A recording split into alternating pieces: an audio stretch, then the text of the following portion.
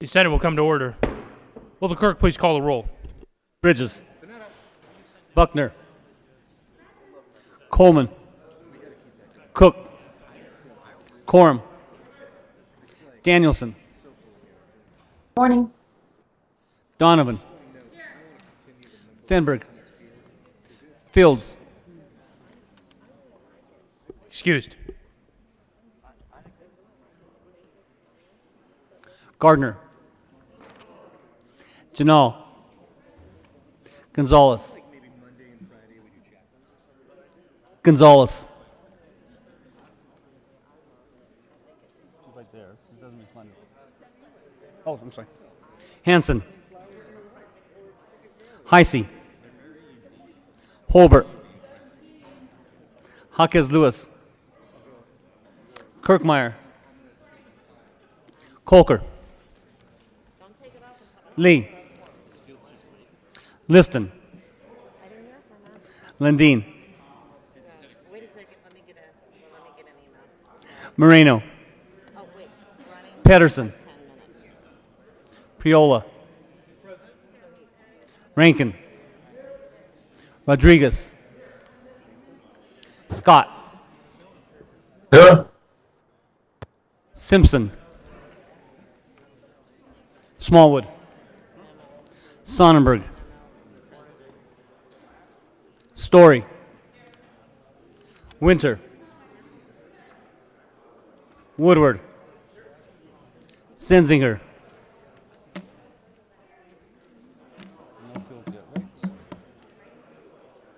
Mr. President.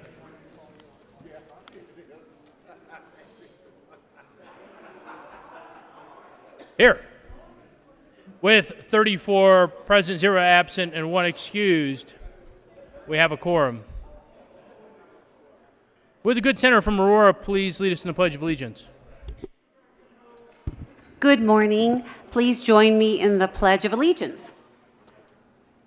I pledge allegiance to the flag of the United States of America and to the republic for which it stands, one nation, under God, indivisible, with liberty and justice for all. Approval of the journal. Oh, excuse me, Obama. Senator Coleman.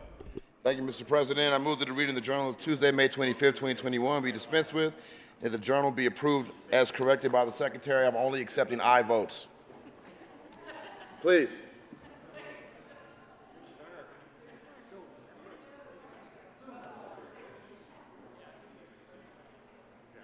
You have heard the motion. All those in favor say aye. All those opposed, no. The ayes having the motion is adopted.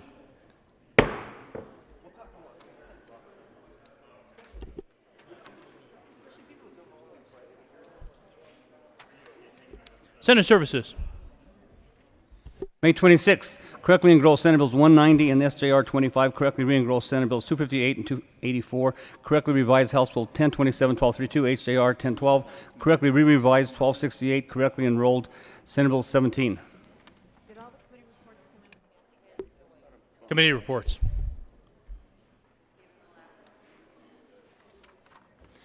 May 25th, Mr. President, the Committee on Local Government has under consideration had a hearing on the following appointment. Recommends the appointment be placed in consent calendar and confirmed member of the State Housing Board effective January 31st, 2021 for term expiring January 31st, 2025. Candace Marie Payne of Stratton, Colorado, serves as Republican resident of the 4th Congressional District, appointed.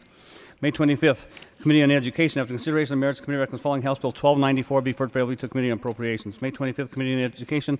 After consideration of merits, Committee recommends the following House Bill 1304 be amended, falls so amended, be referred to Committee on Appropriations. Favorable recommendation. May 25th, Committee on State Veterans and Military Affairs. After consideration of merits, Committee recommends the following House Bill 1299 be referred favorably to Committee on Appropriations. May 25th, Committee on State Veterans and Military Affairs. After consideration of merits, Committee recommends the following House Bill 1298 be amended, falls so amended, be referred to Committee whole. Favorable recommendation. May 25th, Committee on State Veterans and Military Affairs. After consideration of merits, Committee recommends the following House Bill 1281 be referred favorably to Committee on Appropriations. May 25th, Committee on State Veterans and Military Affairs. After consideration of merits, Committee recommends the following House Bill 1280 be referred favorably to Committee on Appropriations. May 25th, Committee on State Veterans and Military Affairs. After consideration of merits, Committee recommends the following House Bill 1255 be referred favorably to the Committee on Appropriations. May 25th, Committee on State Veterans and Military Affairs. After consideration of merits, the committee recommends the following House Bill 1250 be amended, also amended, referred to Committee on Appropriations with favorable recommendation. May 25th, Committee on State Veterans and Military Affairs. After consideration of merits, the committee recommends the following House Bill 1162 be amended, also amended, be referred to Committee on be referred favorably to the Committee on Appropriations with favorable recommendation. May 25th, Committee on Transportation and Energy, after consideration of merits, committee recommends the following. House Bill 1014 be amended as follows. So amended, be referred to Committee on Appropriations with favorable recommendations. May 25th, Committee on Transportation and Energy, after consideration of merits, committee recommends the following. House Bill 1303 be referred favorably to the Committee on Appropriations. May 25th, Committee on Transportation and Energy, after consideration of merits, committee recommends the following. House Bill 1269 be amended as follows. So amended, be referred to Committee on Appropriations with favorable recommendation.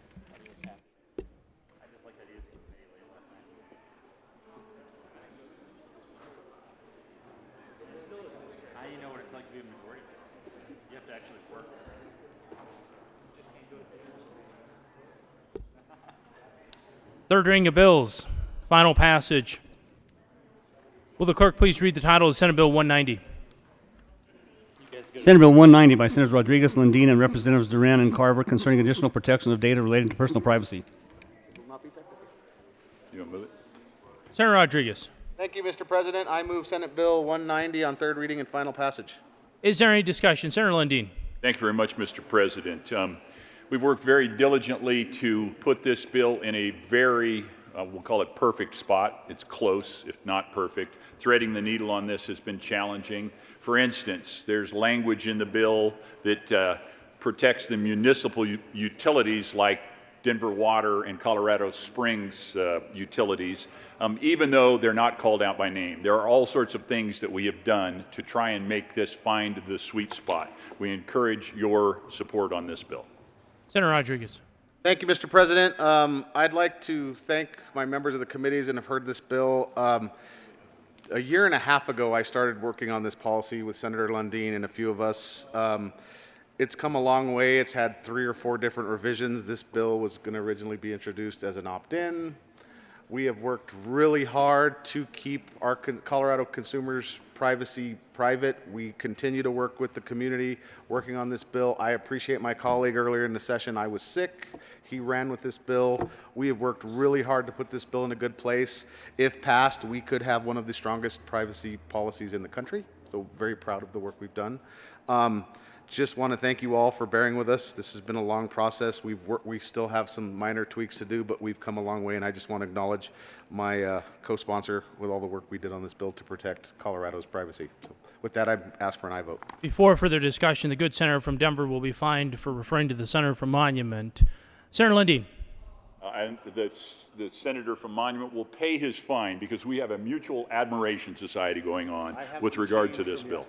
Thank you, Mr. President. Further discussion. Senator Hansen. Thank you very much, Mr. President. And colleagues, I offered an amendment on this bill on seconds because I think we need to go a bit further in the interest of our constituents, of the consumers, the citizens of the state of Colorado. I think this bill is leading the charge and making massive progress. But we have, I think, left an important thing out, which I offered in the amendment. The amendment was shared with stakeholders ahead of time, confirmed that yesterday. It will not surprise you that some of those stakeholders do not want to share the data which enriches their business model. They would like to keep that. They don't want consumers to have access to their own data. We need to go further. I think this bill is a great start. You're going to hear more from me on this subject in days ahead and perhaps next session because I think consumers need to have access. They need to be able to do what they want with their own purchase data. It's theirs. There's so many interesting ways we can use that for a consumer's own interest. And so we're getting there, and I really applaud the sponsors on a big step forward here with 190, but I think there's more work to be done. And look forward to diving into that with Colorado Senate. Senator Lundin.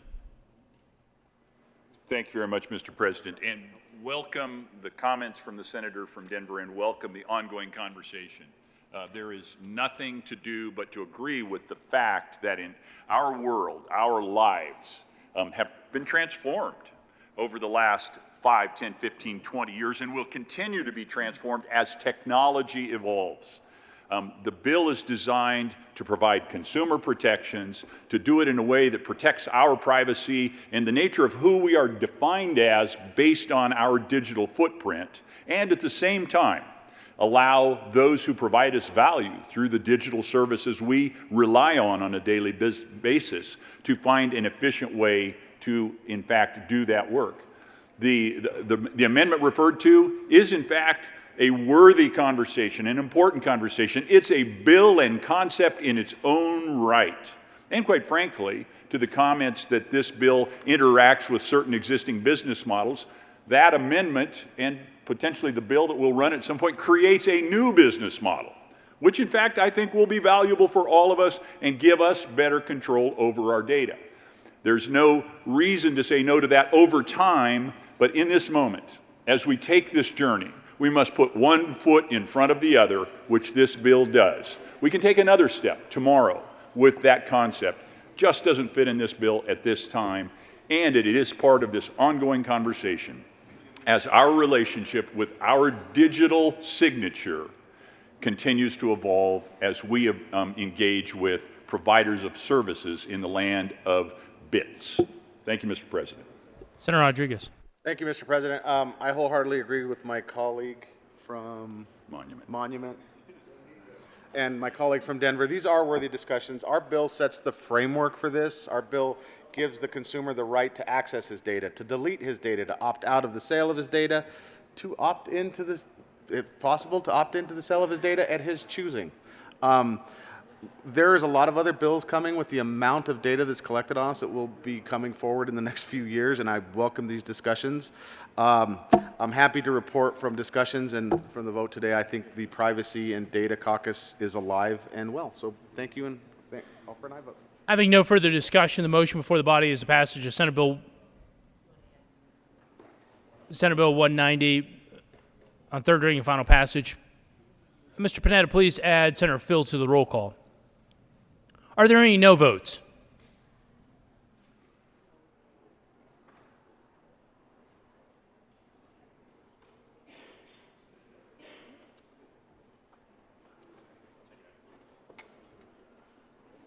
Any no votes on Senate Bill 190? With 35 ayes, 0 noes, 0 absent, and 0 excused, Senate Bill 190 is passed. Co-sponsors, Senators Bridges, Winter, Simpson, Priola, Gonzalez, Buckner, Lee, Story, Hawkes Lewis, Gardner, Danielson, Scott, the Majority Leader, Donovan, Hanson, Kolker, Janal, Woodward, Kirkmeyer, Liston, Sonnenberg, Heisey, Rankin, Cook, I'll move it. You gonna say anything? the Minority Leader,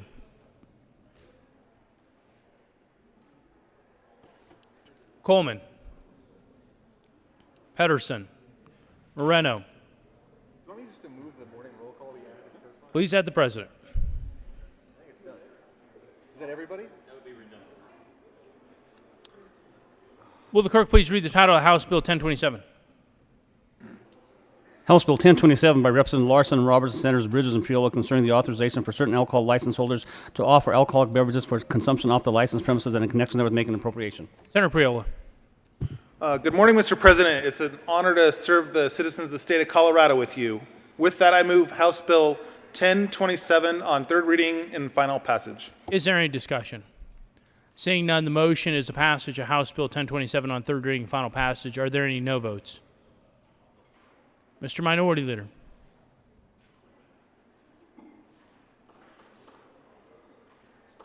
With 34 ayes, 1 no vote, 0 absent, 0 excused, House Bill 1027 is passed.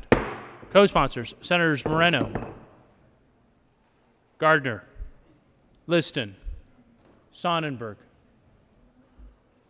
Woodward, Smallwood, Kirkmeyer, Lundin,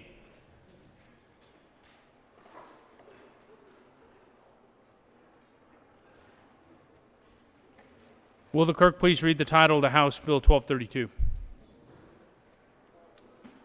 House Bill 1232 by Representative Robertson, Judah, and Senators Donovan, concerning the establishment of a standardized health benefit plan to be authorized to be offered in Colorado and in connection therewith make an appropriation. Senator Donovan. I move on third reading and final passage, House Bill 1232, and ask for your aye vote.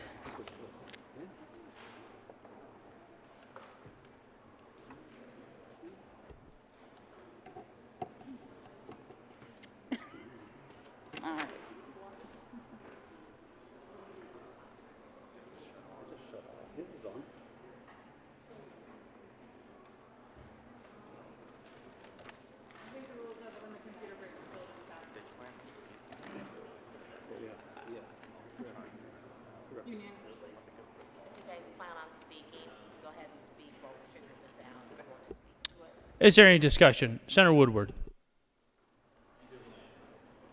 Thank you, Mr. President. I did not come to the well to speak on this bill during seconds. This bill is a disaster for the people of Colorado. We tried to put lipstick on this pig, but it still stinks. Last night I was thinking about the Freudian slip we heard from the bill sponsor when she said, "This bill will reduce health care." I wasn't sure that I heard her correctly, so I went back and listened to the audio. This bill, and at least one more of those who supported this bill, said on the mic, "This bill will reduce health care." It will not reduce the cost of health care. It will not reduce the cost of insurance. It will not increase affordability.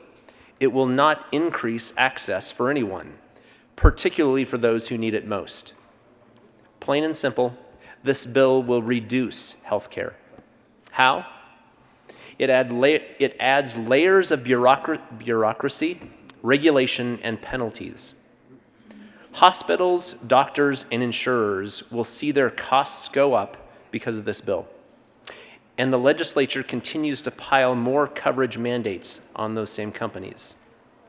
And then this bill demands that those providers cut their prices.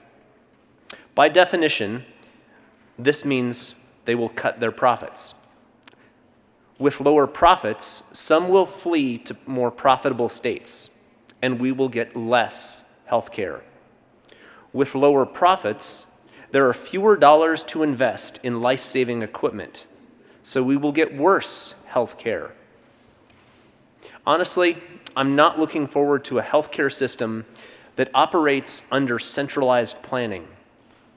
History offers grim examples when we put medical care in the hands of a single bureaucrat. The insurance commissioner will have power over all of our lives. I'm sure that the supporters of this bill hope that it will improve the quality, access, and cost of health care.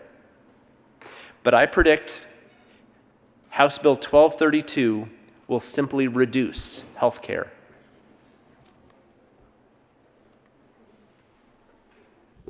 Is there further discussion?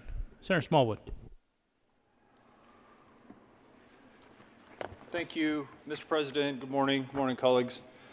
So, we spent a lot of time with this bill yesterday, and I'm certainly disappointed that some of the technical flaws in the bill weren't something we could come to agreement on, because I think in my preamble, hopefully I explained that there are two issues in the bill. There are the technical issues, and then there are simply the policy disagreements, the politics behind this.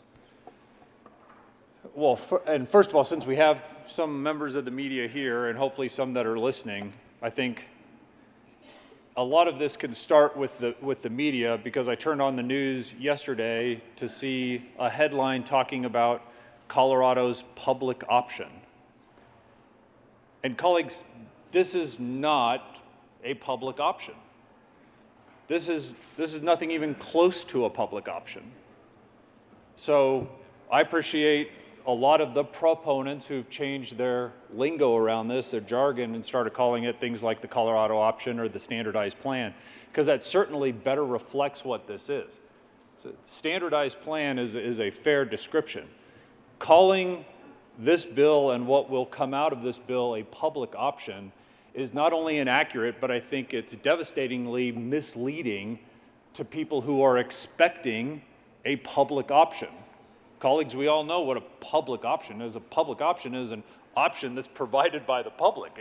It's the government becoming a competitor to the insurance industry and providing that alternative that those of you in the Medicare for all or Medicaid for all camp, like our governor, that's what they're talking about. They're talking about an option that sits alongside private plans. This is the farthest thing from that. Those in this chamber, I think, have done a very good job steering the term away, public option, and starting to call it different things. But the media is not doing that, and the proponents aren't doing that. They're still touting this as if it was the introduced bill, what seems like a decade ago, before all the changes, when it actually was a public option. This is a standardized plan, and really, colleagues, it's garden variety rate setting is what this is. So let's just call it that going forward, a standardized plan with garden variety rate setting. Hospitals, when the health plans aren't able to meet their rate goals, and they won't be, hospitals will be rate set. And physicians will be rate set. When you hear people say incorrectly that this is going to drive down the cost of health insurance, and if you were to ask them, dig a little deeper, well, why? How? How is that going to happen? Their answer should be, if they've read the bill, because there's rate setting on hospitals and doctors. And when you rate set doctors and hospitals to the extent that the bill prescribes, that is where these theoretical savings are supposed to materialize through. I'm one that says that that is not going to happen. And for those of you who are here next year and the year after and the year after, we'll see, because I'll be standing right here and we'll be having this same conversation because, as I mentioned yesterday, there will be another bill because this didn't go far enough. Just like Connect for Health didn't go far enough. Just like House Bill 94-1210 didn't go far enough. Just like the reinsurance bill didn't go far enough. Just like the health insurance affordability bill didn't go far enough, and the PDAP didn't go far enough, and preventive care didn't go far enough, and the importation of drugs from Canada or any other country now, because there's two bills, that didn't go far enough. So nothing ever goes far enough. We will be right here again 12 months from now, and 24 months from now, and 36 months from now, talking about why healthcare is still broken across our country, because until we get to a national socialized healthcare system of some kind, the proponents are never, ever going to be satisfied until premiums cost $0 directly and are funded through the taxpayer, and until all co-pays are gone and there is no cost sharing anymore, we will never, ever have this problem solved.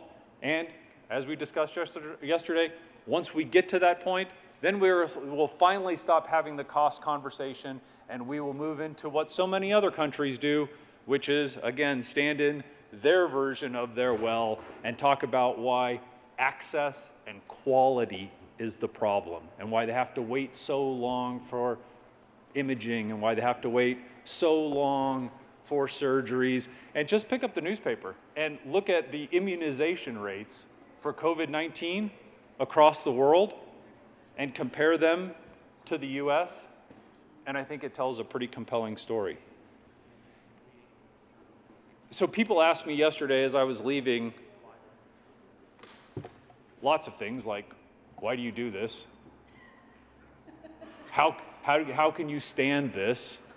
Aren't you so angry? Don't you hate that this person does this or this person does that? And the answer, I might as well say it on the mic, is no. I don't hate anybody. And yes, the policy frustrates me, but I understand that this is political. This bill right here that we are hearing on thirds is no longer about policy. It's about politics. And I understand that. And candidly, I can respect that. I don't agree with it, but I can respect it. I was corrected yesterday by a member of the majority party when I said that virtually everybody hated this bill. And I still think that's mostly true, but I think the criticism was fair because they said there are people that support this bill, like the governor's office. They support this bill. The Division of Insurance, the Commissioner of Insurance, they support the bill.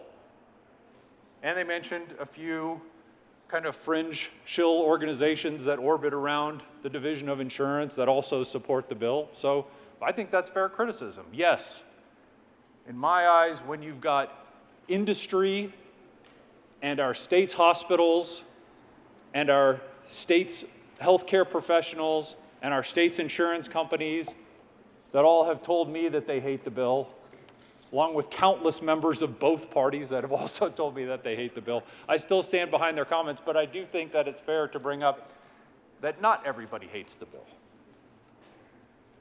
But I think the far left has to have this bill.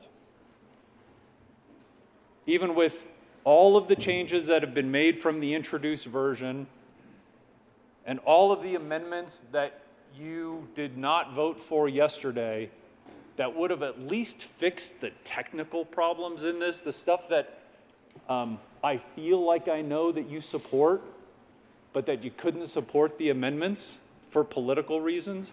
I get it. One way or the other, the left has to have this bill.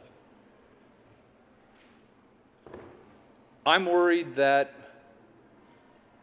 some of the political forces around this don't really care at this point what's in the bill or what's not in the bill.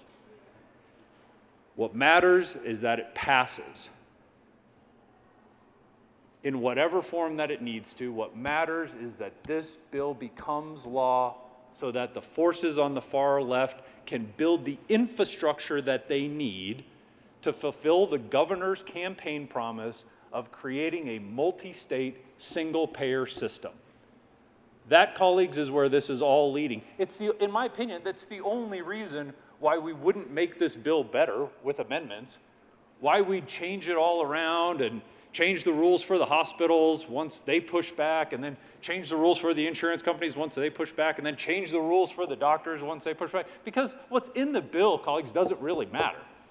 What matters is that we pass the bill, that we build the infrastructure needed for this multi-state, single-payer system. And whether you're doing this on purpose or on accident because you don't have all the information, I have no idea, but I don't see any other reason why we wouldn't make the common sense changes that I think we would all in principle agree to with the amendments to this bill. Under this bill, I think there's one member of this chamber that accurately counted the number of times the Commissioner of Insurance is mentioned in this bill. I said yesterday at the well I thought it was 22. Would the good senator from Douglas County like to be extended to your next 10 minutes? Can I be extended to my next 20 minutes, sir? Sadly, without consent of the body, only 10 more minutes. 10 more minutes. Thank you, Mr. President. I'll try to wrap up my comments. So I was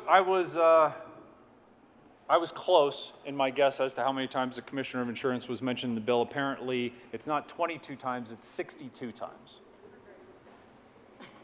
62 times in this bill, the Commissioner of Insurance is created. And colleagues, we need, if you're on the far left, wanting to build this multi-state single-payer system that the governor promised, you need to have this omnipotent force that can reach into all other titles in the Colorado Revised Statutes and make this system a reality. You need to have the Commissioner of Insurance reach in to Title 12 and Title 25 to all of a sudden to start in a roundabout way regulating our hospitals. The Commissioner of Insurance in a roundabout way will regulate hospitals. The Commissioner of Insurance in a roundabout way will regulate doctors. We have an executive director of DORA, but apparently that person will now indirectly report to the Commissioner of Insurance. We have an executive director of CDPHE, but now that person's going to have to take their instructions from the Commissioner of Insurance. Who does that? Who creates law like this unless there's a more nefarious purpose?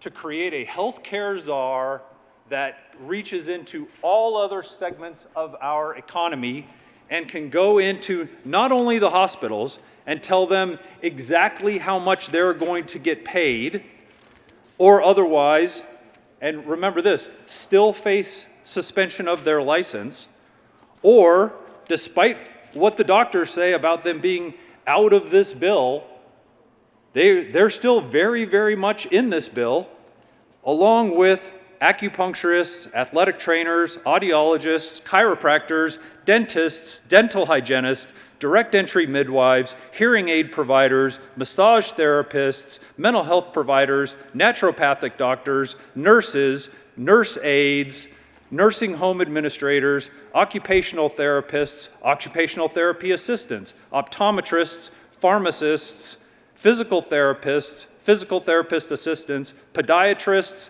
psychiatric technicians, respiratory therapists, speech-language pathologists, surgical assistants, surgical technologists, healthcare providers that all now indirectly will report to the Commissioner of Insurance because of this bill. Why else would we do this?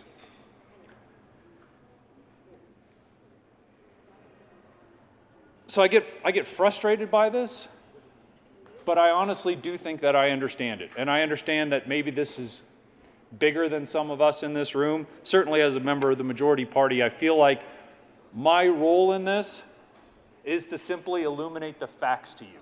And one thing you didn't hear, colleagues, was anybody coming to the well telling you that the things that we've heard in committee on the bill, the things that we've read in the bill are incorrect, that my facts are incorrect, they're wrong. You haven't heard that. So I feel like I've done all I can do in the minority, which is expose what I think really has to be going on here, the bigger picture in all of this. Because if we don't care about the finer points in the bill, if we don't care about the most obvious things like if a hospital's already charging patients less before the bill than after the bill, don't we want to fix that?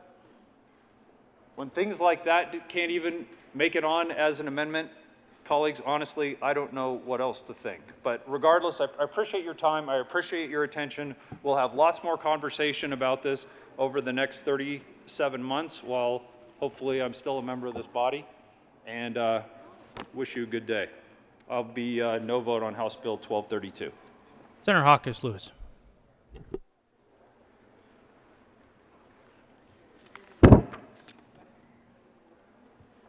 Thank you, Mr. President. Good morning, colleagues.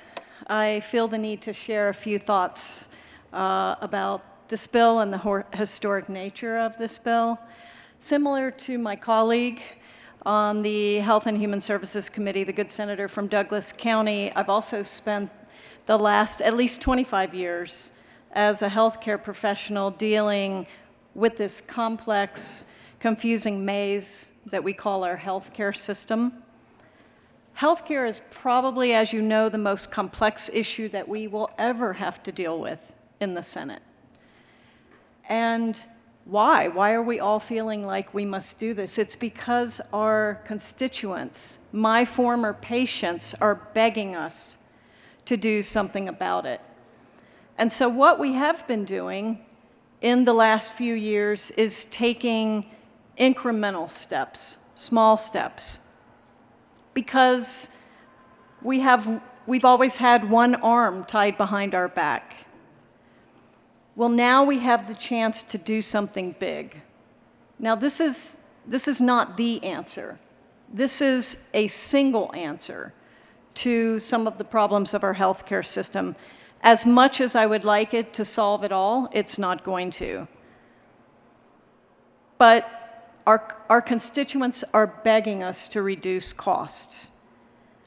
And I think that if you look at what is the cost driver of healthcare, there's multiple. The cost drivers are hospitals. The cost drivers are prescription drugs, providers, the new technology that we have to pay for, and all the middlemen, all the services that we have to pay for. That's what's driving our healthcare costs. So this is an attempt and a big, big step to control the hospital cost. And there's been a lot of talk about, will hospitals have to close up shop? Will hospitals become in trouble? Will they have enough revenues to sustain themselves?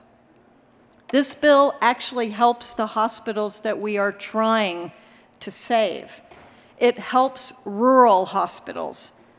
Under the formula in this bill, many rural hospitals will be paid more than what they currently do from commercial plans. How do I know this? The Rural Health Alliance, the group that represents rural hospitals, is neutral on this bill. You don't see them out there in the lobby. They haven't been running the ads, the TV ads, the radio ads, every time you turn on your media. They're not doing that because they know that they're going to be better with this bill. The reimbursement rates, we heard a lot about those, that they were picked willy-nilly. The reimbursement rates that we have now are not sustainable. And the proposed reductions in the bill, they're not arbitrary. They're based on a payer mix calculation. They're based on discharge calculations. They're based on patient revenues. And they're tied to a baseline that each and every one of us will probably use one day, if some of you aren't already using it. I know I'm getting close, and that's Medicare rates. These rates are tied to a standard that is acceptable all over our country. You do not see hospitals turning away Medicare patients, and that's because hospitals make enough money on Medicare to sustain themselves. Now, you still may hear more about providers. You know, and I was in that category. I've been a part of a provider network. There's nothing in this bill that says that providers have to join this network. There is nothing in this bill that says mandate. If a physician group does not want to be a part of a provider network that participates in the standardized plan, they don't have to. And in fact, the Colorado Medical Society is not asking that participation requirement be removed. We believe, and the sponsors believe, and those of us that are committed to this believe that family doctors will want to participate in this plan. We've seen it. We've seen it with some of the other alliances across the state. This bill makes sure that we have enough necessary types of providers to help our disadvantaged folks. It's vital that all Coloradans, especially our BIPOC community and folks living with disabilities, can see the type of practitioners that they need. One more reason why this is a historic bill. This is a first in the country standardized health plan that actually sets health equities in the bill. Page 9 of the bill. Standardized plan must be designed to improve racial health inequities and decrease health disparities. What would I know about that? As a pharmacist, when I was working at Medicaid through Colorado Access, I will never forget working with a mom who had just had a baby. She was suffering from postpartum depression. She only spoke Spanish. When we were trying to get her help, do you know who was translating for her in her behavioral health sessions? Her 8-year-old son, that she was having to say, "I'm suicidal. I need help." Can you imagine an 8-year-old son having to translate that to a practitioner? That is a health equity travesty, and that is what this bill is trying to address, getting proper care for our Coloradans. Colleagues, let's use success examples. We do that all the time as healthcare professionals. We use best practices. We use evidence-based medicine. So I'll give you some evidence. The ACA is working. We have the most number of uninsured folks now able to get insurance. Our Colorado Health Exchange is working. I believe PDAB will work, as do many others. Drug importation will work. How do I know? Because every other country in the world uses these mechanisms. And I believe the public option will work, just as Medicare works. These are big steps. Be a part of changing something that we all have been asked to work on. Be a part of this big step. Vote yes for this bill.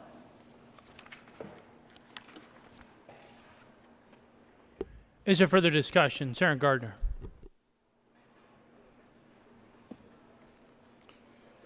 Thank you, Mr. President.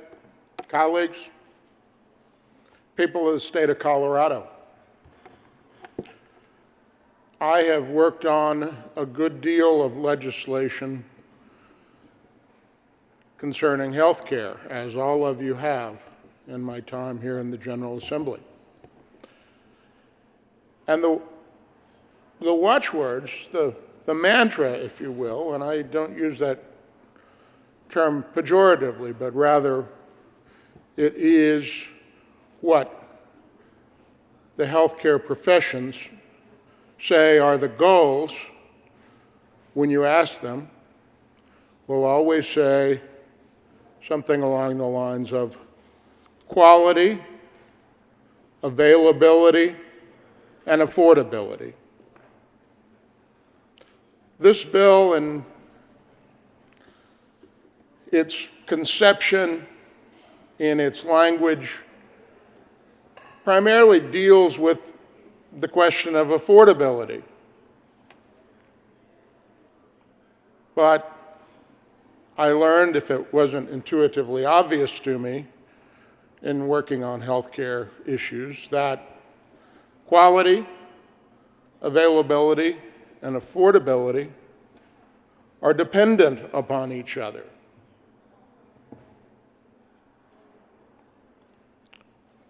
The serious flaw in this bill, in my estimation, is that it focuses on affordability, and to the extent that it deals with quality, that was late to the discussion, and availability, I'm not so sure that it's there at all. I'm sure the proponents would say, oh, yes, yes, it is. But let me tell you what concern I heard from medical professionals early on.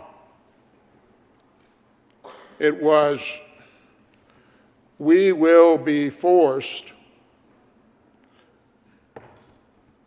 to provide care at a rate that we cannot sustain. We already treat patients in Medicaid, and because we take one Medicaid patient, we take them all. Because we take one Medicare patient, we take them all. And frankly, the carriers, all of you who have a plan here outside of Medicare, bear the cost. It's a lot of cross-funding in medical care. But the one thing we've not done is tell medical professionals, you shall treat this category of patients. I mean, we tell emergency rooms, if you're licensed in that way, you will take all comers. But we don't tell an individual professional or an individual practice, you must take that category of patients. We say if you do take one from that category, you take them all. So this bill sets up something called a standardized plan. It's going to be affordable, and we're going to control the rates, and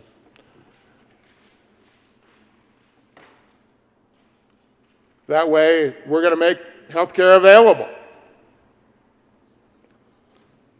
at an affordable rate.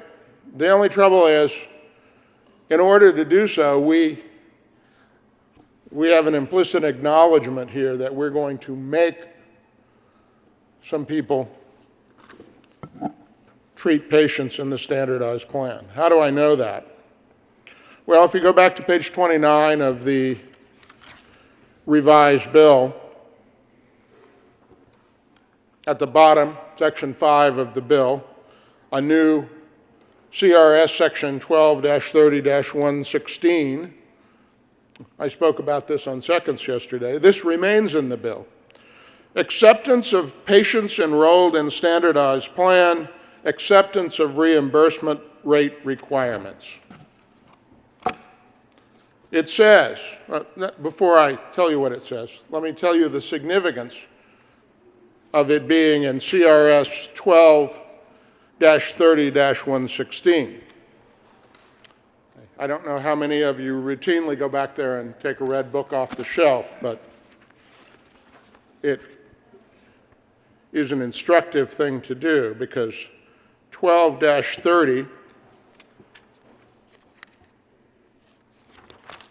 and 12-30, and when you get to the 1, that's a part of Title 12, Article 30, Part 1, entitled Miscellaneous Provisions Applicable to Healthcare Professions and Occupations. Not insurance, not health insurance, not insurance carriers, provisions applicable to healthcare professions and occupations.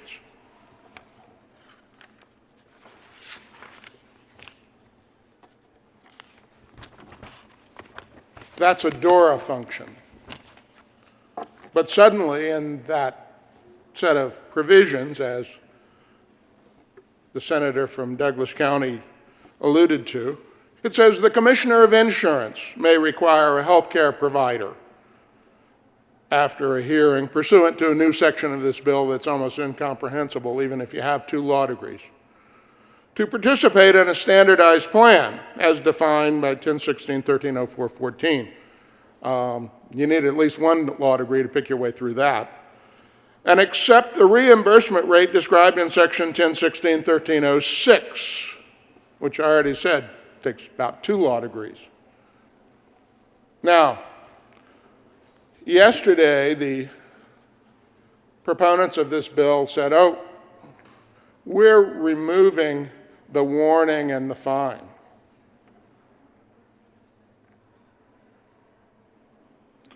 Well, that's interesting, but they didn't remove the requirement to make someone accept patients under this standardized plan. And you say, well, they're medical professionals, why wouldn't they do that? Well, there are economics of the medical profession that drive quality and availability. And this plan is going to create a command economy. You are a doctor licensed in Colorado, you will take patients under the standardized benefit plan. You will.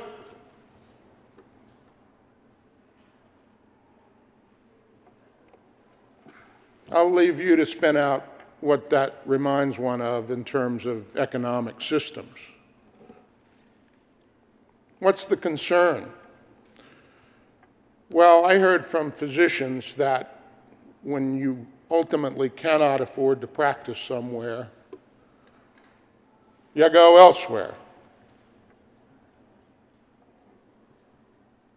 This is a pipe dream. It's well intended, as are most pipe dreams. It's well intended. I understand that the proponents want to crack the code, figure out how to make health care affordable. Heaven knows we spend a sixth of our national economy, the last time I looked, on health care because we buy a lot of health care at pretty high quality in this country.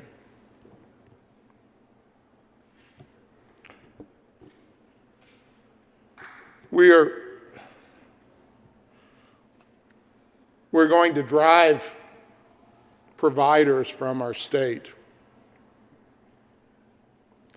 I spoke with a physician about this bill who said to me, well, we have a hard time attracting quality providers so that we have available care and specialties. And the more we impose requirements and make it difficult to practice and make the economics difficult, the fewer we have. And it's really hard in rural areas and small towns. Would the good senator from Colorado Springs like to be extended to your next 10 minutes? I would indeed, Mr. President. Thank you. Continue, Senator.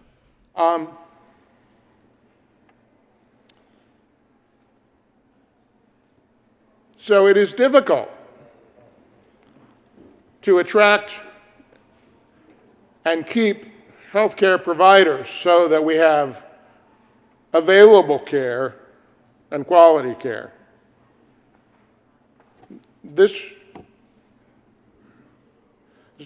We're going to try to do that at the expense of telling physicians and other providers, the list that the good senator from Douglas County ran through, you have to take these people. You say, well, there's no longer a warning and there's no longer a penalty.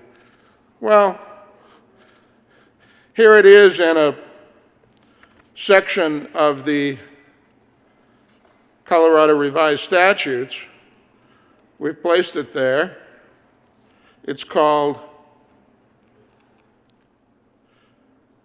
Miscellaneous Provisions Applicable to the Professions. And if they don't do it and it's applicable to their profession, I think I read something in there about them not being disciplined, but I don't know that that's still there. And it doesn't matter because the Commissioner of Insurance, once he or she decides that the licensed professional is going to take patients under this standardized plan, if they don't, there's a courthouse to enforce that. Now, one of the things that this bill, and I'm going to shift a little bit on you here, so follow me. One of the things that the bill and its passage is a tribute to is the politics of stripping off the opponents one by one. If that was intentional, I have grudging admiration for those who did that. If it was unintentional, and it often is, it simply demonstrates the politics of these things because we began with a unified coalition of healthcare providers, professionals, carriers, everyone opposed to this bill because it caused serious problems for the quality and availability issue. And who does the quality and availability and affordability kind of stretches across that spectrum of carriers, providers, hospitals as providers.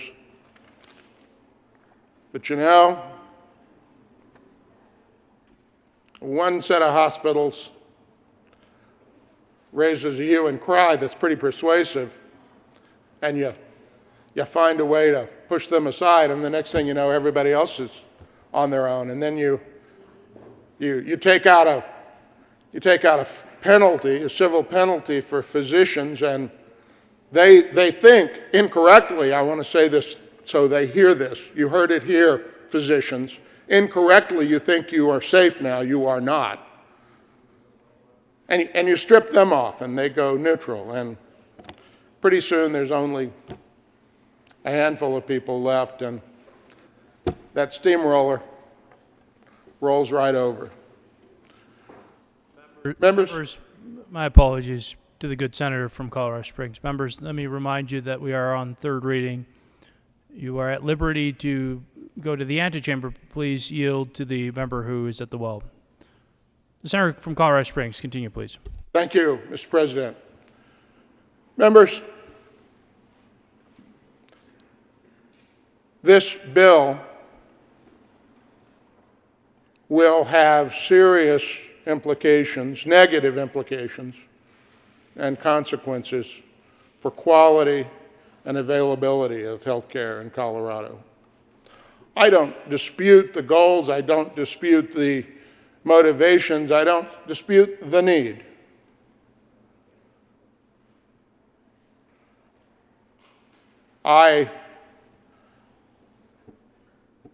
When I'm not a part-time employee of the state of Colorado, am a sole practitioner and have to worry about my health care, but I've reached the magic age. You'll know what that is. But I have children with families. I know what the affordability issue is. I know what the cost issue is. I've carried legislation on the cost issue in the surprise billing area. Every time balancing quality and availability. This bill fails to do that, and it does so at the expense of commanding citizens who happen to have a professional license that they must do something to comply with the economic requirements of the state. I leave it to you to decide what that's called. But I know of nowhere else that we tell free professionals what they must do in terms of serving, other than to do so professionally, ethically, and within the bounds of their practice scope. Members, this bill is not the solution. I ask for a no vote. Senator Fields.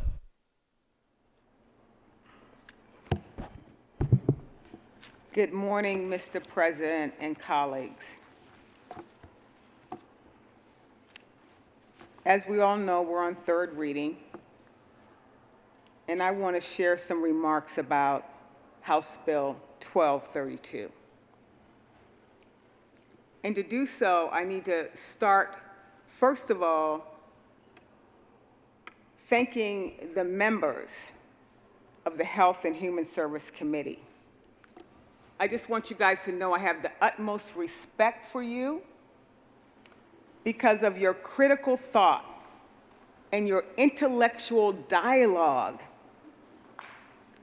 that is brought to us in every single committee hearing. But when it came to 1232, we listened, we laid it over for action, we had our questions. Some of them were answered and some of them were not. But you stayed engaged in the whole process. I just want you all to know that I really appreciate the forceful communication that you bring to every argument. Because in that debate and that rich dialogue, I learn more. I learn more from the questions that you ask. I learn more from the people who testify. And I think it makes me stronger as it relates to being a policymaker for the state of Colorado. So I want to thank the committee members for your diligence, your tenacity, your focus, your concentration as it relates to this bill, House Bill 1232. I also want to give acknowledgement to the love and the labor that the President pro tem brought to this bill. I saw her grit, I saw her determination, and her focus, wanting to do what she believes, and we'll find out if this body believes is the right thing to do moving forward. I don't see her in the chambers right now, but I want to thank her for staying the course.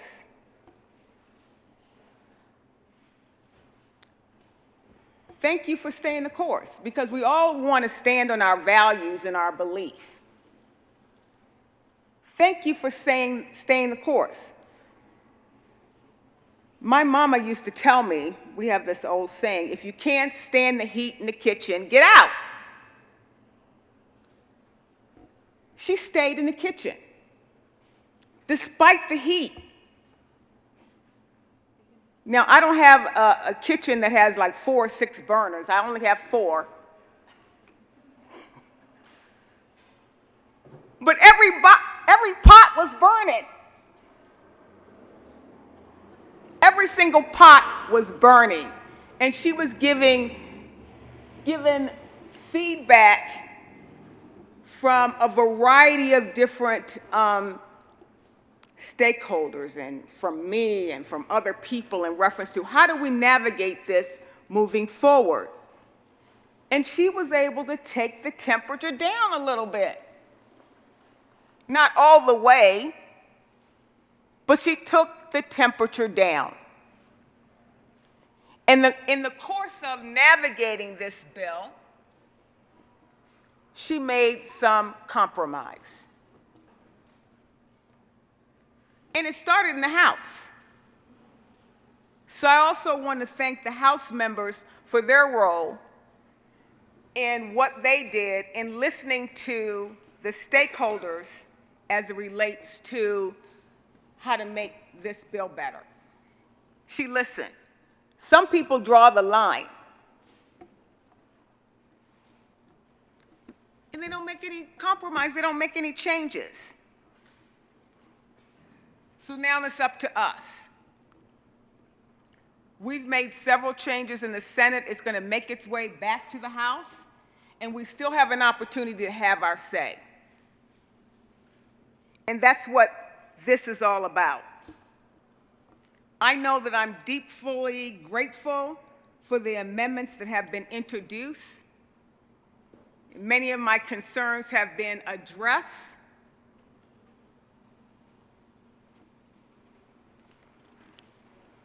But I still have concerns. Another quote from my mama is a penny wise and a pound foolish.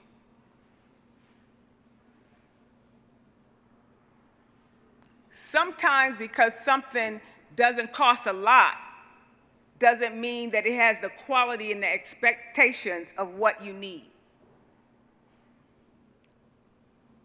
A penny wise and a pound foolish.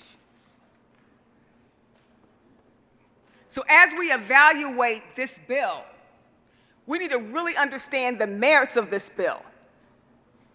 And the merit of this bill is it is an insurance bill.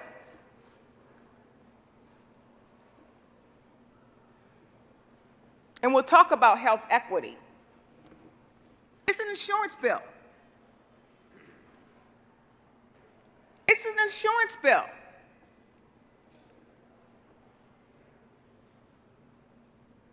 And when I consulted with the Black community,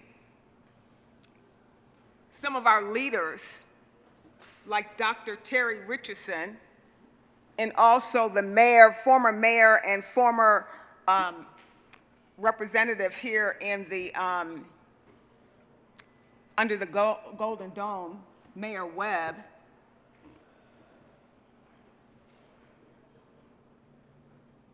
they have some concerns about this bill. A penny wise and a pound foolish. And the concentration of what that might mean for the Black community. This bill is an insurance bill. So don't get it twisted. It's not about health equity.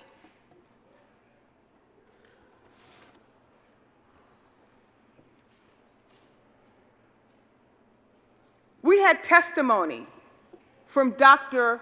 Reggie Washington. He explained what health equity is all about. Look it up. Health equity is more than insurance. It's about racial inequities as it relates to your environment, as it relates to your race, as it relates to your employment, as it relates to your zip code, as it relates to the color of your skin, as it relates to your religion.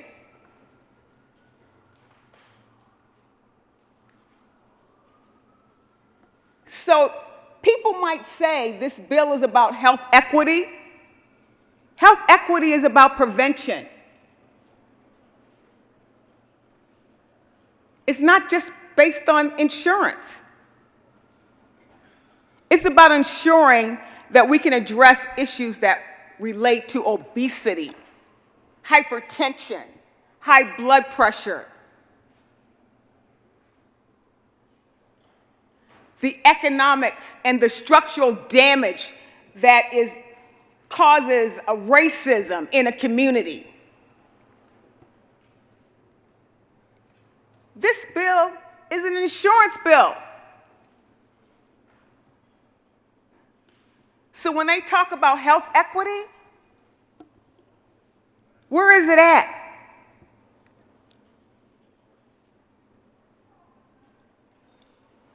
We know the disparities that happen in communities of color.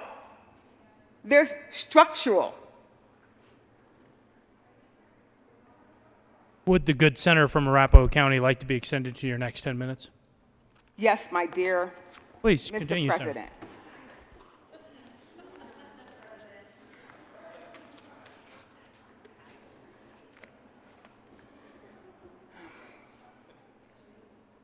As this bill relates as an insurance bill, it's like having an insurance card.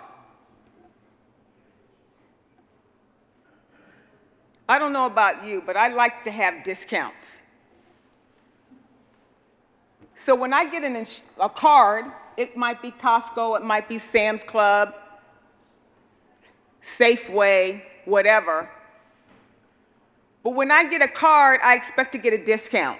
So if you get an insurance card, this is what Dr. Washington said. He said, just because they give you this insurance card and you live in Summit County and there's no Costco there, there's no Sam's Club there, you have to drive down the mountain to get your discount because not everybody is going to take that insurance card. That's what he said. You might think that you're getting insurance, but to have access to it may cost you some mileage. I don't know what the gas, I don't know, what is it, $3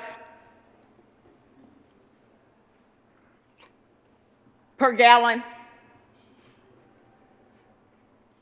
Just because you have access to this option, you need to read the fine print. Will your insurance card give you access to the insurance that you need to provide the medical care that you need?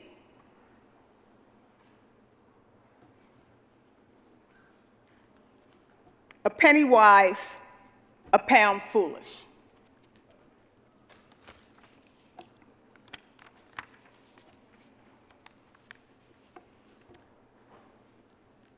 Will this option build more hospitals?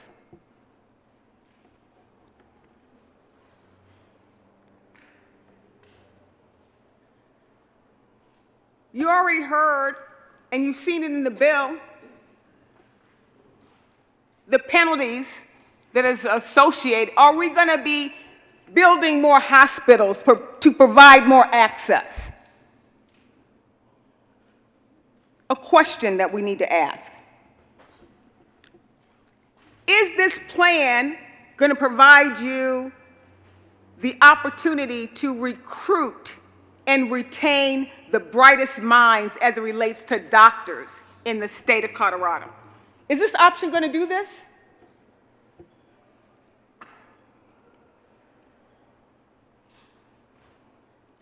Is this option going to provide you with the intervention and the prevention approach to address healthcare as it relates to disparities?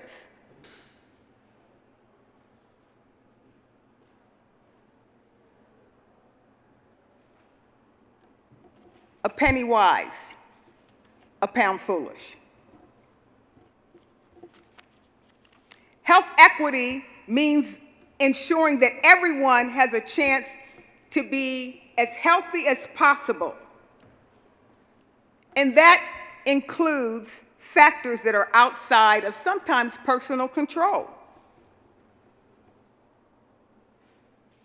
Working towards health equity is a way to correct and challenge some of these factors that many of my people in my community, and maybe yours, that are faced with.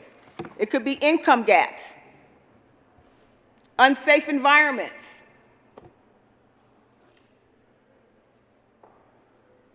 this bill is about health insurance. And I believe that we need to increase health insurance for the people of Colorado. I believe that. But we need to be clear about the information that we're sharing. I believe and I support increasing access to health care insurance for everyone. I don't care where you live at. You can live in rural Colorado, you can live in Telluride, El Paso County, Fort Collins, Weld County, Grand Junction, Alamosa, Evergreen, Westminster, Boulder, Arapahoe County. I am going to be a yes vote on this bill, 1232, because I support access no matter where you live. But I can tell you that I continue to have concerns about the spin as it relates to health equity, because I don't see it really addressing that. Maybe for some, it's my understanding only 18%, and most of those 18% do not live in the urban area.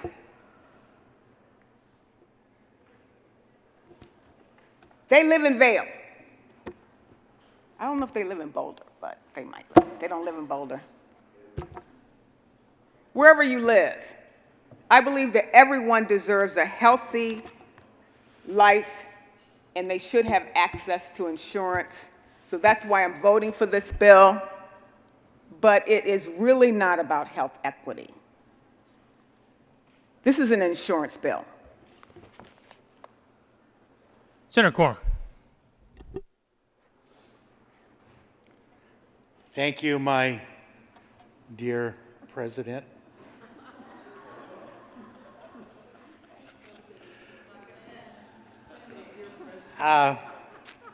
You know, my biggest hope in life is to die of nothing. You know, I want to do it with a body that is totally worn out, well lived, and sliding in and saying, woohoo, what a ride this was. My biggest fear is to die waiting for health care. I agree with the good senator from Aurora. This is a health insurance bill. I'm one of the few in the room that's actually lived through when we had a good health insurance. My son was born in mid-60s. I still remember. He was born in Delta, Colorado. My wife had toxic poisoning, and she ended up 4 days in the hospital. And I dreaded the bill because I had no health insurance. And so I went up to pull my checkbook out and to pay what I could. And the question was, how much do I owe you for 4 days? I was thinking I might have to leave the child there, but as collateral, but they told me I owed them $125. I wrote the check really fast, grabbed the child, the wife, and we were out the door. Excellent care. First 2 days, 24-hour nursing with her. Amazing. And then along come people and said, we have to improve health insurance. And let's let the government do it.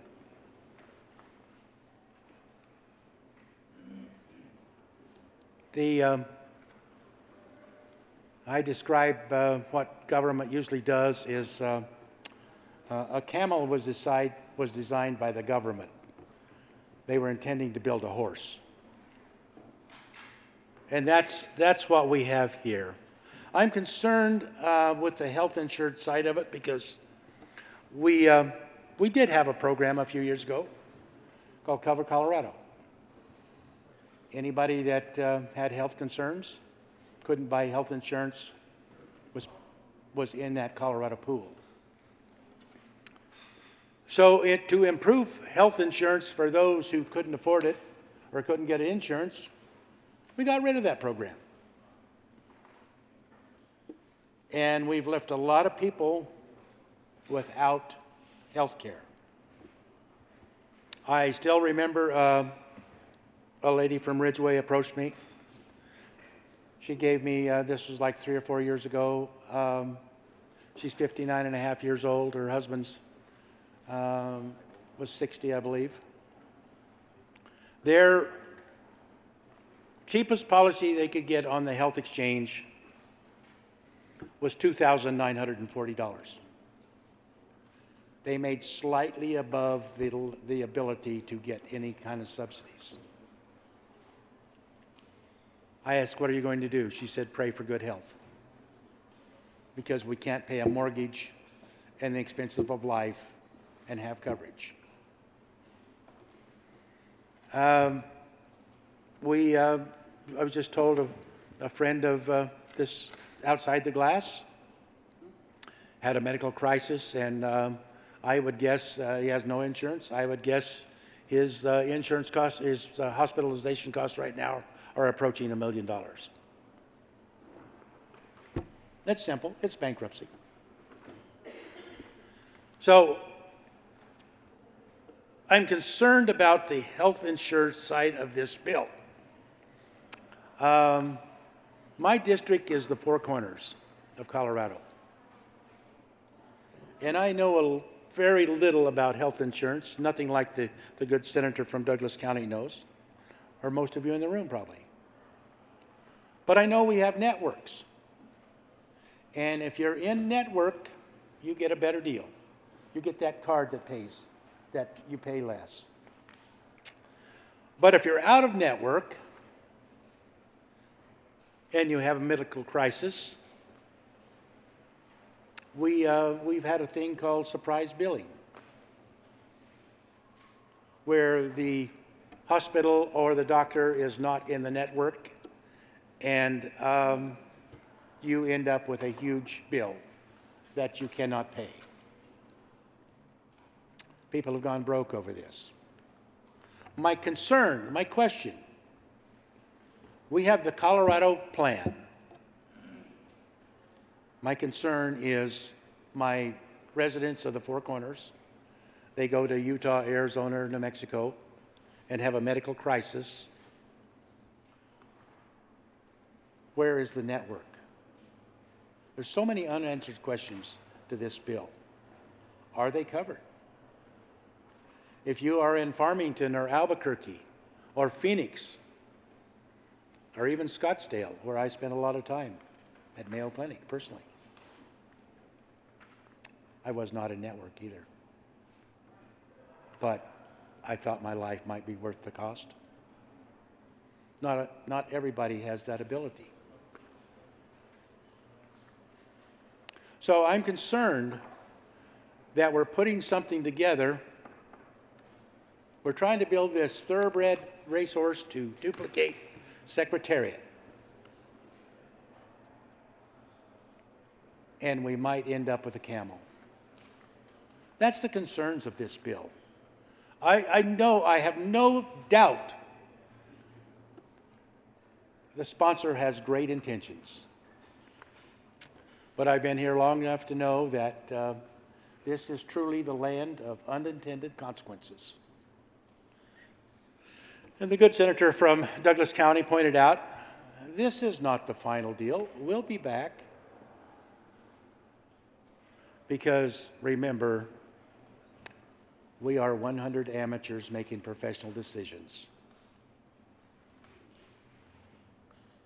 And the most dangerous thing that we do in this building is we assume that we know what the results are going to be. And frankly, it's a crapshoot.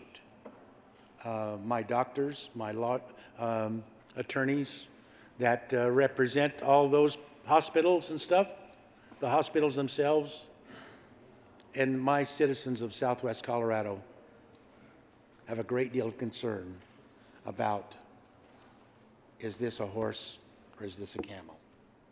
Ask for a no vote. Senator Janal.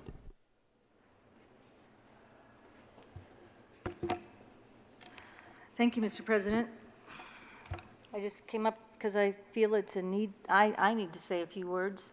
I've been listening to my colleagues, and I hear pros and cons, and the words are true, all of them. You know, I've spent most of my life in the healthcare arena. I've also been in this legislature for 9 years, served my entire time in the House on both healthcare committees as vice chair and as chair.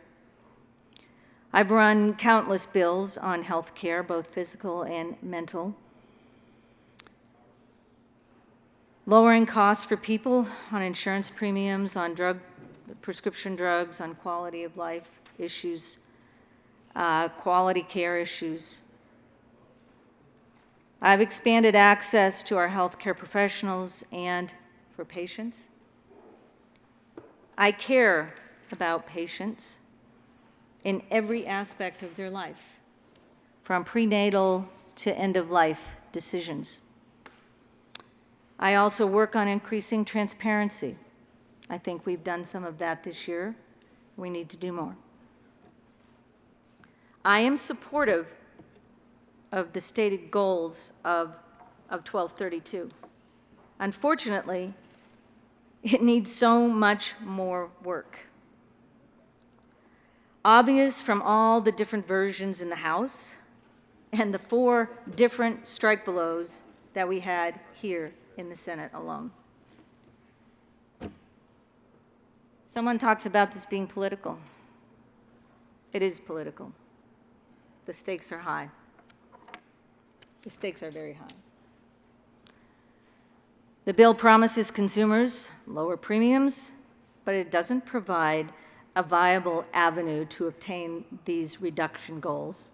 Nothing in this bill explains how it will actually save money for the people who need this the most. As 1232 is in its current form, I'm very concerned it will end up like the bill passed in Washington State, which has increased option premiums over 15%. The unintended consequences which were mentioned by the good senator from Montrose. Not what was promised, because it was not well thought out. And in all other states where the option was passed through the legislatures, they've been all made into a study because they realized that there was more to do. This bill is not going to give results for many years. But I hope that this bill will not let Coloradans or our constituents down.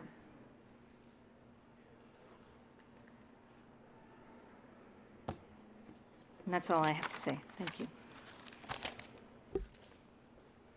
Senator Moreno.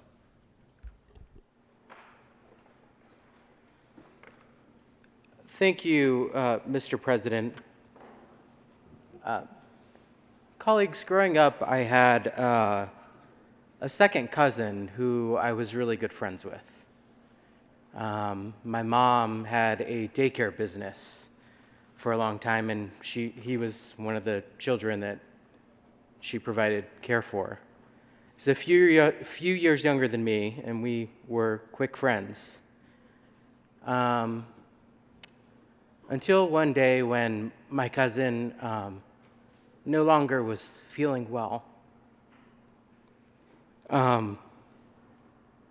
He was diagnosed with leukemia. And I remember very clearly being in middle school and visiting him in the hospital often. And, excuse me. And when he passed,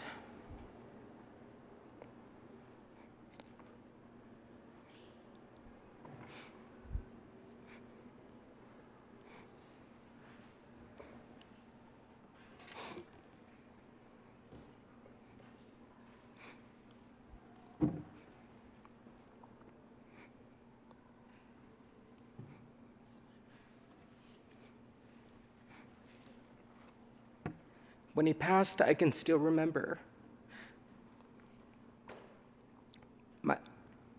my aunt telling me how I was like his medicine.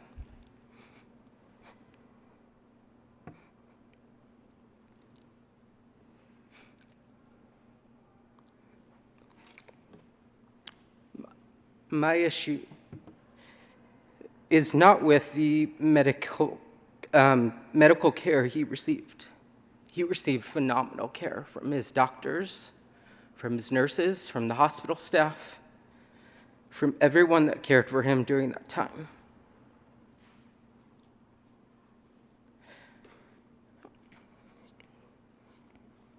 My issue is what happened afterward.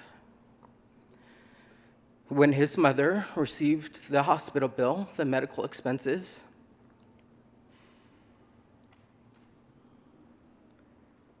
and while grieving her child, had to declare bankruptcy.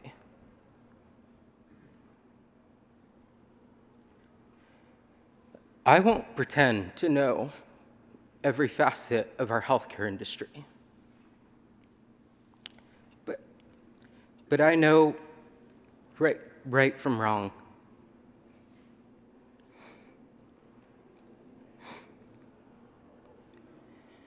And a mother grieving her child, having to declare bankruptcy because she couldn't afford his medical bills, is wrong.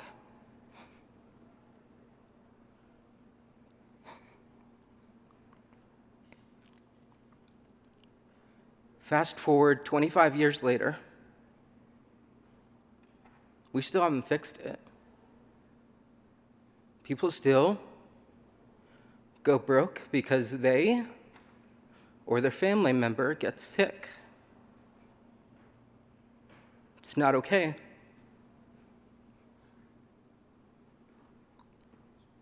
We see it every day when people create GoFundMe pages for their medical bills.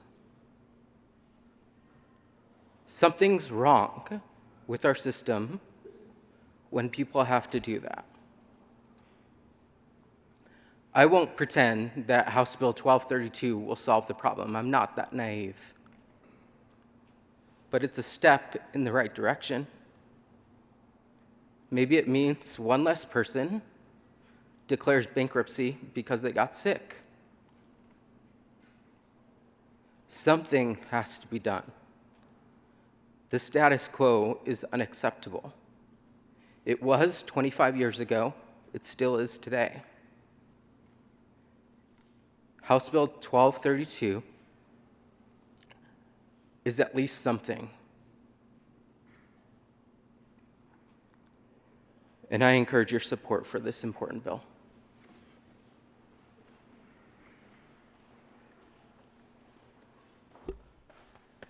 Further discussion. Senator Donovan.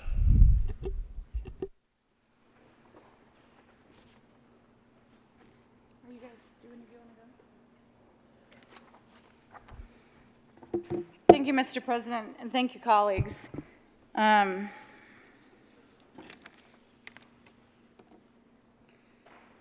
common theme this morning, no matter where you sit on this floor, is that our healthcare system isn't really working for most folks. Whether it's not working because of the neighborhood you grew up in,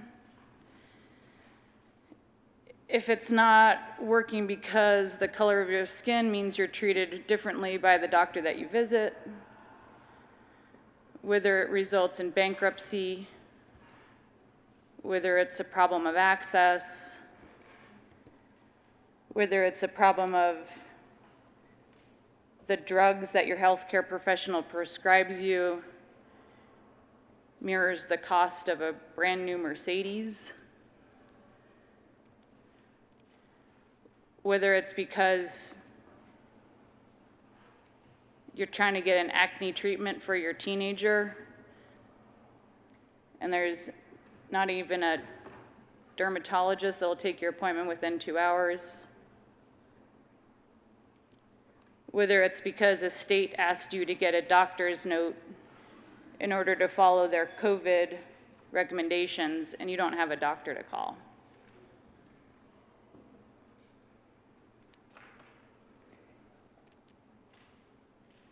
No matter where you sit on this floor, no matter where you live in this state, no matter who your employer is,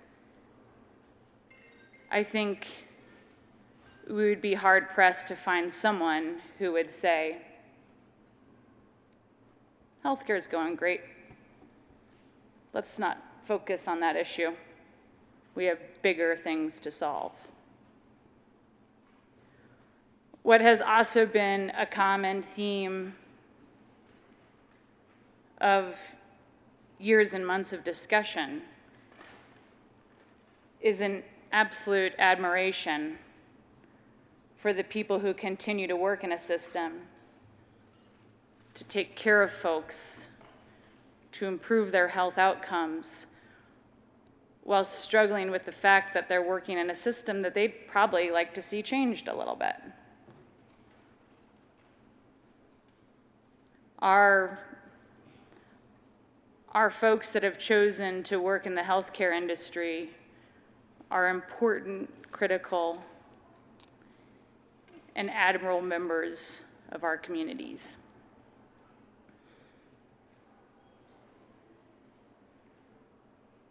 But whether you're a raft guide in Steamboat or you're a farmer in Bennett, you're a small business owner in Denver, more access means that Coloradans can get the care they need closer to where they live. Lower premiums means more dollars at the end of the month to put into a college savings account or your retirement fund. Improving health outcomes looks like providers living in, working in, and reflecting the communities they serve. And having a stakeholder group, for the first time in this country, when they're developing a standardized health benefit plan, when they're designing this insurance product, they're gonna say, hey, let's look at where this health system has repeatedly failed the communities it's purporting to serve. And let's see if through this system, we can try to start to address some of those things.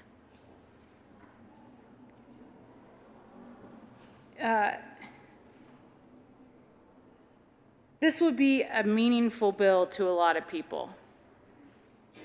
This will not conclude the work on healthcare by this body or by anyone, I think, that commits to a spirit of public service through elected office.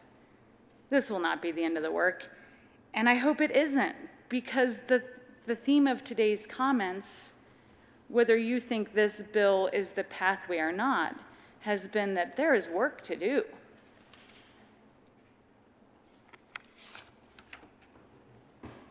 And we have the privilege of doing that work. To remain quiet, to have done nothing to reduce these costs would have been a failure on my part. That's the failure. The failure would have been to say, meh, it's hard to figure this one out, kids. To have done nothing, to accept that what happened yesterday and the week before that and 10 years previous to that is just kind of where we are, it's complicated, would have been a failure to the woman I spoke to, Salida, in 2015 on her steps. And she was contemplating, could she, that coffee mug you guys constantly see me carry around, that's from her. Don't even remember her name. But she gave that to me when I was knocking on doors as a candidate. She'd never met me before. We'll never meet again. But she shared with me on that day the story of that the costs on the individual market at that point were so high that it was threatening her ability to pursue her dream. Because pursuing her dream meant that her budget was pretty darn tight because she was trying to figure out how to be an artist. So does she continue to pursue being an artist, pursue her life dream, and not afford health care? Or at that time, she was saying, maybe I just need to move somewhere where health care is more affordable. So a failure would have been to not work for her. A couple years later, walk in some of the neighborhoods of Elgibel, middle-aged couple invited me into their kitchen, gave me a glass of water. Isn't that a remarkable thing of knocking doors, how many strangers just immediately invite you into their home? Offered me a glass of water, it was a hot summer day. This is the couple you always hear me talk about, the couple that was deciding who was gonna buy healthcare that year, right? I can still picture their faces.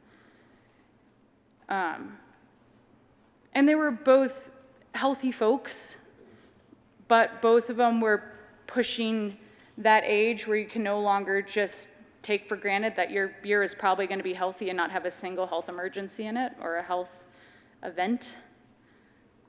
And so they were struggling with that. So the failure would be to just say, sorry guys, you're going to have that conversation next year, and the year after that, and the year after that, and the year after that. But this bill can prevent them from having that conversation. Because if we drop cost, if we bring down costs by 15% for real, authentic, good health care, that's something that they can afford.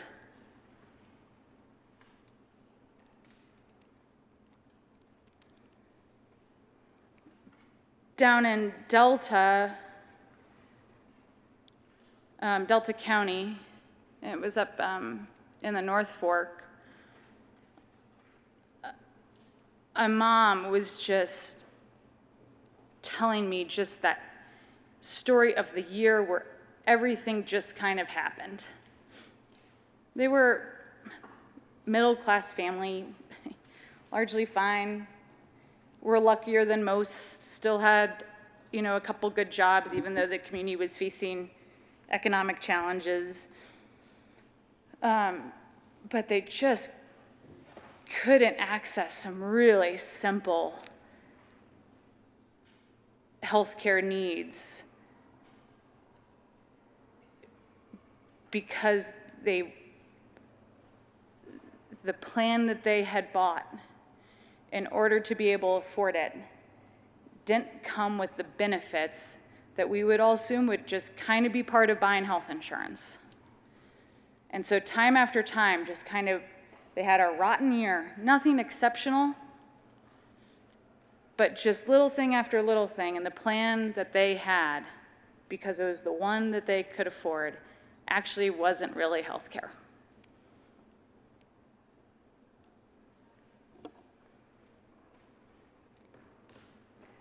So HB 1232, the Colorado option, is going to reduce costs by 15%, no matter where you live, no matter who your employer is, no matter where you work. If you're going to buy on the individual market and small group plan, you're going to see a plan that's 15% lower. But that plan is going to be a good one. And it's going to be developed by a stakeholder group. And then once we develop that plan, and we ask providers across the state and every county to offer this plan so that we increase consumer choice, we're going to have third-party groups holding us accountable to the promises we made. We're constantly going to be under the microscope. Rightfully so. And we're going to have an ombudsman person in that department every day, looking out for the consumer, looking out for others, right? Ombudspersons are, by their definition, independent.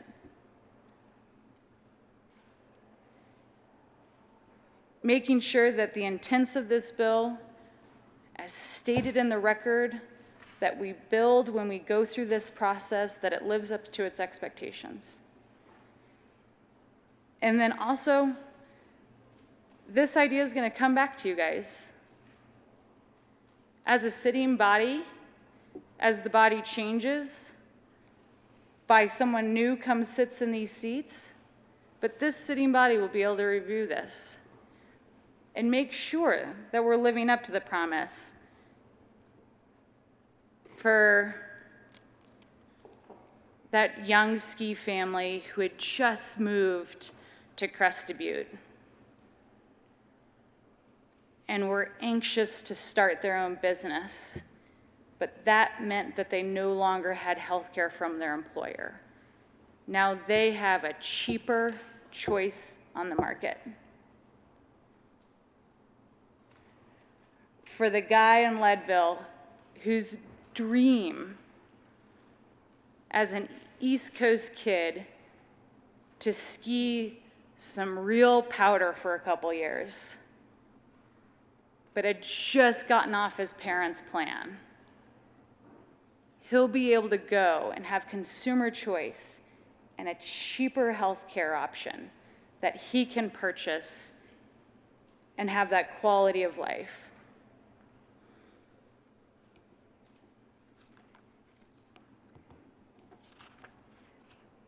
The failure would have been to do nothing and to accept the status quo. But after months of negotiations and collaborative work, this morning I'm asking you to support House Bill 1232. Having no further discussion, the motion before the body is the passage of House Bill 1232 on third reading and final passage. Are there any no votes? Mr. Minority Leader, Senators Zenzinger, Gardner, Cook, Scott, Simpson, Liston, Heisey, Sonnenberg, Lundin, Kirkmeyer, Quorum, Woodward, Rankin, Priola, Smallwood.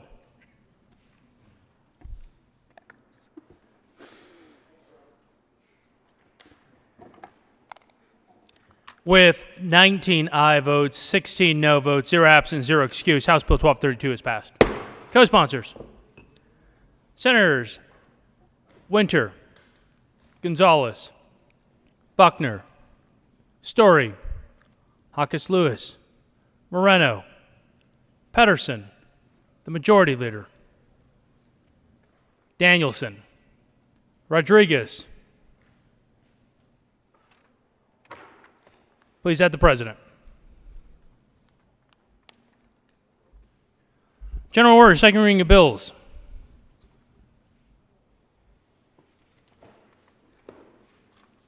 Mr. Majority Leader.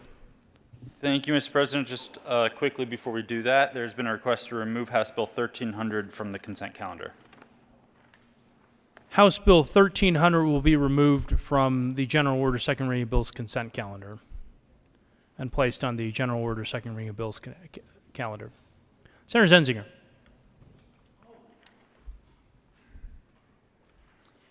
Thank you, Mr. President. I move that the Senate resolve itself into the Committee of the Whole for consideration of general orders, second reading of bills consent calendar. You have heard the motion. All those in favor say aye.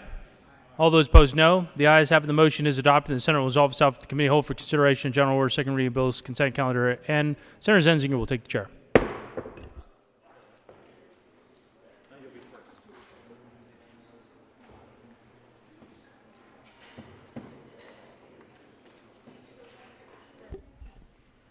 The committee will come to order and the court rule is relaxed.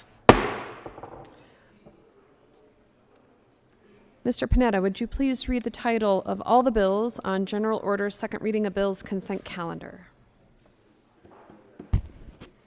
House Bill 1293 by Representative Snyder and Larson, Senator Woodward, concerning a modification of threshold below which a bank need not use a credentialed appraiser to appraise property reflected in its balance sheet. Senate Bill 282 by Senators Bridges and Woodward and Representative Snyder and Van Winkle, concerning an extension of small retailer exception to the sales and use tax destination sourcing rules. Majority Leader Fenberg. Thank you, Madam Chair. I move for the adoption of all the bills on the consent calendar, which includes House Bill 1293 and Senate Bill 282. Is there any discussion? Seeing none, the motion before the body is the adoption of House Bill 1293 and Senate Bill 282. All of those in favor say aye. Aye. Those opposed, no. The ayes have it, and the bills are adopted. Majority Leader Fenberg. Thank you, Madam Chair. I move the committee rise and report. The motion is for the committee to rise and report. All of those in favor say aye. Those opposed, no. The ayes have it, and the committee will rise and report.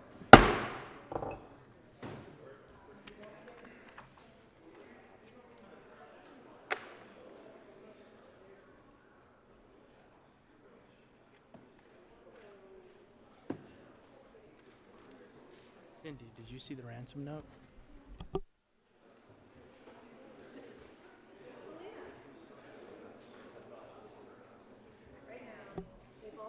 The Senate will come to order. Senator Zenzinger. Thank you, Mr. President. The committee has met and had a number of bills under consideration. Will the clerk please read the report?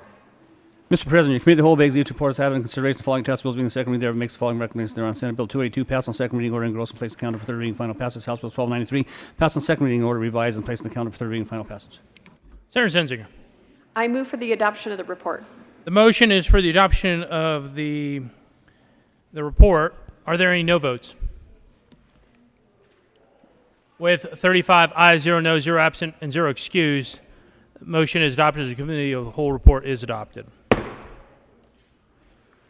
Senate Bill 282 passed on second reading, order engrossed and placed on the calendar for third reading and final passage. House Bill 1293 passed on second reading, order revised and placed on the calendar for third reading and final passage.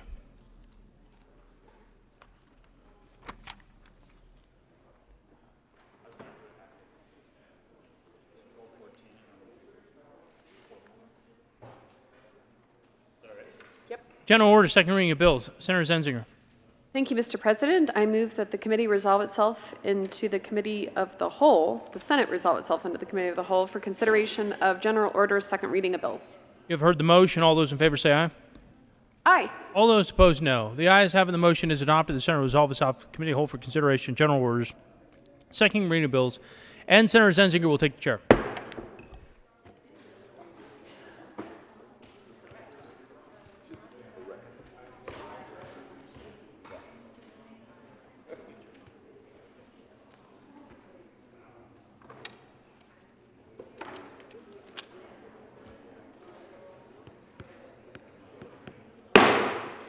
The committee will come to order and the court rule is relaxed. Majority Leader Fenberg. Thank you, Madam Chair. I move Senate Bill 200 lay over until tomorrow, May 27th. The motion is for Senate Bill 200 to lay over until tomorrow. All those in favor say aye. Those opposed, no. The ayes have it, and the bill will lay over until tomorrow. Mr. Panetta, would you please read the Title II, House Bill 1214? House Bill 1214 by Representative Weissman and Bacon and Senators Coleman and Lee concerning increased eligibility for procedures to reduce collateral sanctions experienced by defendants in connection with vacant appropriation. Senator Coleman. Thank you, Madam Chair. I move House Bill 1214. There are no committee reports. Is there any discussion? Yes, thank you, Madam Chair. House Bill 21-1214 has four major components. First, the bill allows the state public defenders and counsels from the Office of Alternate Defense Counsel to apply for and receive gifts and donations from representing defendants in record-sealing proceedings. Second, the bill creates an automatic sealing process for arrest records when no criminal charges are filed. This will be managed by the Colorado Bureau of Investigations, and the bill contains timing requirements for when these sealings need to happen.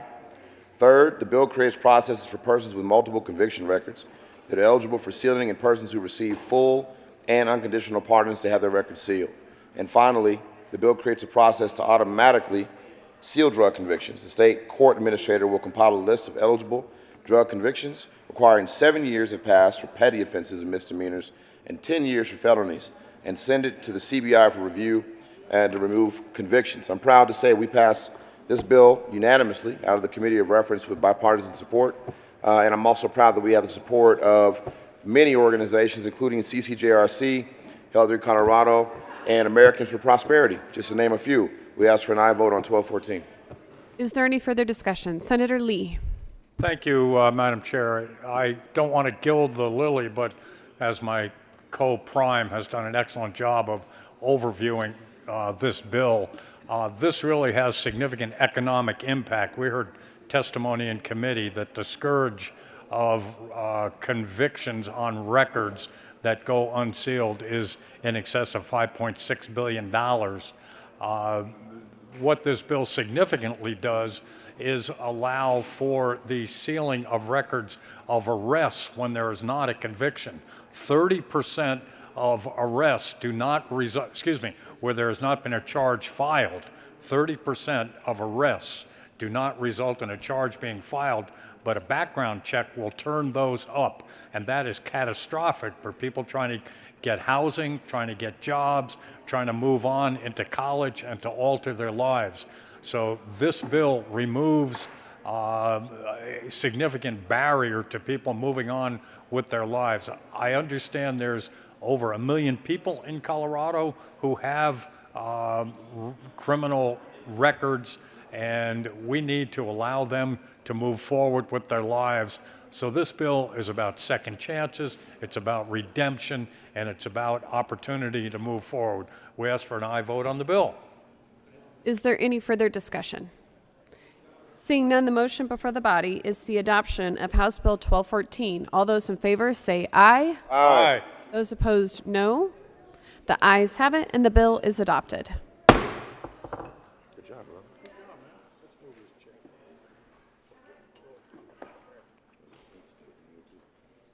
Majority Leader Fenberg. Thank you, Madam Chair. I move that we proceed out of order to take up House Bill 1300. The motion is to proceed out of order to take up House Bill 1300. All of those in favor say aye. Those opposed, no. The ayes have it, and we will proceed out of order. Will the clerk please read the Title II, House Bill 1300? House Bill 1300 by Representative Weissman and Neville and Senator Smaller and Zenzinger concerning healthcare provider liens related to charges for healthcare provided to a person injured as a result of the negligence or wrongful acts of another person. Senator Smallwood. Thank you, Madam Chair. I move House Bill 1300, and there are no committee reports. To the bill? Colleagues, this is a bill regarding medical health care liens, dealing with problems for injured persons, making sure that they get their care. It was on the consent calendar. I think we had really good support in committee, passed unanimously in the House, in their Judiciary Committee, and I think 55-7 on the floor of the House. I'm happy to answer any questions that you have. Ask for an aye vote. Is there any further discussion? Hi, Bob.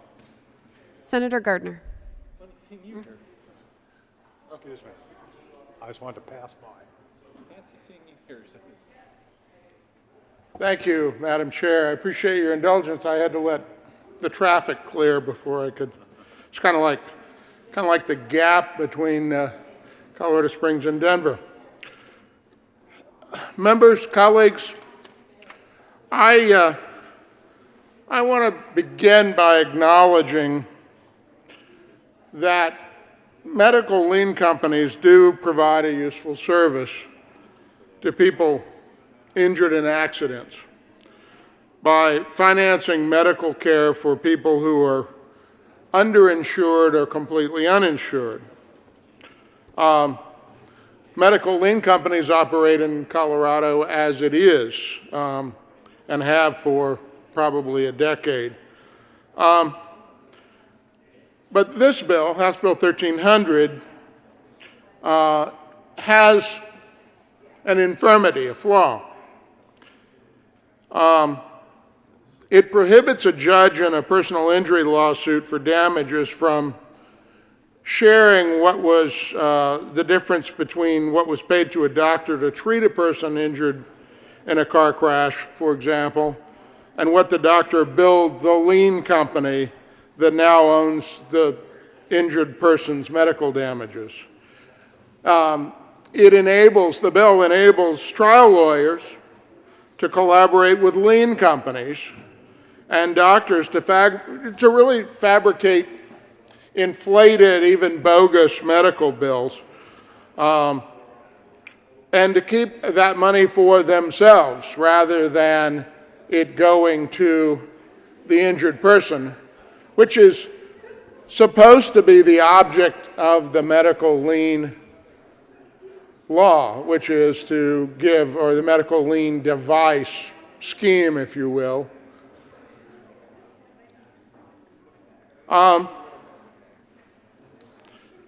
What they do is they need to keep the jury in the dark about what the actual bills are. Now, some judges understand the model, and when they see the disparity between the billed amount and the paid amount, they let the jury decide what the damages should be. But that upsets the business model of medical liens and trial lawyers. Now, in 2019, we passed House Bill 1174 by huge margins to prevent physicians from charging excessive out-of-network medical bills.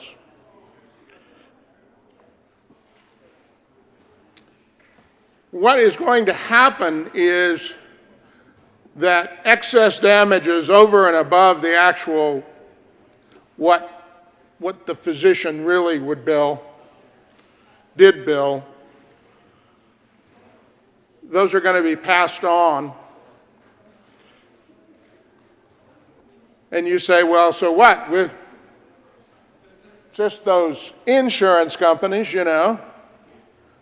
Well, however you feel about them, they have a business model too, and people don't invest in an insurance carrier unless they make some reasonable profit. And that means that what you have to do is collect a bit more in premiums than you pay out in claims. I'm sure the sponsor of this bill understands that business model.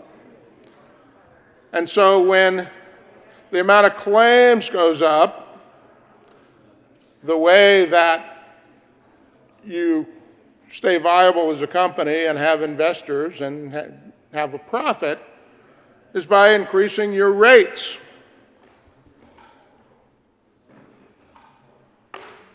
And those additional damages are going to be passed on to you and all of your constituents because auto liability insurance is not optional in Colorado, nor should it be.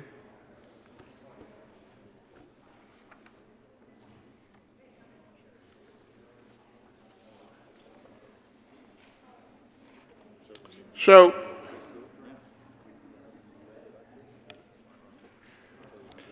there are a lot of, as I say, a lot of infirmities here. I think one is the effective date. Now, I know that's a nuance, but if you take a look, page 12 of the bill, line 25, I'm looking at the wrong version of the bill. Need the re-engross bill. Somehow this bill got longer. I wonder how that happened. I think it's called second reading in the House. So if you look at the re-engross bill, colleagues, page 12, line 25, we need to ensure that the terms of this bill don't apply to a lien created before the effective date of the bill, because the bill creates all sorts of rights and so forth. It allows physicians, trial lawyers, and so forth to benefit from this business model, but it's a new, we're putting our imprimatur of legitimacy on it. So,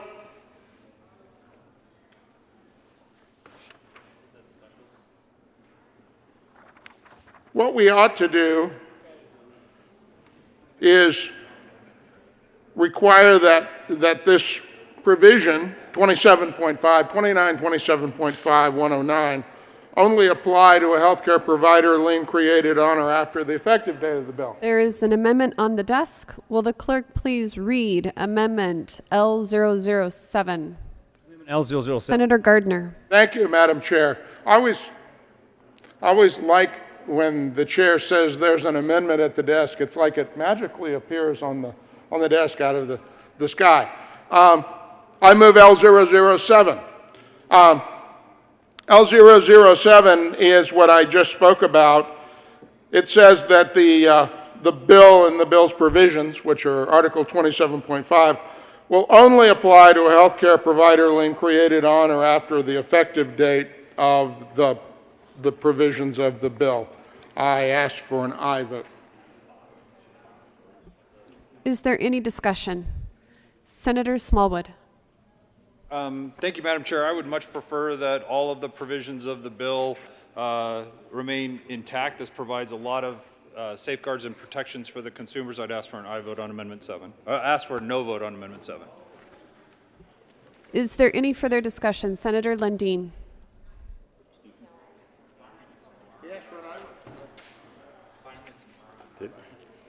Thank you, Madam Chair. I rise in support of L007. I think it's always important that we not reach backward when we create law. The reality is we should be prospective, we should look forward. This amendment simply does that. I support the amendment and encourage you to do so as well. Seeing no further discussion, the motion before the body is the adoption of Amendment L007. All those in favor say aye. Those opposed, no. The amendment fails. Senator Gardner. Thank you, Madam Chair.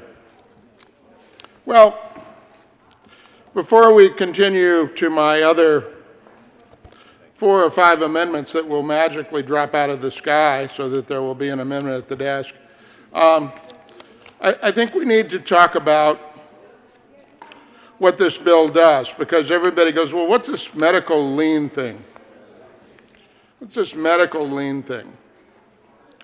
Well,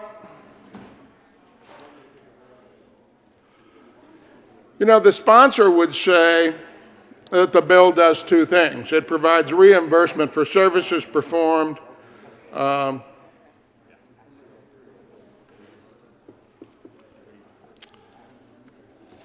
and, you know, it ensures that people have access to medical services. you need to understand, if this bill passes, particularly if it passes unamended, here's what's going to happen. Next year, just hypothetically, next year you're driving down Colfax and the light turns yellow and you're a prudent driver and you don't want to gun it to get through, you slow down to stop, and you're rear-ended. It's a very common kind of accident. No question about liability there. You were stopping for a yellow light that was turning to red. The person hit you is at fault. Their insurer, hopefully they have one, is going to pay. Now, as you're sitting there trying to decide, am I hurt? How badly am I hurt? What should I do? A bus goes by in the opposite direction, and as it goes by, on the side of the bus is a big, big sign that says, injured in an auto accident? Call. No, I don't do that work. You know, you can come up with all the names you see on the side of the bus. And you all have seen them because you smile and you chuckle when I say that. That attorney has you, that trial attorney that you call because you want to, you know, maybe $100,000 too. If you watch TV, you know, he got me $100,000. That attorney has you sign a medical lien. Now, what that does is it turns over all of your medical damages to the lien company. The lien company says, part of our deal, you need to see Dr. Jones, Smith, Brown. Anyway, the doctor we send you to. They have a contract with him. Now, I always want, when I go see a physician, I want that physician to have the duty to one and only one person, me. But this physician is going to have two duties. He's going to have one to treat you that just got injured in the automobile accident a couple of days before. And in exchange, that physician is entitled to and should be paid for what they do for you. Say $20,000, because maybe you really did have, that's not unusual for a severe rear-end collision to have those kind of damages. But the second duty for that physician is to bill the lien company. And if you've ever gotten the bills, even when you weren't injured, if you've ever gotten the bills for your insurance company, what your insurance company was billed and what they paid, you know, there's this gap. What they say they should have been paid and what your company was paid. Well, it works sort of that way here. So the lien company, and that number may be on a factor of 10. So your bill was $20,000, but the lien company gets another bill, same set of services, because you're the same patient, not a different patient. It's $200,000. The lien company sends the bill for $200,000 to, you know, copy to your trial lawyer who, now, by the way, let me let you in on an interesting secret. 90+% of all cases filed or if they're not filed, 99% of all personal injury cases don't get filed, they don't go to trial, they get settled. And your attorney from the side of the bus goes to a settlement conference. Because after all, the client is, or the tortfeasor, the other driver who rear-ended you, he's clearly at fault. Not a question. You don't have to go get a jury to decide who was at fault at this collision. It's a question of how much and what the damages are. And even if you don't want to go to a settlement conference and you file this case, judge is going to go, I want the parties to go to mediation before this case goes forward very far, because I got a lot of cases on my docket. Pretty clear who's at fault here. Just a question of damages. Remember,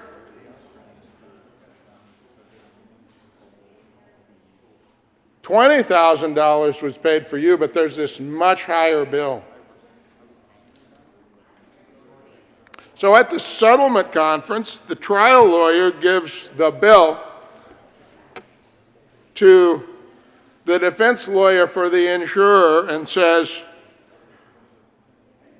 this is the amount. It's $200,000. And if we go to trial, that's the bill that goes to the jury.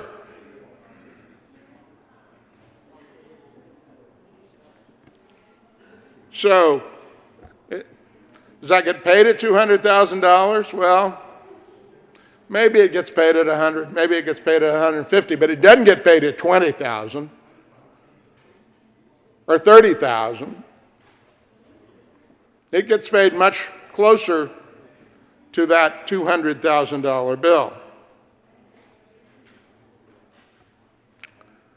Now, say your insurance company, U.S. All-American Family Prudential Farm,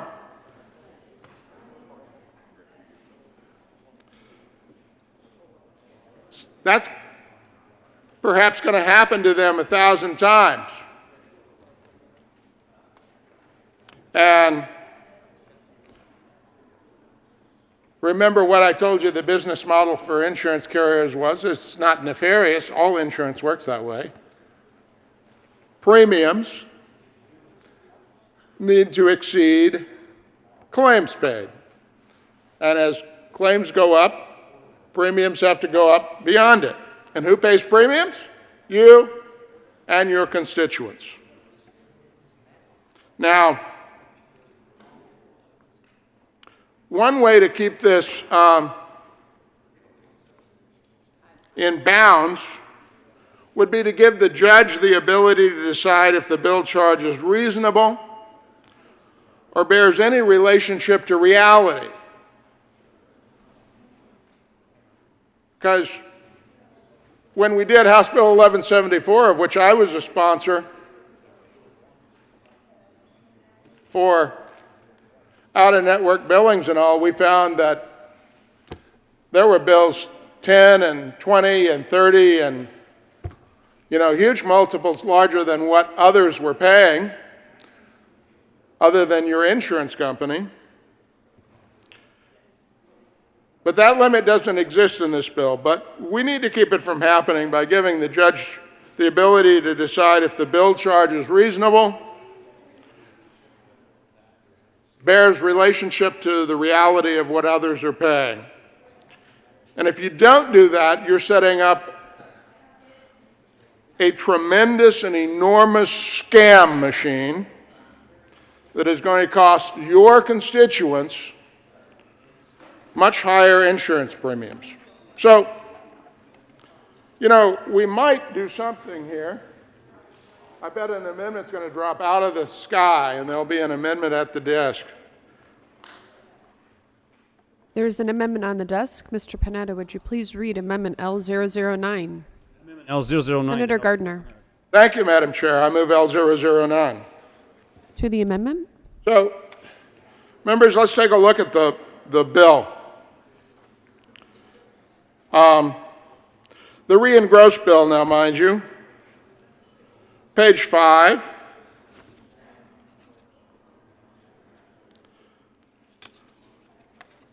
Line 8.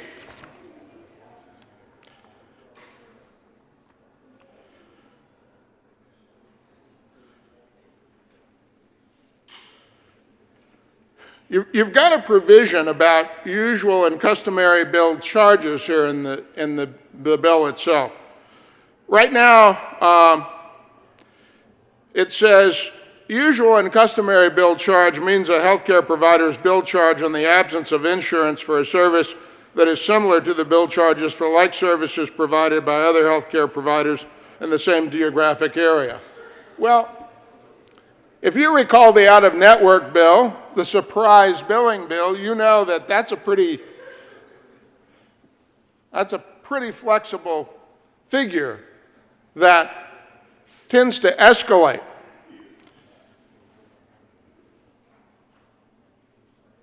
And this is what the bill uses for operative billing on the medical lien bill. L009 adds a further definition and says, a usual and customary bill charge must not exceed 200% of the Medicare reimbursement rate for the same service in the same geographic area. So the provider would provide a Medicare patient this set of services at 100%, in other words, at this level, say $20,000 maybe. This would allow for the usual and customary bill charge under the Medical Lien Act to be twice that. I mean, that's incredibly reasonable. Medicare would pay one and twice the Medicare rate.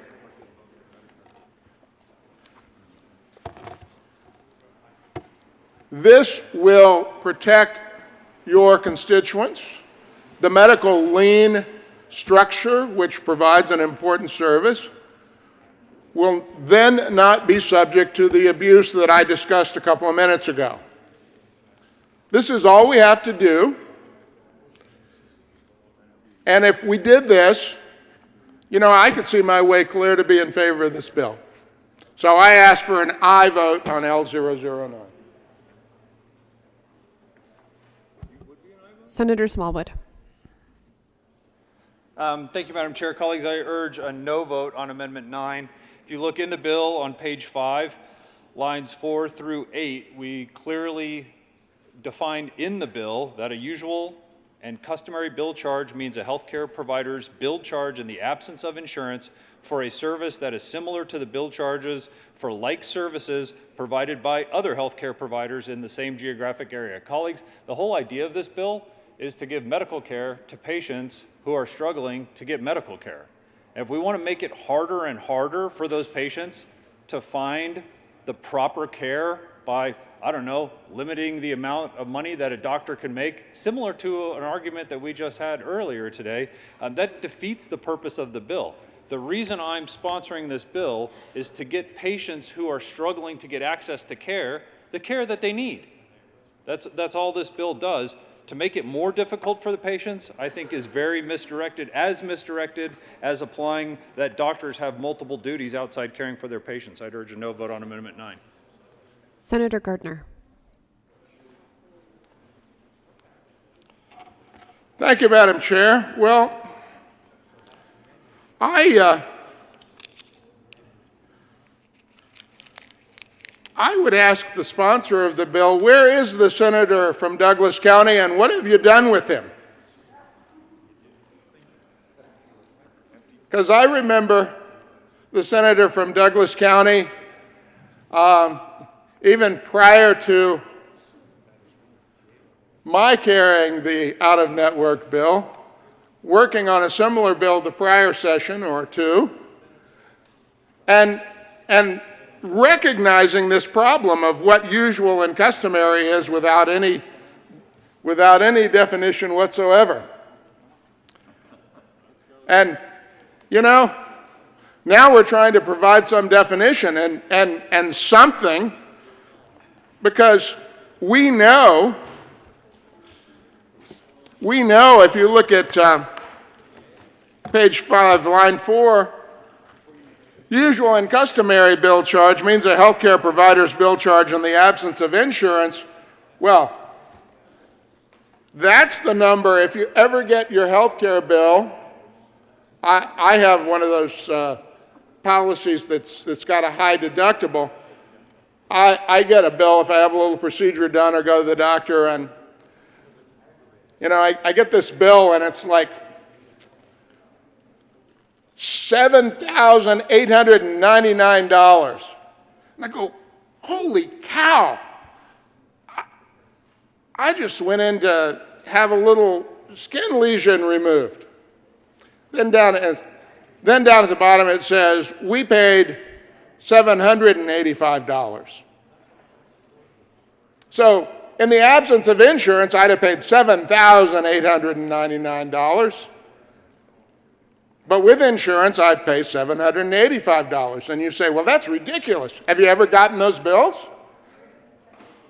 And maybe it's not that. Maybe it's $3,583 versus $583. But all I would be asking this amendment is to provide payment at 200% of Medicare. 200%, twice what Medicare would pay. That's incredibly generous. I ask for an aye vote on L009. 9, and seeing no further discussion on Amendment L009, all of those in favor say aye. Those opposed, no. No. The noes have it, and the amendment fails. Senator Gardner. Thank you, Madam Chair. Well, I guess maybe the problem is that 200% of Medicare is just not enough. I do remember something about the physicians wanting 8 times Medicare when we did out-of-network billing, and the carriers offering 4 times Medicare, and that wasn't enough. So we probably need another measure of what usual and customary is.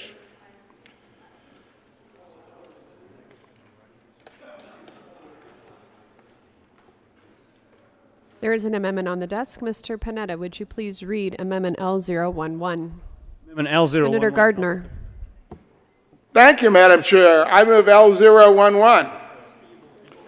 Well, we know that the usual and customary bill charge for no insurance is sky high. You know that. You've gotten those bills. What we bill, what your insurance paid.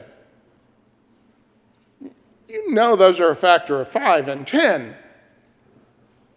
over the capitated rate that your carrier, your health carrier, pays. This definition, without further refinement, is an invitation to those kinds of bills. Handed to your insurance company, which they are stuck with paying, and passing this on to you. Don't get me wrong, the medical lien structure could do very well if it has limitations. But right now, the way the bill is, it's ripe for abuse. So what L011 says is a usual and customary bill charge must not exceed 105% of the median in-network reimbursement rate for the same service. Not the mean, but the median, the middle price charged. And 105% of that, so the middle price and then some, because that's what the median is. Not the mean, the median. Take all of them and take the one in the middle of all of those listed. That's the median. And 105% of that should be enough to compensate the physician. Because after all, they're taking those Medicare patients. Unless they're not. I think I heard the senator from Douglas County say, unless they're not taking those Medicare patients, well, maybe we should make it the 105% of the median rate of the standard plan adopted in House Bill 1232, but that's not what we have. That's right. But I'd be open to that. But we need to adopt L011 so we have something that's a usual and customary charge. Senator Smallwood. Thank you, Madam Chair. And just so that folks know where we're at on this, I think we all can agree that to equate the charges that a patient who has no choice about what procedures is going to cost versus what is disclosed to a litigator who has all of the resources to be able to negotiate what their version of usual and customary is, it should be pretty evident the differences between the two. Just like the prior amendment, I'd urge a no vote on Amendment 11. All of this language is currently already in the bill, and the purpose of the bill is to provide patients more coverage, not less coverage. If you make it more difficult for physicians to be paid for this, all we're doing is eliminating the purpose of the bill, which is to get the necessary care of the patient. Urge a no vote on Amendment 11. Seeing no further discussion, the motion before the body is the adoption of Amendment L011. All those in favor say aye. Those opposed, no. The noes have it and the amendment fails. Senator Gardner. Thank you, Madam Chair. Well, the senator from Douglas County talks about the purpose of the bill. I assume that's his purpose. But I think there are others who might have other purposes from the side of the bus. And the other purpose is sort of demonstrated if you go to the re-engrossed bill, page 7.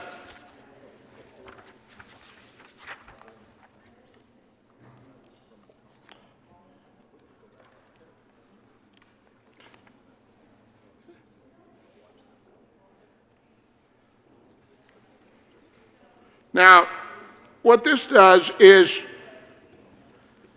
it sets up some standards and says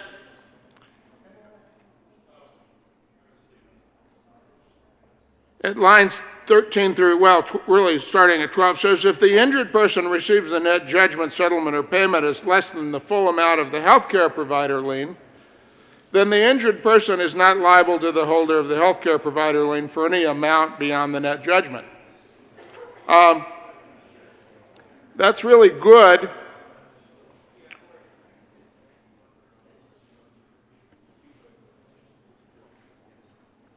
But this person is now suddenly not being compensated fully.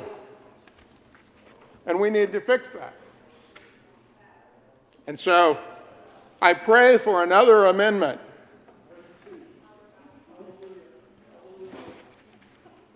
There is an amendment on the desk. Mr. Pineda, would you please read Amendment L012? Amendment L012. Senator Gardner. Thank you, Madam Chair. Ask and you shall receive. I move L012. So what L012 says is the injured person, that means the person who took the lien, the person who got rear-ended. Remember in our hypothetical, the person got rear-ended and the bus drove by with the lawyer's name on it?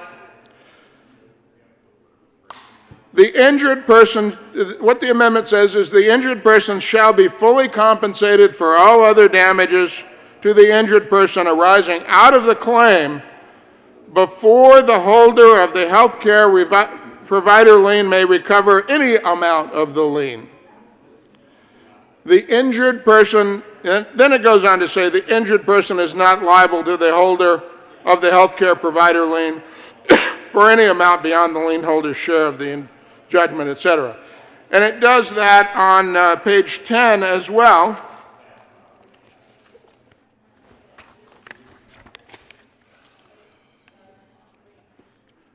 You have similar language. And judging by the numbers of you who rushed up here to get a copy of the amendment, I don't need to read it any further. You will see that this ensures that the injured person is the one who is fully compensated first and foremost, not the lien holder, not the lawyer who has a deal with the lien holder, the injured person first, because we want to protect the injured person. I ask for an aye vote on L012. Senator Lundin. Thank you very much, Madam Chair, and I appreciate this amendment very much. It gets to the underlying piece that I struggle with most in this particular bill, House Bill 1300.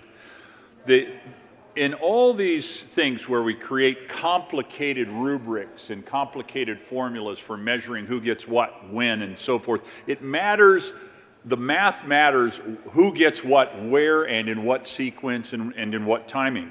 The way 1300 functions, it is possible for someone to be made, or their medical care paid for, but then the excess damages, the other elements of compensation that they would receive through our court system, they would get a smaller portion than what they would have gotten had the settlement been smaller. And the reason is because of the complicated math. The lien holding company and the trial attorneys get in line first, get their percentage, which mathematically then reduces the absolute dollars that the injured person receives. That's just wrong. It's out of balance, it's incorrect, and it's an element that exists in 1300 as constructed. This amendment, L012, would get at that. We can call this the Fairness Amendment that says, yes, we want people who don't have adequate insurance to have their medical expenses paid. We therefore like the medical lien industry. The trial attorneys serve a purpose as well. I think they're a little bit hyperactive for my taste, but the reality is they serve a purpose as well. But they should not get in line before the injured person. This amendment squares that back up. It puts things back in the proper order. It makes sure that, in fact, the trial attorneys are not benefiting more so than the injured person who should be made whole, should hopefully be brought back to health, both physically and to some degree financially. I urge your support of Amendment L012, and let's call it the Fairness Amendment. Senator Smallwood. Are we on 1-2? 12? Thank you, Madam Chair. Colleagues, thanks. I'd urge a no vote on Amendment 12. Amendment 12, like many of the amendments, simply makes it harder for lien companies to exist. If you want to make it harder for lien companies to exist, then guess what? They won't exist. And then tell me what's going to happen to the patient. Urge a no vote on Amendment 12. Seeing no further discussion, Senator Gardner. Thank you, Madam Chair. Well, the argument from the good senator from Douglas County is that if they can't make $1 million, there'll be fewer of them. Well, I guess we've had this argument earlier today, and many of you voted in favor of fewer of them. So, you know, fewer physicians is okay in Colorado. I would suggest to you that fewer medical lien companies might be okay too. They will exist. It will be a profitable business. But we need to ensure, if this is about protecting injured parties who are underinsured or uninsured, we need to protect them first. As my colleague from El Paso County says, this is the Fairness Amendment. I ask for an aye vote on L012. Seeing no further discussion, the motion before the body is the adoption of Amendment L012. All those in favor say aye. Those opposed, no. The noes have it and the amendment is lost. Seeing no further discussion on the bill, the motion is for the adoption of House Bill 1300. All those in favor say aye. Those opposed, no. The ayes have it, and the bill is adopted. Will the clerk please read Senate Bill the title to Senate Bill 176? Senate Bill 176 by Senator Winter and Pedersen, Representative Lontine and Gray, concerning protections for Colorado workers against discriminatory employment practices.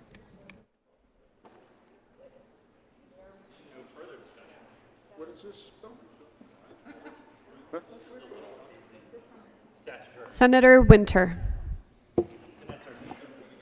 Thank you, Madam Chair, and I move Senate Bill 176 along with the Appropriations Committee report and the Judiciary Committee report. To the Judiciary Committee report. Thank you, Madam Chair. In the Judiciary Committee, we did a strike below that changed the definition of employee, completely struck major parts of the bill, refined the definition of harassment, and also changed how we were treating non-disclosure agreements in the bill, and I encourage a yes vote. No. I have an amendment to the committee report. You have to adopt the committee report first. Okay. So is there any discussion on the committee report? Seeing none, the motion before the body is the adoption of the committee report. All those in favor say aye. Aye. Those opposed, no. The ayes have it, and the committee report is adopted.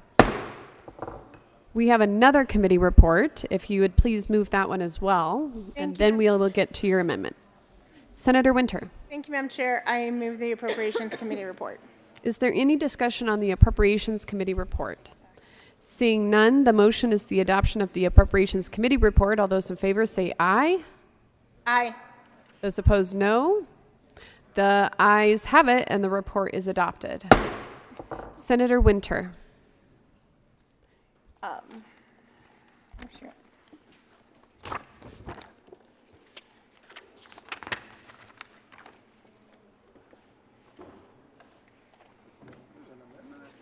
All this time, we weren't prepared.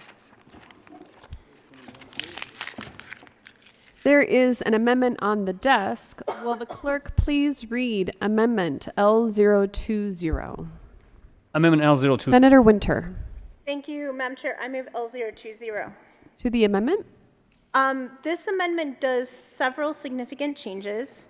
The first thing it does is it directs the division rather than the commission to develop the required training. It makes changes to the legislative declaration to eliminate the reference to hostility. For the definition of independent contractor, we are striking the language and putting in the language that we use in wage theft. And so I know this is going to be part of the conversation. L020 strikes the language around independent contractors and mirrors the language that is in our wage theft law. It also continues to narrow the definition of harassment, and it also talks about the affirmative defense that an employer may take, and this is important. So for purposes of an affirmative defense and the requirement for an employer to take action on a complaint, it adds that the employer is required to take remedial action only if warranted.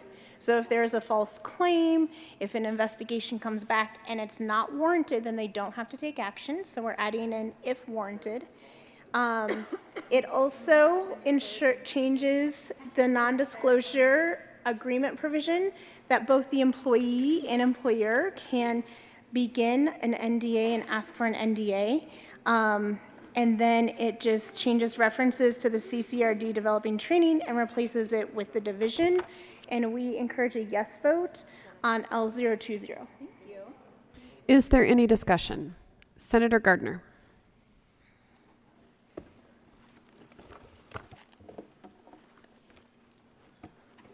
Thank you,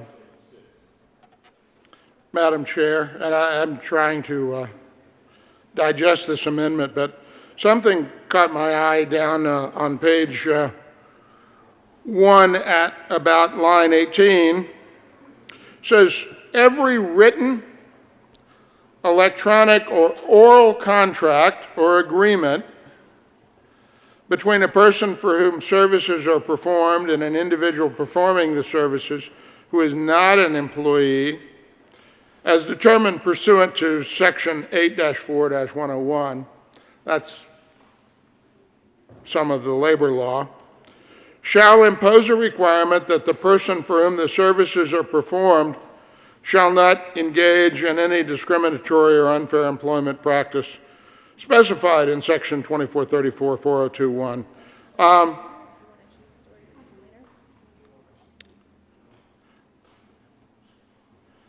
So when I go and sit down in the barber chair on a Saturday morning about every month during the session, I don't sign a written contract with my barber.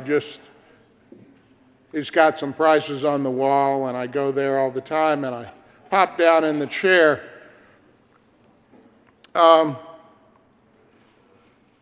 Does he need to post something on the wall, or is the intent of this simply to say that in essence it shall be the public policy of Colorado that every contract we have anywhere for someone performing services who's not an employee requires them not to engage in any discriminatory or unfair practice?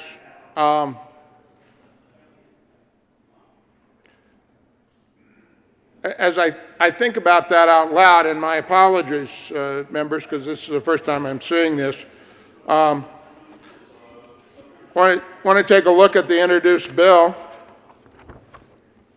Well, in fact, maybe we should just take a look at the introduced bill all the way around. But we are on the amendment, Senator Gardner. Madam Chair? We're on the amendment? We are on the amendment, but we have to divine and figure out the amendment, Madam Chair, and I'm trying to do that. I mean, maybe we need to take a senatorial 5 hours. We'll take a senatorial 5. I'm not requesting that, though. It seems like, for instance, if I hired an interior decorator to come to my home, and he came to my home to decorate my home, and he's an older guy, you know, not very hip. I thought he was a really great interior decorator, but yeah, not very hip. That even you know, you got to earn the Waldorf and Sadler appellation over here. And I say to that decorator after he comes to my home, and maybe he came under an oral contract to give me a preliminary review and present the designs, and he shows it to me, and I say, you know, I think you're a little old for this job. I don't think you know the latest and greatest in design and what people look, and I make the mistake of referring to his age. It looks like I will be liable for age discrimination, or potentially so at that time. And all I did was say I wanted somebody a little more with it to give me that estimate. I'm trying to decide and asking the sponsors of this amendment and the bill, is that what we're setting up here? Because that's what the bill set up. Doesn't seem like we're changing it very much. Seeing no further discussion, Senator Winter. Thank you, Madam Chair.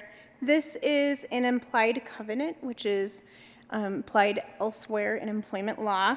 And when you sit down in the barber chair, this is not an employment situation.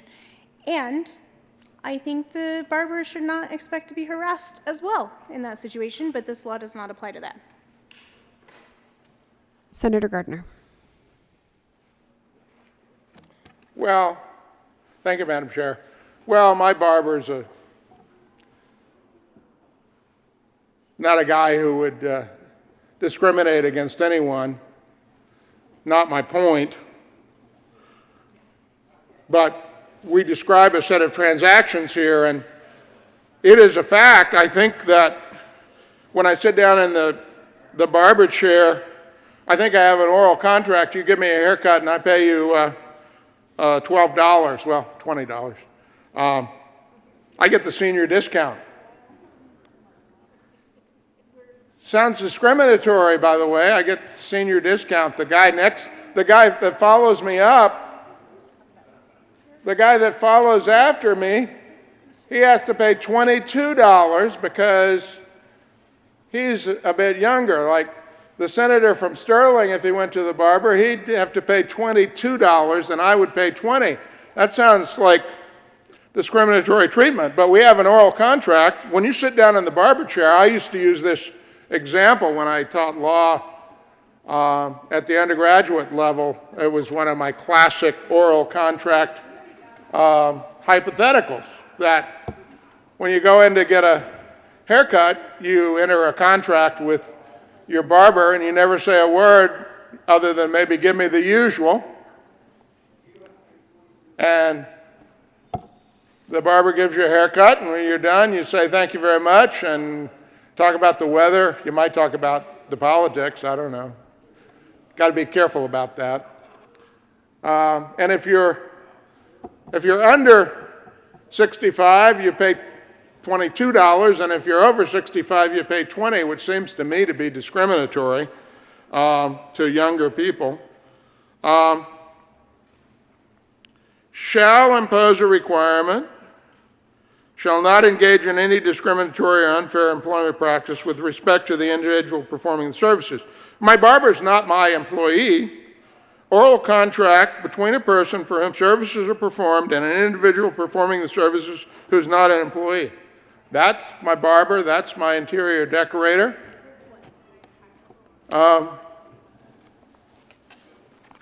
Just asking. Doesn't seem to me we've solved any problem.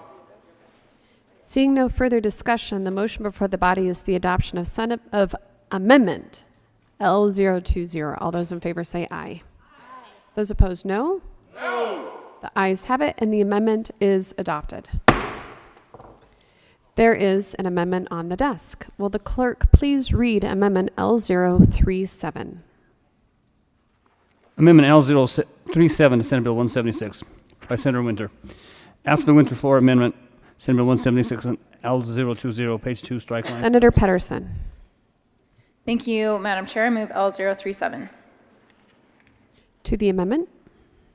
Thank you, Madam Chair. What this does, it just it makes sure that we have the language that includes our Title IX definition and making sure that we are cleaning up the language here, and I ask for your support. Is there any discussion? Senator Gardner.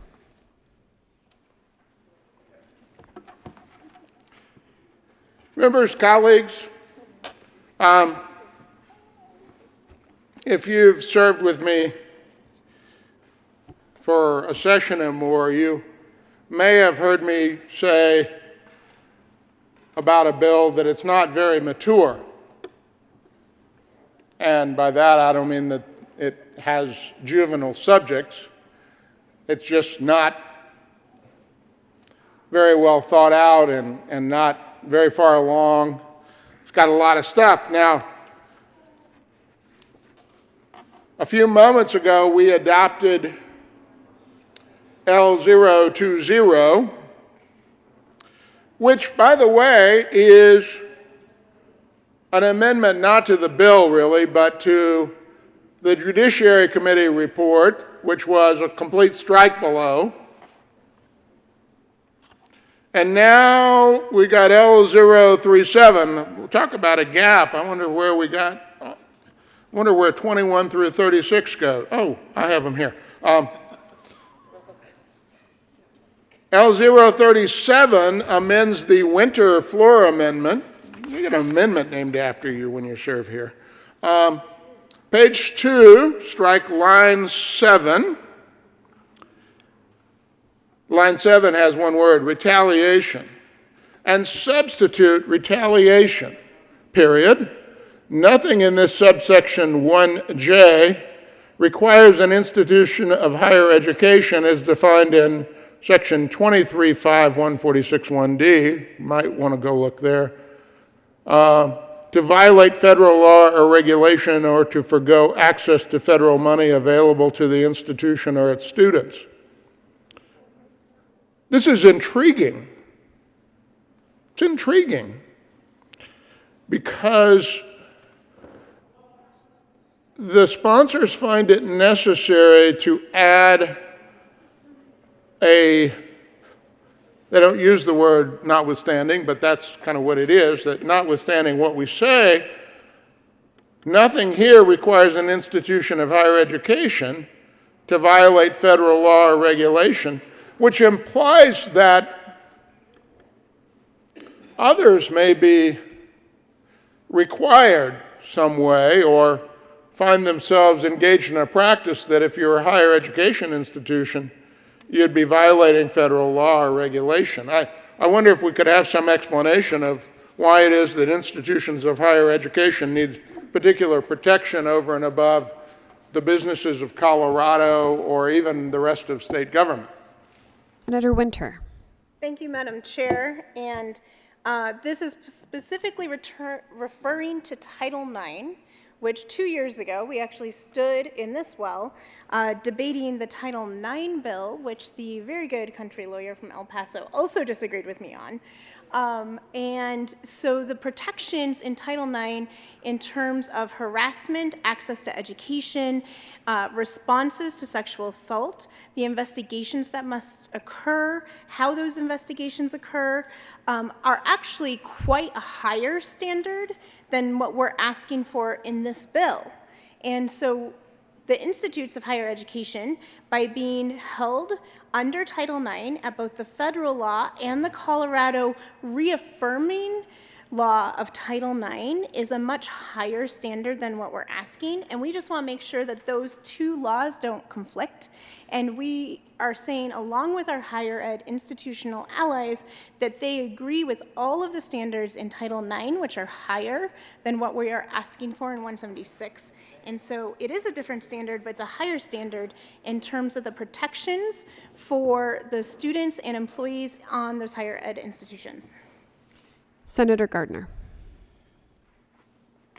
Thank you, Madam Chair. Well, that is very helpful. But it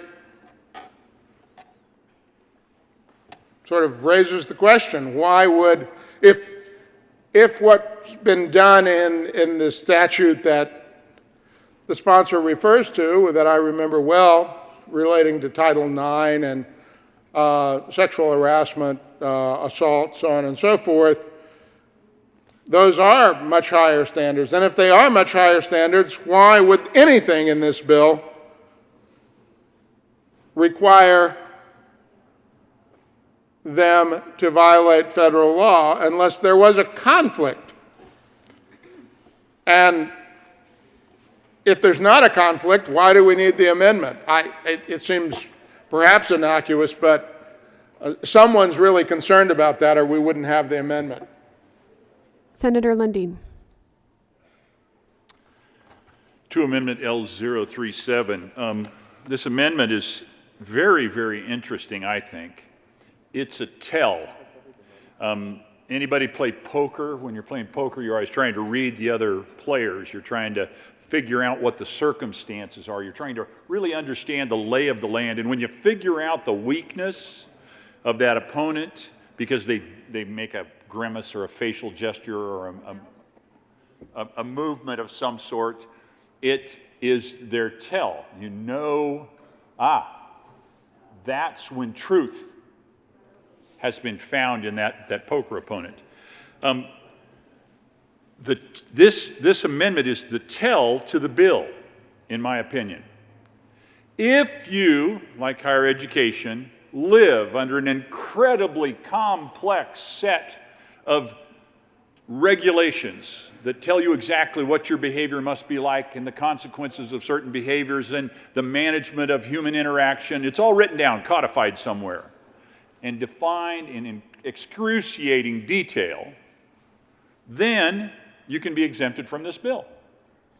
Because the bill puts upon everyone else this burden that anybody that you engage in commerce with, anybody that you interact with,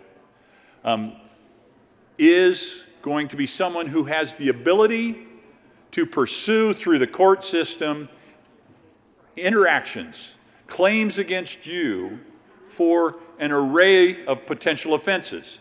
Now, I think we ought to all, just by virtue of who we are, treat each other with decency, dignity. You know what? Seek first to understand, then to be understood. Do as you would be done by. It's how we ought to all live. And to write incredibly complex bills that try to tell us how we must manage ourselves in excruciating detail with anyone with whom we may engage in commerce begins to break down, I think, the requirement that we actually engage in healthful societal interaction. Now, the bill, and back to the amendment, and back to the tell. This particular amendment doesn't particularly offend me, other than it is the tell to the bill. It says if you are already regulated beyond the nth degree, then the bill isn't going to affect you. But all the rest of you who don't have an incredible array of regulations governing your human interactions, your interactions in commerce, and judging what those interactions may be like, be prepared. 176 is going to come down around your head and shoulders like a ton of bricks. So I'm agnostic as to the amendment, but I want to call out to my colleagues the tell in the truth in the bill, which we will get to in more detail as we move forward. Do what you will on Amendment L037, but as to the bill, 176, beware. Seeing no further discussion, the motion before the body is the adoption of Amendment L037. All those in favor say aye. Those opposed, no. The ayes have it, and the amendment is adopted.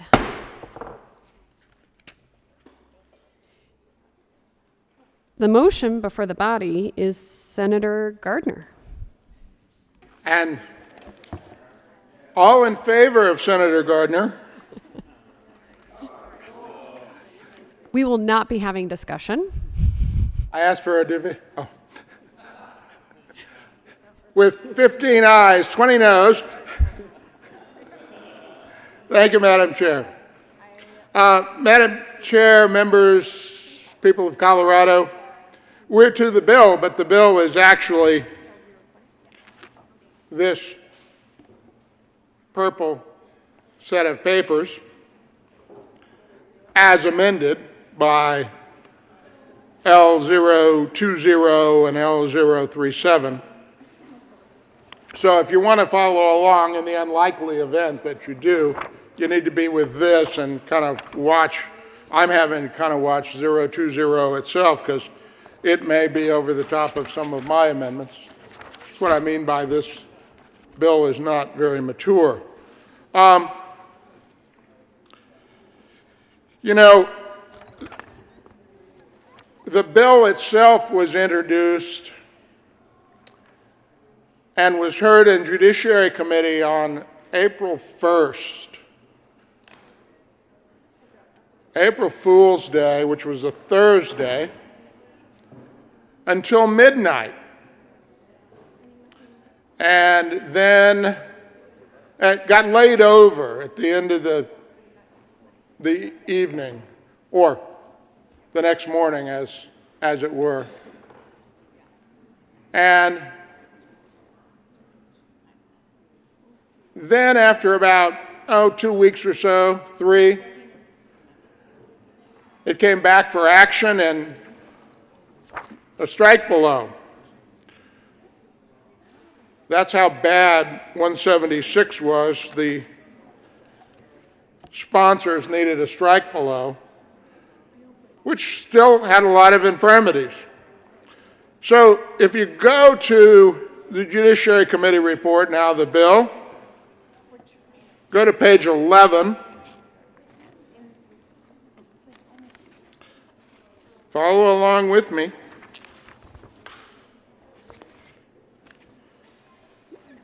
You've got a section there. Now I have a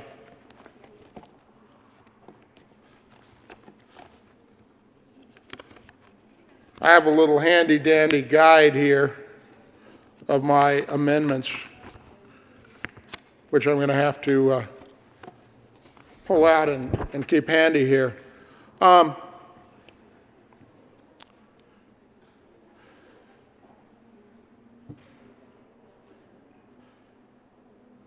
You've got really page 10, and really if you track all the way back to page 8, you've got a whole new 2 or 3 pages of section on discriminatory or unfair employment practices. And it describes all of them. It's a lawyer's dream. You get over to page 11.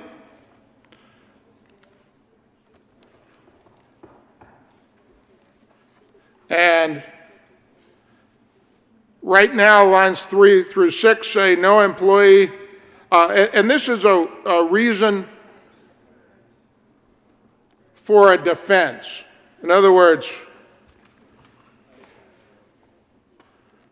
on page 10 it says, when an employee claims that a supervisor has unlawfully harassed that employee, the employer can avoid liability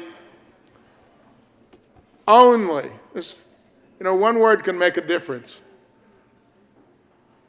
The employer can avoid liability only if it establishes that.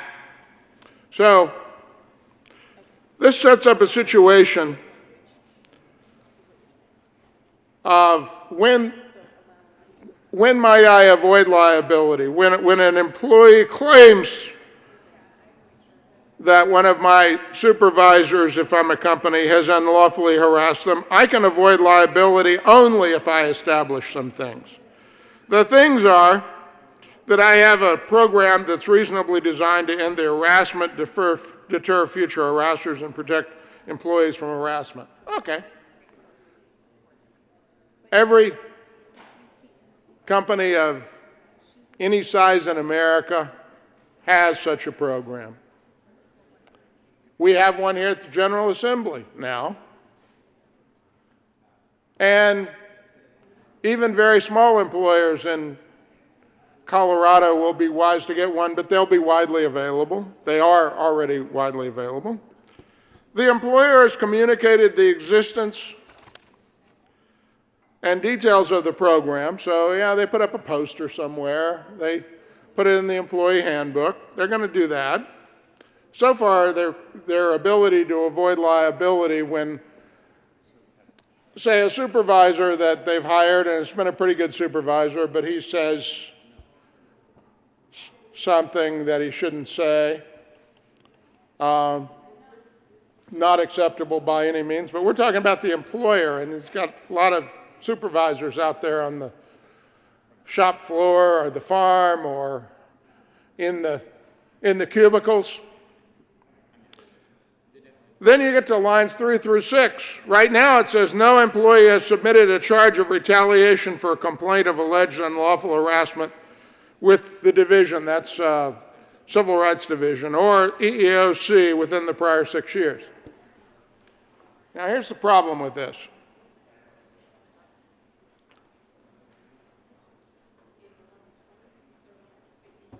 If you can only avoid liability if these things exist.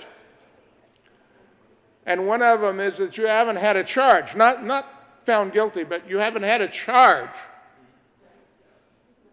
You haven't had a charge of retaliation in the past 6 years.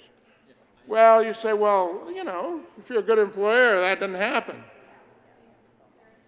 Members, if you've been an employer of any numbers of employees, or if you've been their lawyer, you will know that even the most responsible employers have employees that from time to time have to be terminated.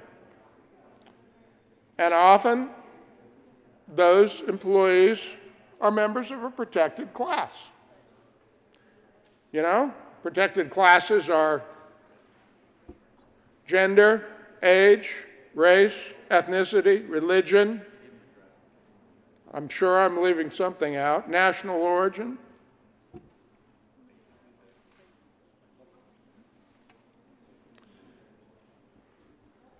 Like, I used to not be in a protected class until I turned 40, and then I was old under the federal law. I'm suddenly subject to age discrimination, so there we have it.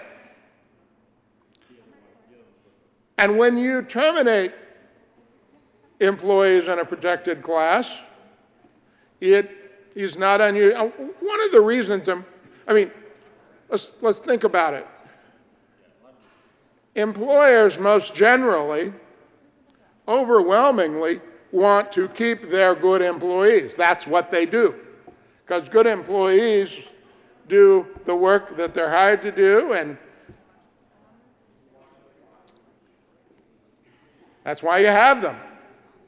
Why do you terminate employees? You terminate employees because there's a problem. The relationship's not good. Maybe the employee isn't showing up on time. Maybe the employee is not doing his or her work. Maybe the employee is insubordinate. And you terminate that employee, and that employee goes to the CCRD or EOC, and they check all the blocks. I'm that protected. I was fired because I was that, and that. And oh, by the way, I complained about whatever, and I was retaliated against, check the block.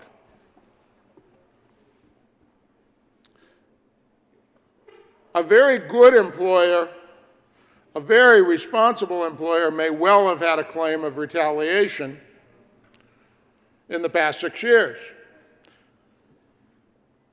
Again, if you have 50 or 100 employees, I'd say statistically it'll be pretty remote for you not to have had a retaliation claim, no matter how responsible you have been as an employer. I mean, you put 100 employees together, 100 people together, you're going to have some people that are just difficult to work with. I mean, look, there's only 35 here, and look at that. I don't know if nobody's listening, they didn't catch the joke. But you're thankfully addressing the chair, and I got it. I just didn't laugh. Thank you. We need to fix this. This lines 3 through 6 on page 11 of the report/bill needs to be changed. It needs to be stricken. And because it needs to be stricken, I really hope that an amendment will make itself available at the desk.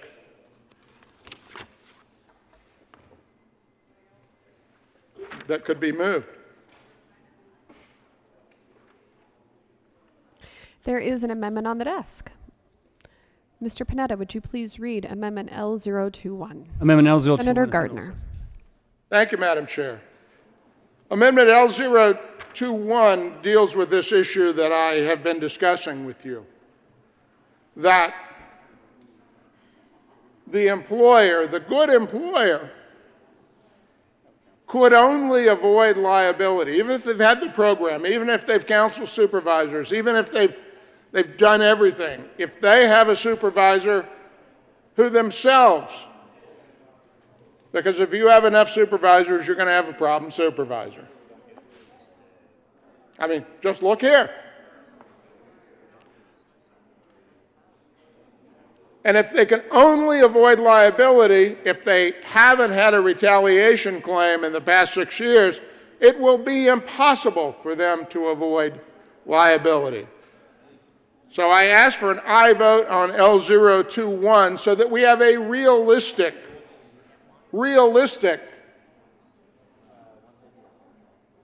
opportunity for employers to avoid liability when they have behaved responsibly. I ask for an aye vote on L021. Senator Winter. Thank you, Madam Chair. I ask for a no vote on L021. It's not the only way to avoid liability. You can avoid liability by proving that there was no discrimination or harassment. This is an extra defense. This defense gives employers a way to avoid liability even when the harassment actually did occur, so it should be narrow. And the reason this is in the bill is the number one reason people don't come forward is fear of retaliation. So 83% of women in the workplace have been harassed. Only half of those have come forward. And the number one reason is fear of retaliation. And retaliation is often the worst out of the experience. And so it should be at a higher standard. And that's why I specifically called out in the bill as an affirmative defense, because there should not be retaliation for coming forward with a complaint, and I urge a no vote.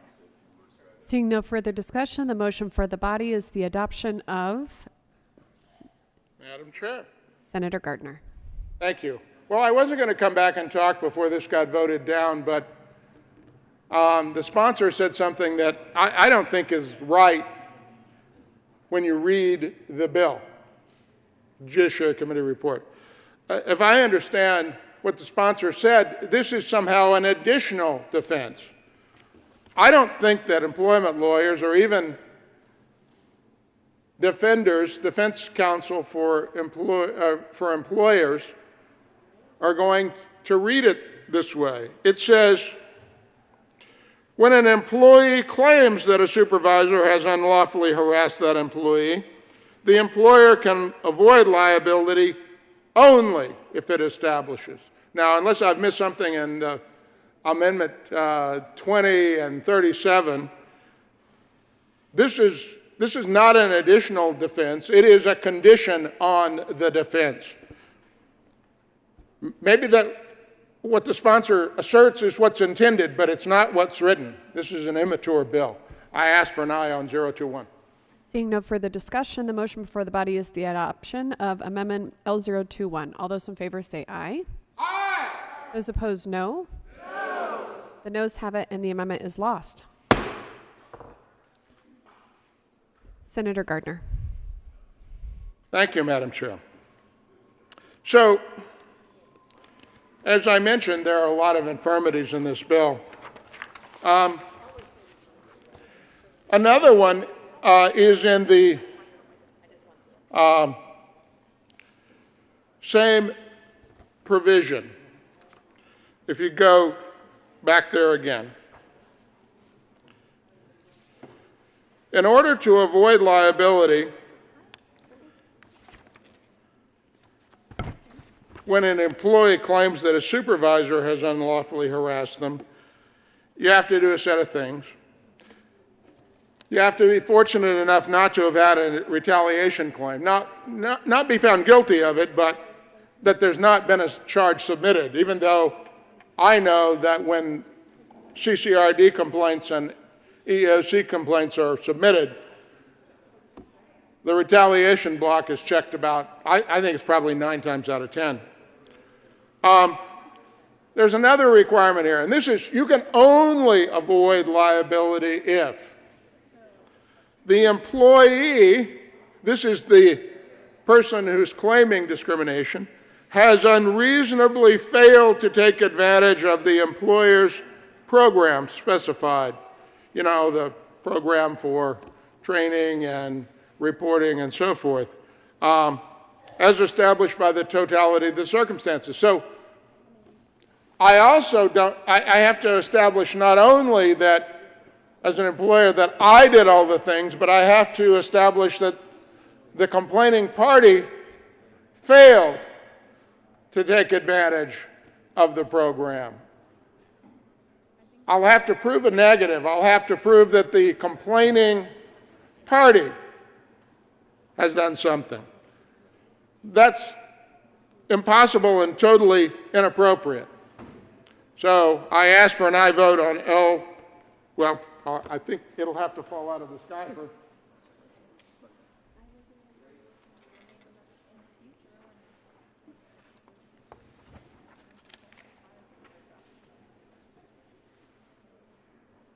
There is an amendment on the desk. Will the clerk please read Amendment L022? Amendment L02. Senator Gardner.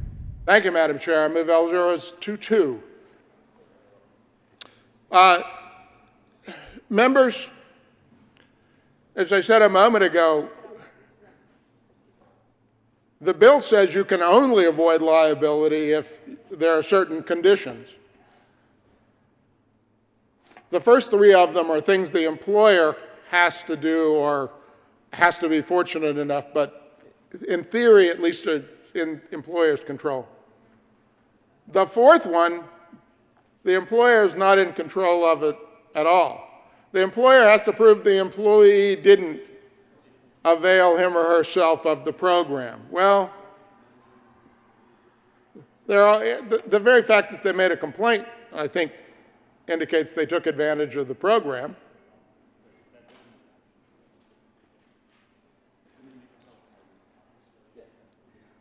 I ask for an aye vote on L022. Senator Winter. Thank you, Madam Chair. I ask for a no vote. The reason this is in the bill is there might be a good reason that the employee does not take advantage of this program. For example, the person they're reporting to is the harasser. Is there any further discussion? Seeing none, the motion before the body is the adoption of Amendment L022. All those in favor say aye. Aye. Those opposed, no. The noes have it, and the amendment is lost. Senator Gardner. Thank you, Madam Chair. Well,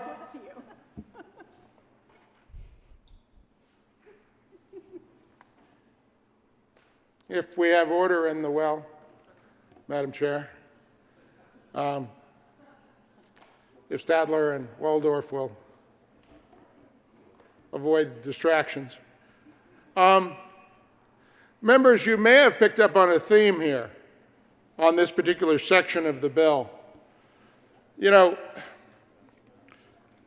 if this is intended to be an additional defense, as the sponsors maintain, in other words, if in addition to sort of the affirmative defense of, I didn't have a hostile work environment, and I did all those things, I can additionally, if as the sponsors argue, what this really is additionally, if I did all of these things, if I'm satisfy all of these conditions, I can avoid liability, then there's a reason why that doesn't work.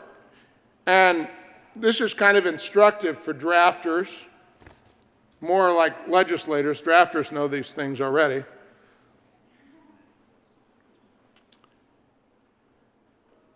On page 10, lines 36 and 37, it says, the employer can avoid liability only. Only. That prevents this or makes it not an additional defense. It makes it the only defense. There's an easy fix to this. The easy fix is you take your pen out and you cross through a word.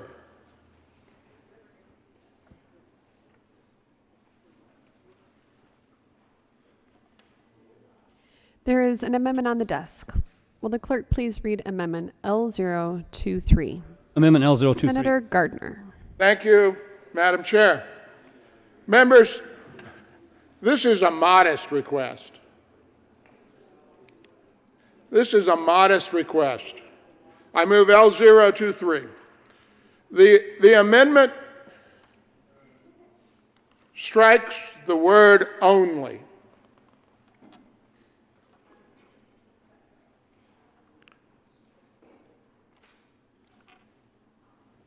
And what it would read, if adopted as it should be, is when an employee claims that a supervisor has unlawfully harassed that employee, the employer can avoid liability, strike only. The employer can avoid liability if it establishes that.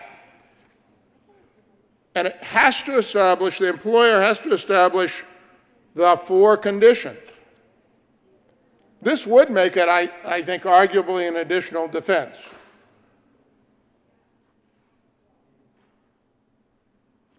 It doesn't change the ability to,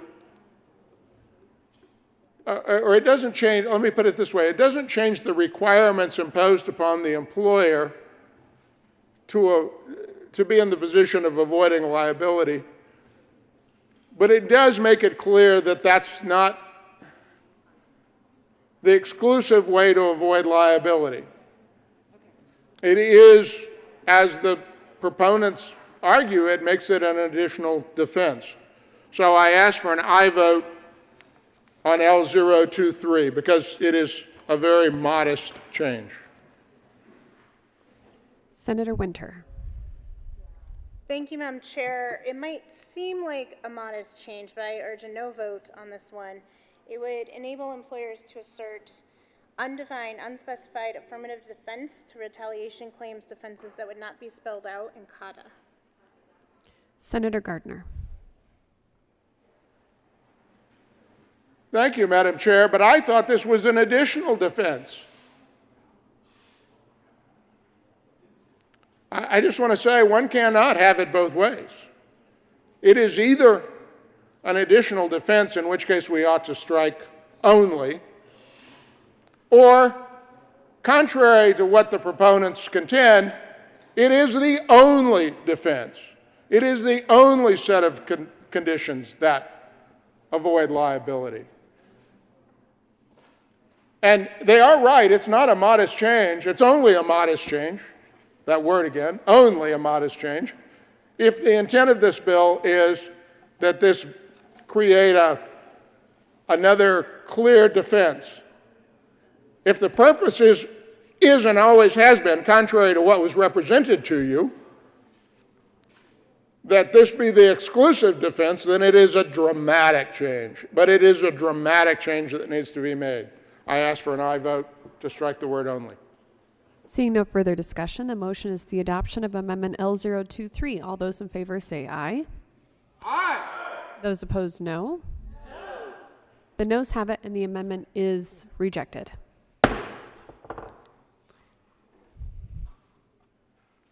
Senator Gardner.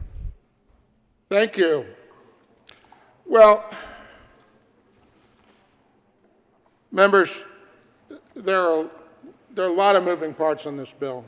After all, we were in committee on April 1st from about 2:30 in the afternoon till midnight. So you're going to have to bear with me as I kind of take you through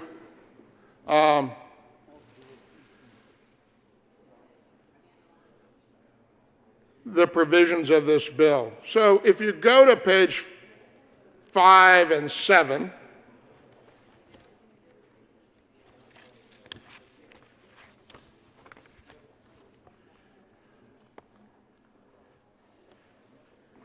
and particularly if you go to page 7, line 24, you've got to kind of go above that. I mean, they say the devil's in the details. Well, the devil's in the definitions. What does it mean to harass or to be to engage in harassment? Well, the definition here says, means to subject an individual to unwelcome verbal, written, or physical conduct where the following factors are met. So, it's not harassment to simply subject an individual to unwelcome verbal, written, or physical conduct, because after all, I suspect that I am subjecting many of you to unwelcome verbal conduct at the moment. But as a matter of discrimination law, it is not harassment unless there are certain factors that are met. One of them is the conduct is related to the individual's disability, race, creed, color, sex, sexual identity, gender identity, I think I left out sexual orientation, marital status, caregiver status, religion, age, national origin, or ancestry. And that first condition is the protected class definition. So legislator is not a protected class. So you don't meet that one because I'm subjecting you to this unwelcome verbal conduct because you're a legislator. And submission to the conduct is made either explicitly or implicitly a term or condition of the individual's employment.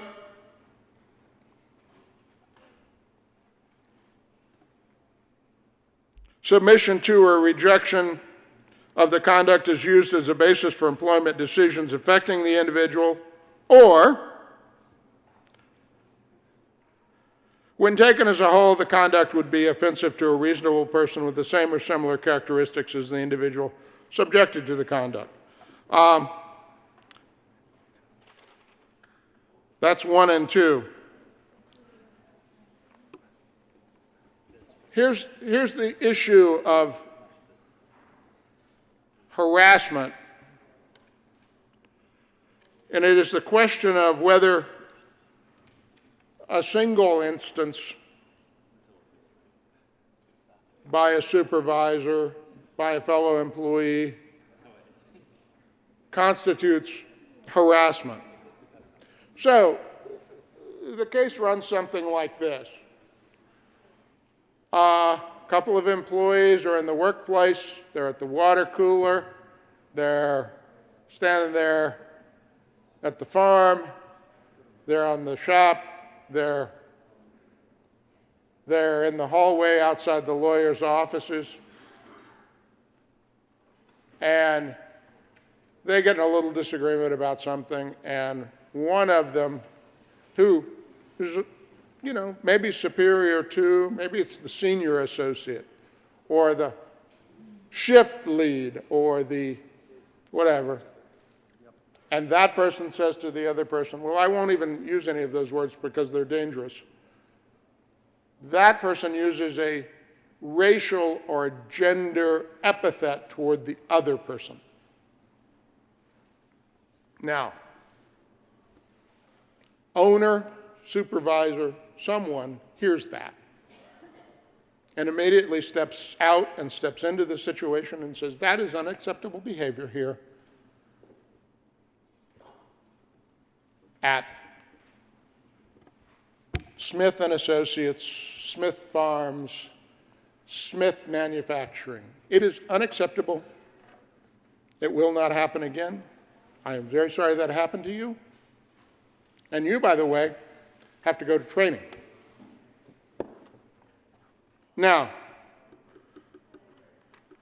the problem is that constitutes harassment already, period, end of statement, under this bill. Why? It was unwelcome. It was related, I already said it was a race or gender epithet. Maybe it was maybe it was a religious epithet. So it's that. And it's one of things. It's not all of these things, but the conduct would be offensive to a reasonable person with the same or similar characteristics. So,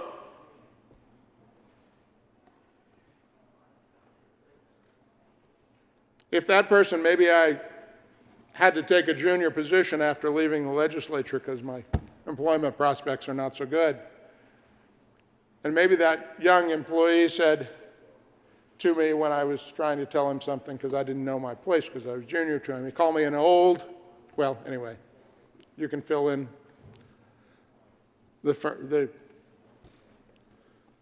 epithet.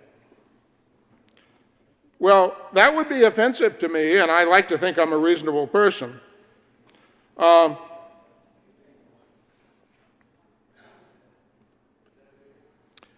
We need, and the law generally requires a little bit more. And the little bit more is that the conduct be severe or pervasive, not severe and pervasive, severe or pervasive, and when taken as a whole, would be offensive to a reasonable person. When taken as a whole, and would be severe or pervasive. Well, now at this point, when you look at what happened to me in my hypothetical, was it severe? Maybe. Was it pervasive? It was one time. But without what case law prescribes, we are going to subject responsible employers. Remember, after all, in my hypothetical, the supervisor or owner stepped out into the hall immediately and stopped it. There's a way to fix this. There's an easy way, and it's by an amendment at the desk.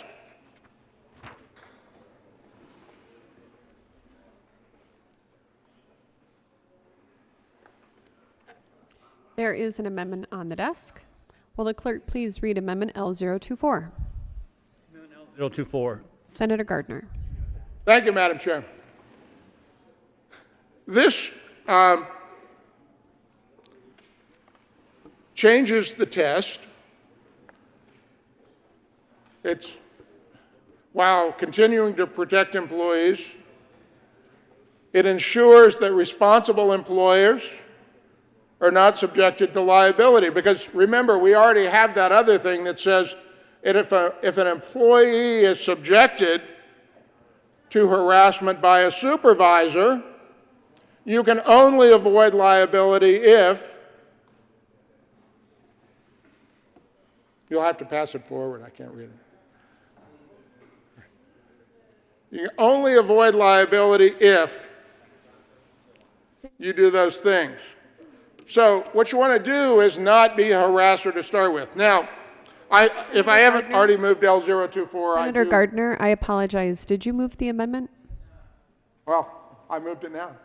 I move L024. Great. Thank you so much. That's the, it needs to be darker. I have a disability. I'm very blind. So, let me tell you what I anticipate the opponents of my amendment will say. They will say there are cases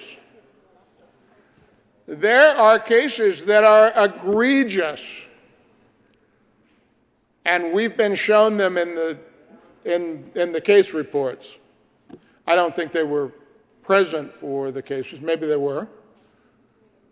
We've been shown these cases in the case reports where someone was groped, someone was assaulted, someone was subjected to some particular thing, and that employer escaped liability because the judge said it wasn't severe or pervasive.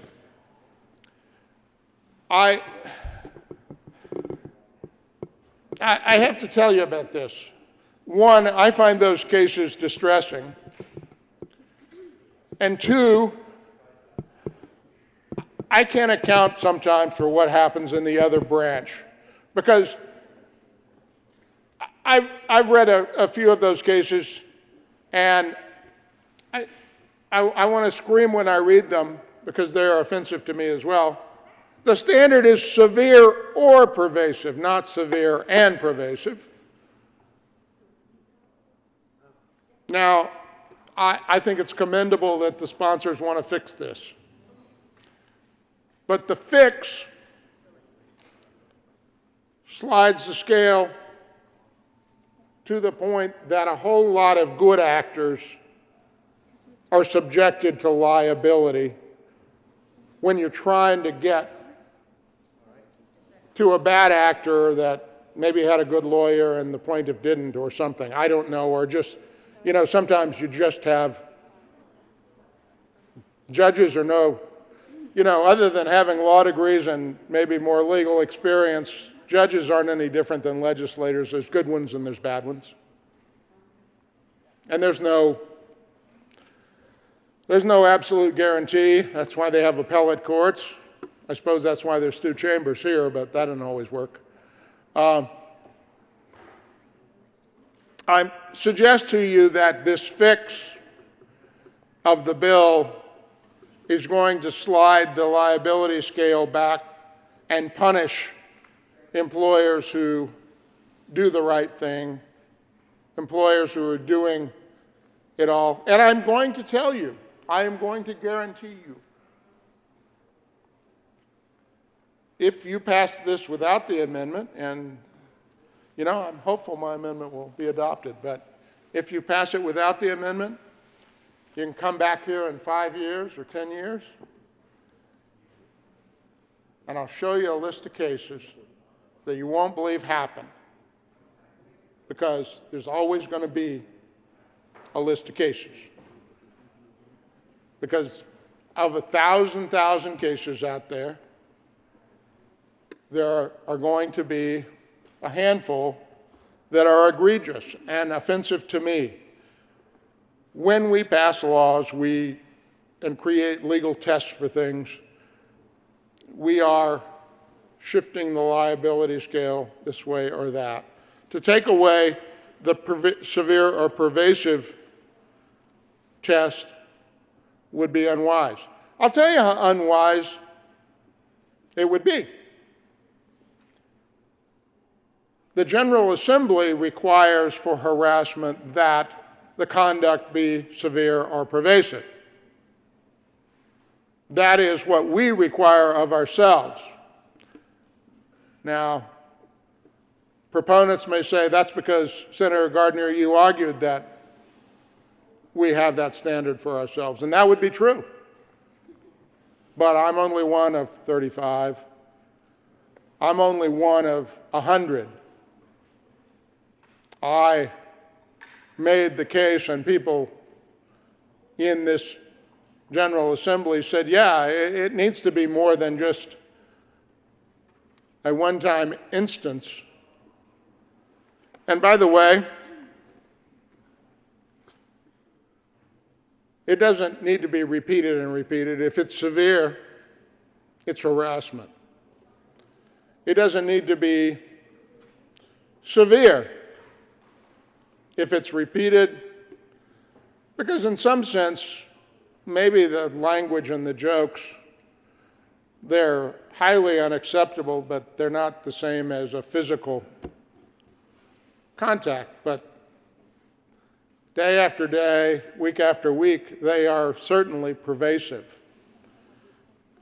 So I asked for an aye vote on L024 as a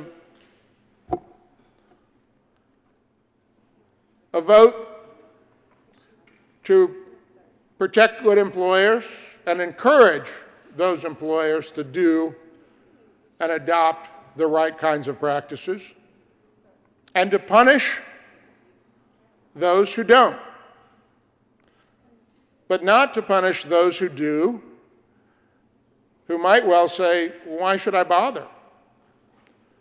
There needs to be a clear path for those employers who are responsible to ensure that they're doing the right thing and that they're avoiding liability. Otherwise,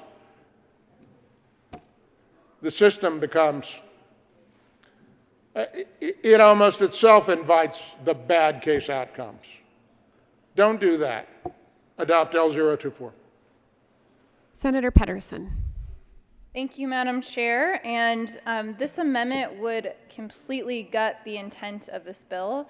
We have an incredibly outdated standard right now for severe and pervasive for harassment. And this current bill takes the totality of the circumstance into consideration. So the analysis from before, the example of an employer who immediately overhears something, reacts, takes action, that is included in the affirmative defense. And so that is really important because that's what this bill is about. We don't want to have a gotcha for employers who are doing their best to provide a safe place where people feel respected in their workplace. And unfortunately, they happen to hire a bad egg who acted inappropriately, said something terrible, and they acted accordingly. That's what this bill is. That's all we want in Colorado is for people to not have to be forced to work in a place that tells them that, suck it up and deal with it. It's not bad enough. This is just the way it is. And so that example is considered in this bill. The current amendment would gut it, and I ask for your no vote. Senator Winter. Thank you, Madam Chair. I also ask for a no vote on this. This standard was established decades ago before current events that showed who's in the workplace is changing, the expectations of what we expect when we show up to be in a harassment-free and discrimination-free environment is important. And the good senator from El Paso County said there might be some bad cases, but there's hundreds of cases, and there's just a couple bad ones. And I know my colleagues are going to share a few, I'm going to share a few, but it's not just the couple bad cases. It's the people that come to a lawyer. They go to the CCRD and they say, this happened to me. And they're told, you don't meet the standard of severe or pervasive. And so you don't have a case. So for all the bad cases, I personally know constituents that have been turned away and said, you don't have a case because you are not going to meet the standard. So for example, one of these cases was a male colleague repeatedly followed and stared at the women at work, asking women if they had wet dreams, asking what she was wearing under her dress, taking the female subordinates to lunch at Hooters, stating in front of one female subordinate a double entendre to another male employee that one of the female assistants allowed him to get in her drawers at any time, called out the two women to bring your buns over here, leaned against one woman and repeatedly tried to look down her blouse, repeatedly touched the women, required one woman to work in his hotel room while on a business trip, and intentionally gave hotel clerks the impression they were having one of the women share his room. That, my colleagues, did not meet the standard of severe pervasive. That set legal precedent. This is why we need to change this standard, because it's not a couple cases, and the cases that did not meet the standard are having victims turned away from people to represent them because they don't have a case from a standard that was set decades ago. Senator Gonzalez.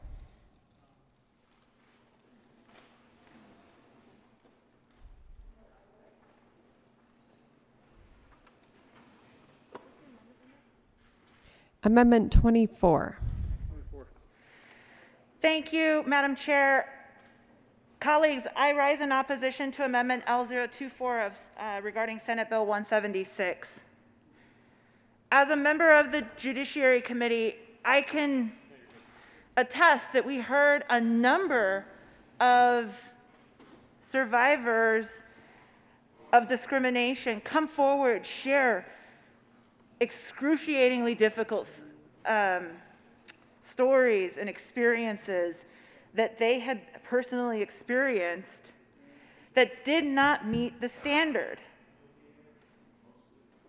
And so if the good senator from El Paso County says, oh, well, the language of L024 states the conduct is severe or pervasive, and when taken as a whole, we have to think about what that will mean for the people of our state.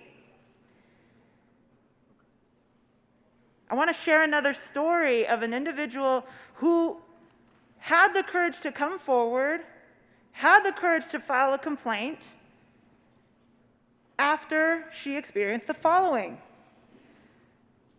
A female employee's supervisor forcibly kissed her and then handed her a $20 bill, proposed that she spend the night with him, asked to come to her house for the night. He told her that he would give her money or buy her expensive things to have sex with him. This supervisor suggested that he could give her sexual advice and told her that he knew what men like.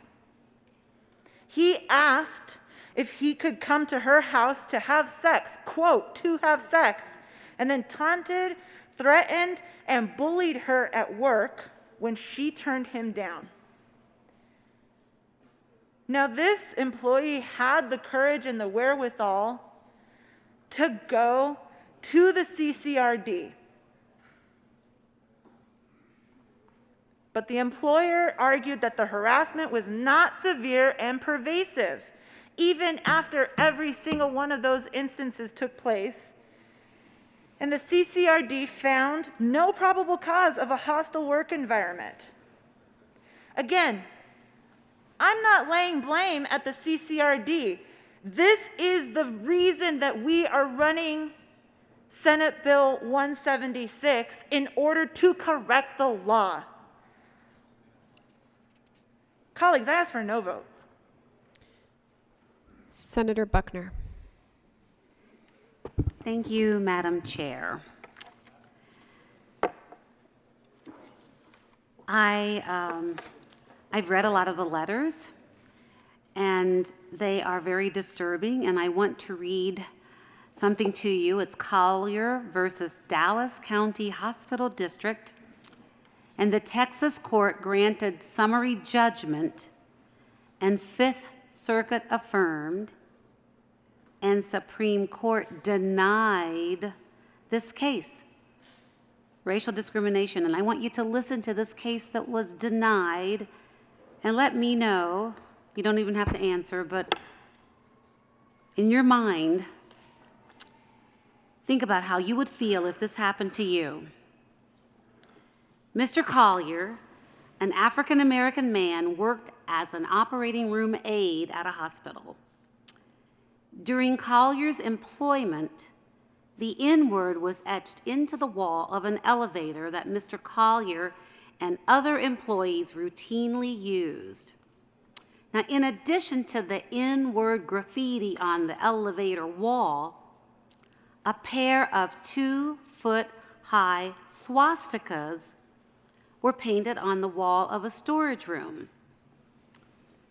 Mr. Collier and other black employees were referred to as boy by their coworkers.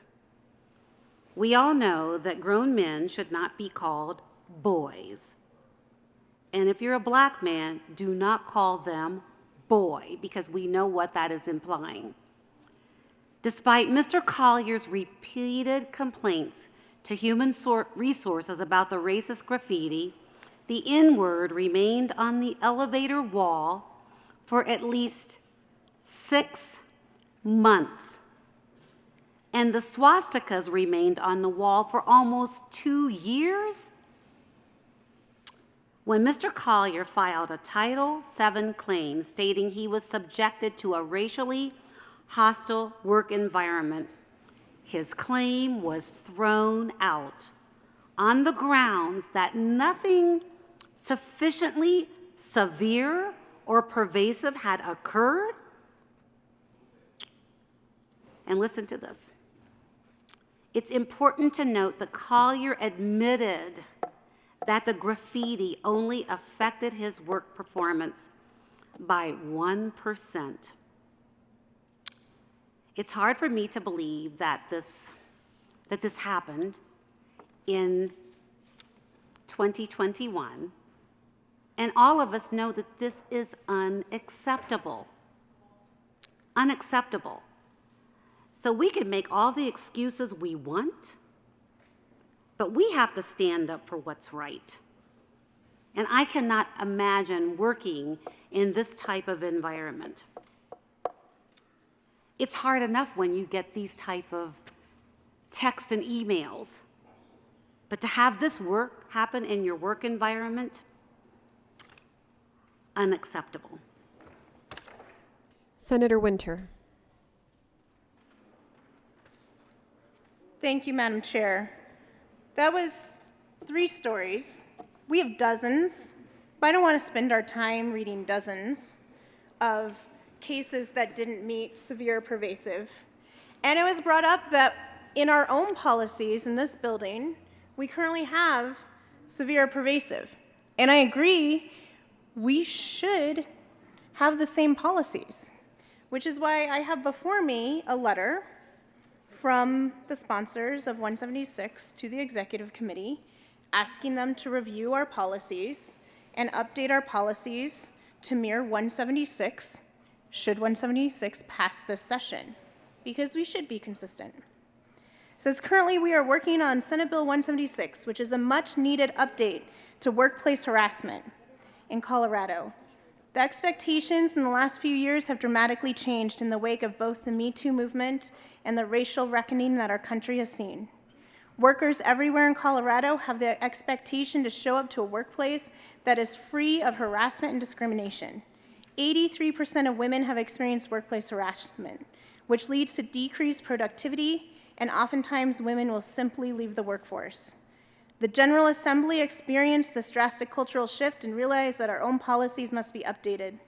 The workplace harassment policy of the General Assembly in 2019 was a historic step forward to ensure that the people working at the Capitol are not subjected to workplace harassment. Putting this policy in place required the efforts of many legislators, legislative employees, partisan, and nonpartisan staff. During the many difficult and important conversations that were required to reach this compromise, we repeatedly acknowledged the need to protect our colleagues and staff from harassment. In crafting this policy, we took the best practices and the legal standards that are available and negotiated numerous details and wove together a policy that we are proud of. However, as more information has come to light, in the recent past, we realized the Capitol policy includes some aspects like severe or pervasive that should no longer be standard by which we measure harassing conduct.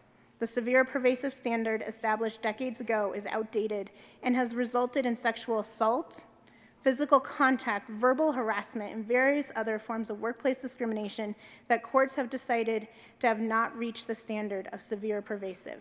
Essentially, and this is the important part, severe or pervasive gives acceptance that there is an acceptable level of workplace harassment and discrimination. This should not be the case. Should the Power Act, Senate Bill 176 be passed, the General Assembly's workplace harassment policy should be updated to comply with the standard outlined in the bill. Signed, the sponsors of 176. Is there any further discussion on Amendment L024? Senator Gardner. Thank you, Madam Chair. Well, first of all, I want to make clear one more time, I find the conduct outlined, recounted by the sponsors, and particularly the senator from Aurora, reprehensible, unacceptable. Unacceptable in my presence, in my workplace, for my clients not long ago, for just such kind of stuff, really less.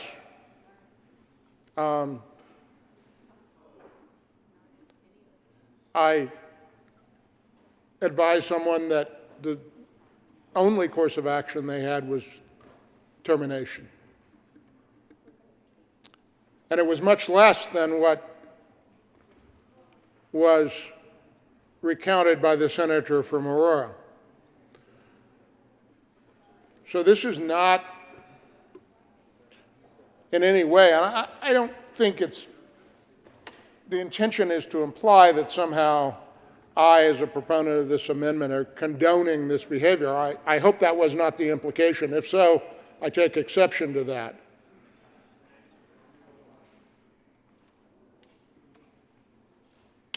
The senator from Denver indicated that we needed to protect or defend the people of Colorado. Employers are the people of Colorado as well, and good employers should be protected as well. I said earlier, I said when I first spoke about this amendment, you know, the proponents of the bill, the sponsors, and the opponents of this amendment are going to tell you a whole group of cases, and all of that is egregious, reprehensible, unacceptable, and, in my view, actionable. But I wasn't there at that courthouse, and that wasn't my client. I don't know why a jury or a judge found the way that he or she did. I hesitate to second guess because there's always some other, besides that set of facts, there are other facts and things at play. But I also said to you, we are never, no matter what the test is, we are never going to have 100% just outcomes. And if we shift the balance, we'll create another set of horror stories, perhaps. We will have shifted the balance against a good employer. We're not talking about the perpetrator, who may well be fired. And if he or she wasn't fired, I would say that that is a basis for severe or pervasive.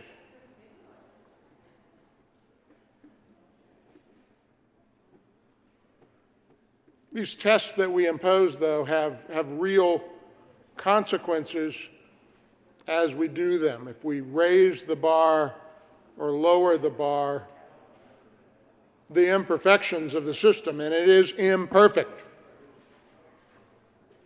will err in one direction or the other. I think you might then come up here and argue, well, if I'm going to err, I want to err on the side of the employee. Well, I contend to you that the system at times does. And I can come up with whole sets of settlements where employers say, I can't believe I had to pay, or I can't believe that I was put out of business for that, because I did my best. I had a rogue supervisor, and I did what I was supposed to do, and you're going to start to hear that. So, let's try to keep the balance. I would suggest that more people need to find good counsel. I think we need to be vigilant about our sister branch. I ask for an aye vote on L024. Seeing no further discussion, the motion before the body. Senator Story. Thank you, Madam Chair. I appreciate the work that's being done on this bill, focused on calling out harassment and mitigating it. There is no amount of harassment that's acceptable, whether it's sexual harassment, bullying based on religion, race, culture, sex, gender, none of it is acceptable. No amount. I have a situation to share with you, a case that went to trial. Enriquez versus United States Cellular Corporation in 2008. It's sexual harassment. The man in question was a U.S. Cellular supervisor for 3 women, Ms. Enriquez, Ms. S., and Ms. M. They claimed that the following behavior from the supervisor constituted hostile work environment and sexual harassment. When Ms. Enriquez asked for a change in her schedule, the supervisor told her to lay across his desk in some lingerie, laughed, and then granted her request. Around that same time, the supervisor began to make comments regarding the physical appearances of women entering the store, including saying, "She's got a nice ass. Damn, she's fine, and if you have a nice ass, you can work here at US Cellular." Later, the supervisor sent Ms. Enriquez text messages such as, "Those black pants look good, and your scent is still in my office," when she wore perfume. He also told her, "You have a nice body," and he attempted to kiss her while she was in his office. Later, he told Ms. S., "You've got a nice ass, that shirt looked nice and tight," and he asked to see her breasts on 2 occasions, and when she told him to stop treating her with disrespect, he asked to see her breasts several more times.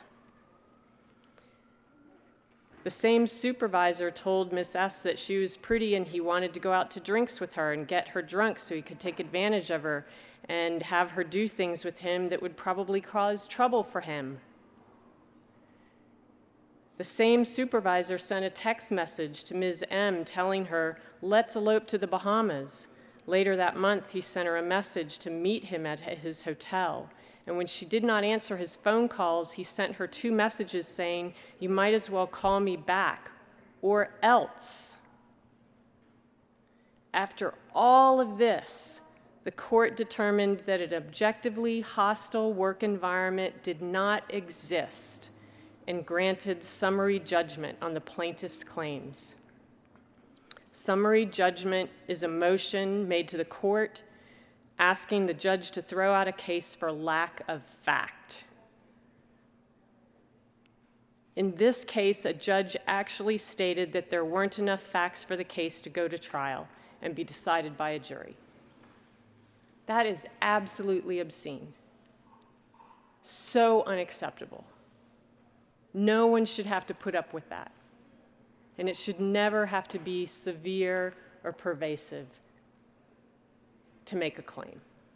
Harassment is harassment, no matter what level or shape or form it appears. It's wrong. And we should not accept it at all. The motion before the body is the adoption of Amendment L024. All those in favor say aye. All those opposed say no. The noes have it, and the amendment is lost. Is there any further discussion? Senator Kirkmeyer. There is an amendment on the desk. Will the clerk please read Amendment L039? Amendment L039 to Senate Bill 176. Senator Kirkmeyer. Thank you, Madam Chair. I move L039. To the amendment? Thank you. L039 is an amendment that adds into the bill underneath the non-disclosure agreement section that the state would not be able to enter into non-disclosure agreements. And that would mean any state agency, any branch of the state government, or any of its departments, institutions, or agencies shall include in any agreement employment of the state, department, institution, or agency a non-disclosure provision. I understand that in the bill right now, we put guardrails around non-disclosure agreements, and apparently that would be fine for the private sector. But for the public sector, I just don't believe that the state government should be able to enter into non-disclosure agreements. State employees are public servants and they're hired to serve the public. They're also paid with public funds. Non-disclosure agreements raise serious ethical and legal implications. A government employer should not be allowed to silence speech, their First Amendment rights.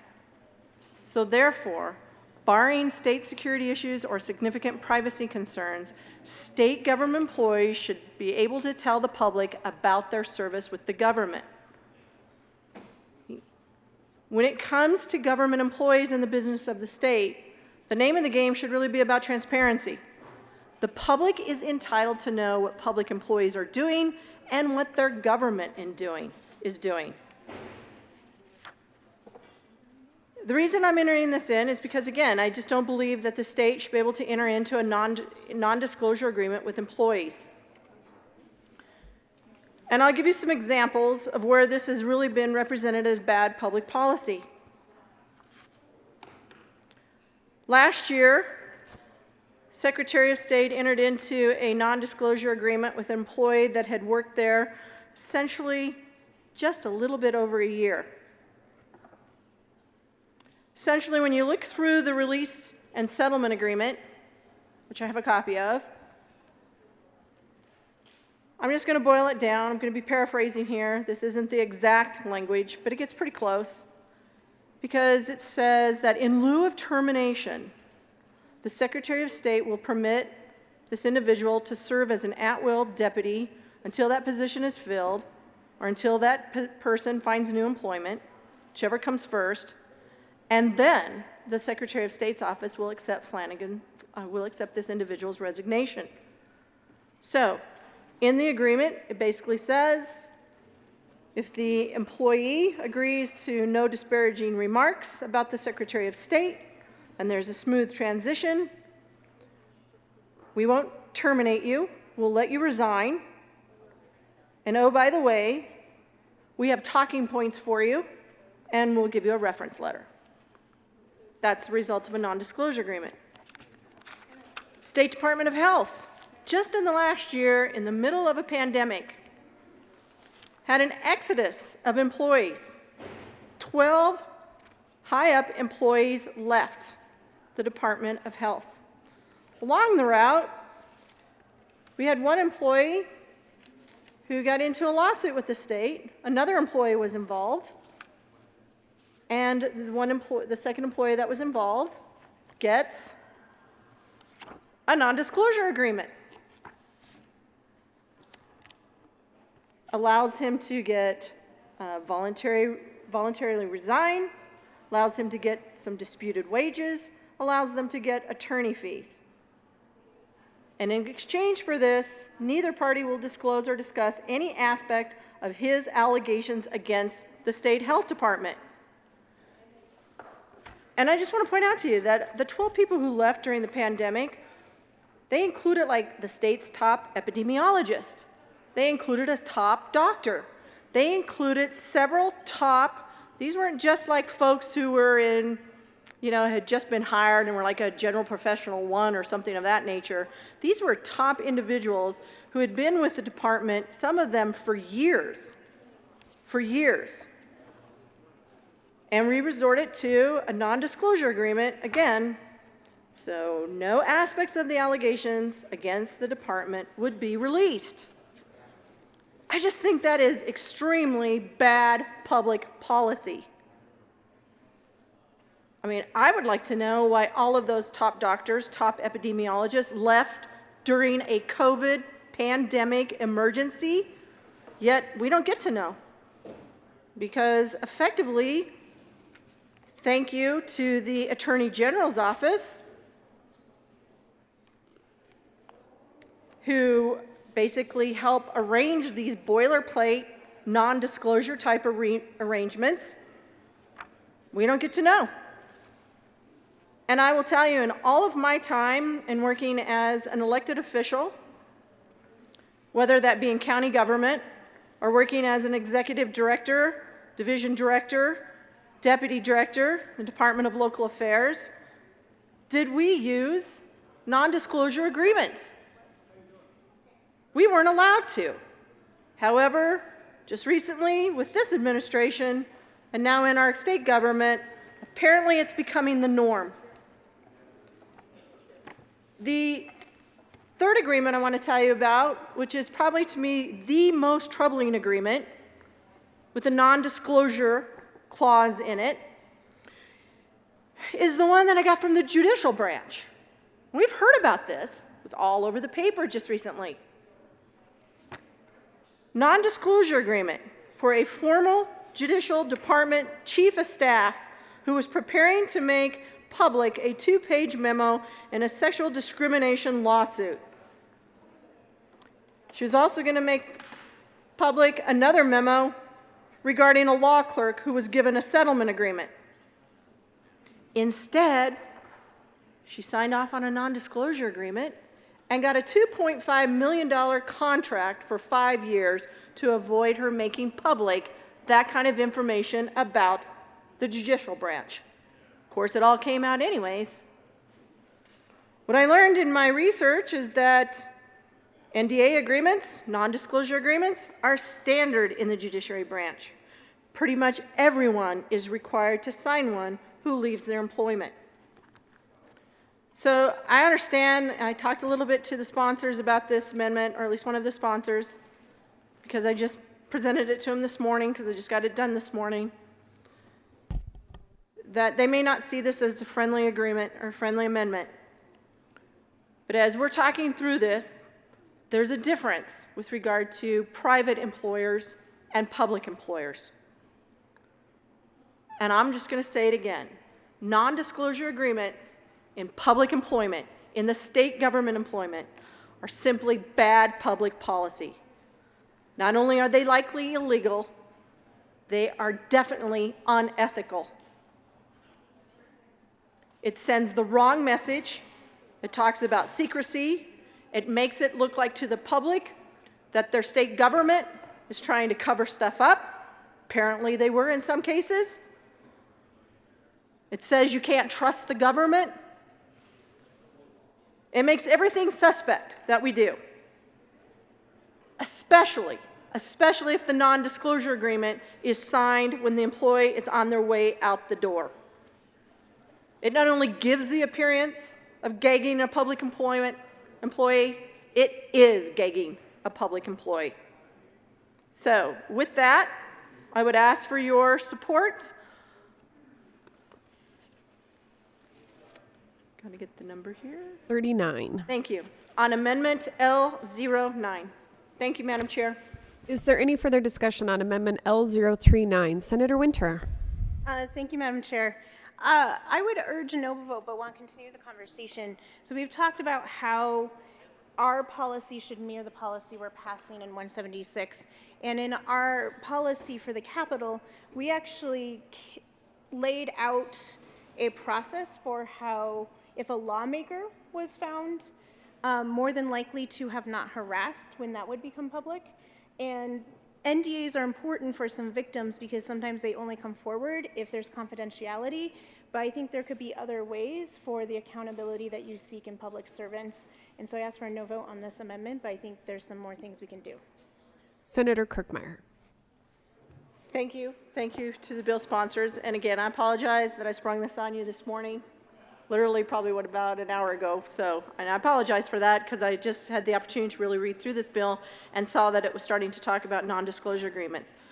I would just point out what is now in the bill with regard to the amendment that came up in judiciary, the strike below. And it says a provision in an agreement between an employer and an employee that limits the ability of an employee to disclose or discuss either orally or in writing, alleged discriminatory or unfair employment practices, which provision is referred to in this section as a non-disclosure provision, is void unless, and then there's some provisions, and I understand Amendment 20 took out the part that it's void unless it was first proposed by the employee. I understand that Amendment 20 that was passed today put in a reciprocal arrangement with regard to Section B, Roman numeral 5, or paragraph B, Roman numeral 5. But This is talking about any employer and employee. That would include the state at this point. This provision gives the state an out.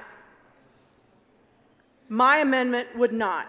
My amendment would simply say the state, as a public employer with public employees, would not be able to do non-disclosure agreements. Again, bad public policy. I gave you 3 very good examples of where non-disclosure agreements were used just recently within the last year, approximately 14, well, actually 15 months now, within the last 15 months, where they were used inappropriately to muzzle state employees so that state officials, elected officials, Supreme Court justices wouldn't have to go through public scrutiny, wouldn't be embarrassed. The state is a public employer with public employees. We pay for that with our taxes, public tax dollars. As a taxpayer of this state, I have every right to know what's going on in the judicial branch. I have every right to know what the heck is going on over in the Secretary of State's office. Why she's firing somebody, essentially, or putting in a non-disclosure agreement that says, look, you don't say anything bad about me. I'm going to tell you exactly what you get to say, and then I won't fire you and embarrass the heck out of you and make it sure that you can't get a job anywhere else because you were a political operative to begin with, or because I'm a State Department called the Department of Public Health and I'm in the middle of a pandemic and I've got hostile work environment lawsuits coming out against me. Surprisingly, just after 6 months after I got appointed, somehow it's okay that we have non-disclosure agreements for those public employees. That I, as a taxpayer, I don't get to know what's going on in that State Department. That I don't get to understand why our top epidemiologist left in the middle of the worst pandemic emergency that we've had in this state. That's wrong. It is wrong that I don't get to know what the heck happened over in that judicial branch because they think it's okay to have non-disclosure agreements. And oh, by the way, they don't go through the procurement process and hand it out a $2.5 million contract to muzzle the chief of staff, so none of us got to know. That's embarrassing. That is embarrassing to us. As elected officials, we should never, ever stand for this, ever. So again, I ask for your aye vote on Amendment L039. Let's bring this out in the open. Let's make sure that we don't get to have a lesser standard, that we get to cover things up. It's our job to ensure that we work to gain and keep the public's trust. I don't know what everybody's trying to cover up, but I think it should stop. Please vote for L039. Senator Lundin. Thank you, Madam Chair. I rise in support of L039 and would like to amplify upon the absolutely righteous anger of my colleague.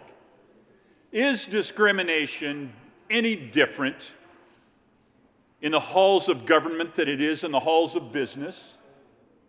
Is harassment any different in the halls of government than it is in the halls of business? I would argue no. Every human is precious, no matter where they might work. If they work for state government, local government, federal government, or whether they work in a small business or a large business. The reality is that which this bill ostensibly seeks to tamp down, to stop, is just as offensive if it occurs in state government or local government. This amendment simply says, let the people know. Why would you give government protections that you would not allow others? The intellectual inconsistency in opposing this amendment is tragic. People are people are people, no matter where they might be employed.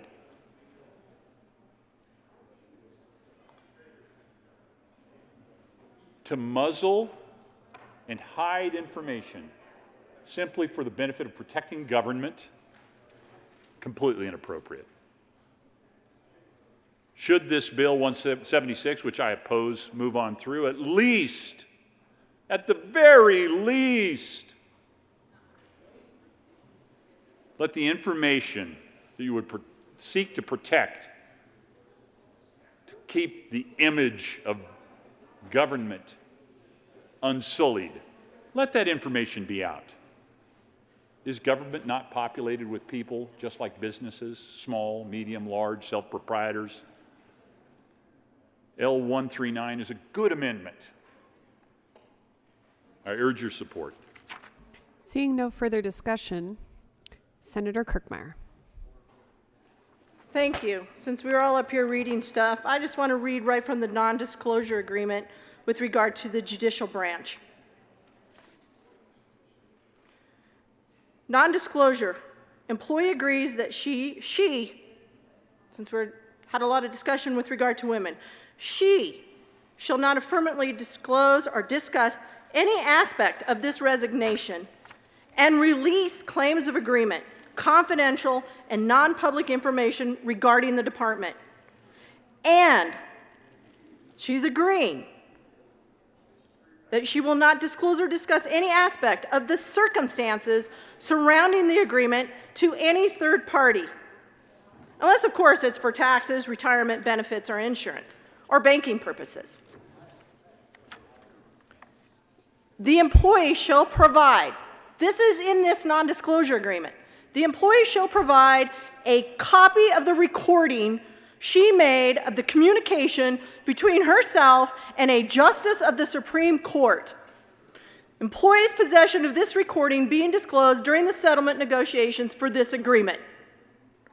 So if she made any recording, she had to hand that over too. She couldn't even keep it. So to safeguard the secrecy in our judicial department, in our Colorado Judicial Department, that a female appellate law clerk who made the accusation in September of 2013, then a 34-year-old who was a year out of an Ivy League law school. 34-year-old out of an Ivy League law school. She's the one. She signed a non-disclosure agreement that kept her on the payroll for a year in return for her promise not to sue. That's the inappropriate use of a non-disclosure agreement. That is really just basically tells us all why we should be putting this amendment into this bill. Again, I ask for your support on L039. The motion is the adoption of Amendment L039. All those in favor say aye. Aye. Those opposed, no. No. The noes have it, and the amendment is lost. The motion before the body is the adoption. Senator Gardner. Thank you. Once again, I guess the motion is whether or not to adopt me. And keep you as our own. Thank you, Madam Chair. Attention on deck, attention on deck. The mess line is now open. Some will get the joke. Members, there are many infirmities in the bill. I want to shift now to another, which will cause me, I suppose, to skip past some amendments, but we can come back to them. If you go to the Judiciary Committee report, now called the bill, to page 6, you start to deal with an issue in the bill relating to independent contractor status. So, page 6, lines 17 through 41, and if this has been changed by some earlier amendment from the sponsors, my apologies, but I have not had a chance to analyze this.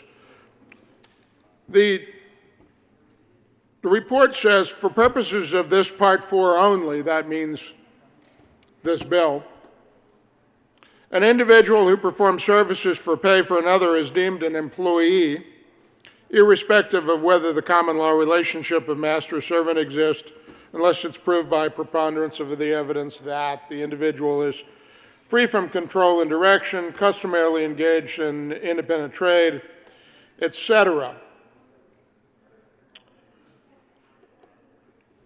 Here's the problem with this.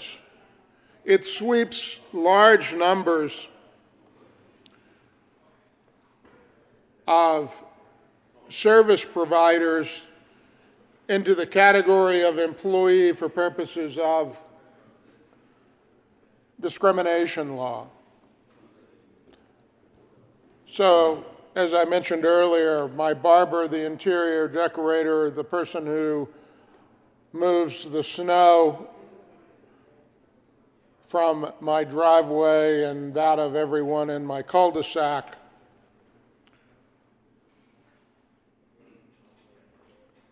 and you say, well, you shouldn't discriminate against them. Well, I don't, and I won't. But we are subjecting every homeowner, every individual in the state of Colorado, whether or not they're an employer, into this category and into this potential liability. And so if I had my way, an amendment would magically appear at the desk.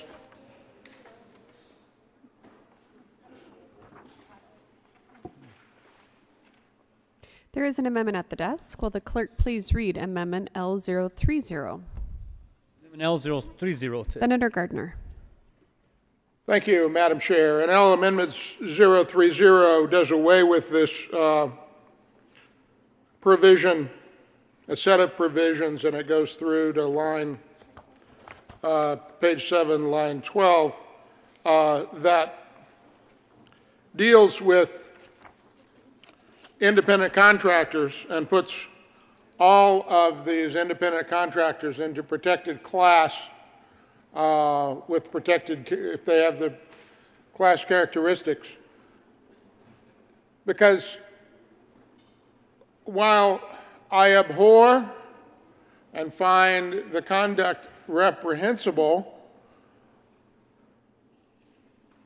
those who are not themselves engaged as employers, those who themselves are not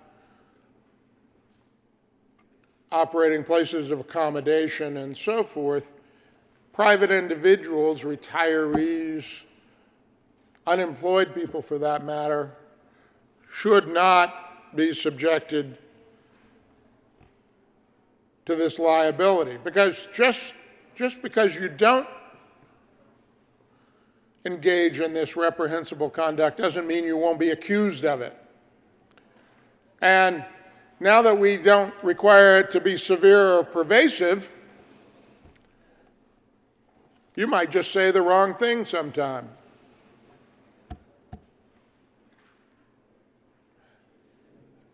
You might be inartful in saying why you want a different kitchen contractor or interior decorator or barber. And suddenly that person says, oh, you know, here's a really good chance. It might itself be retaliatory to just file a claim against you, because it's pretty easy to file a claim. You just have to check blocks on a form and write it out. And then the other person has to answer, and I tell my clients that's about a $5,000 deal when you just to get started. So I ask for an aye vote. If I haven't moved L030, I move it. Thank you. And ask for an aye vote on L030. Senator Winter.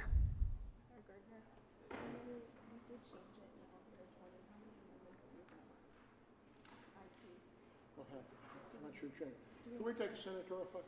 We will stand in a senatorial 5. So we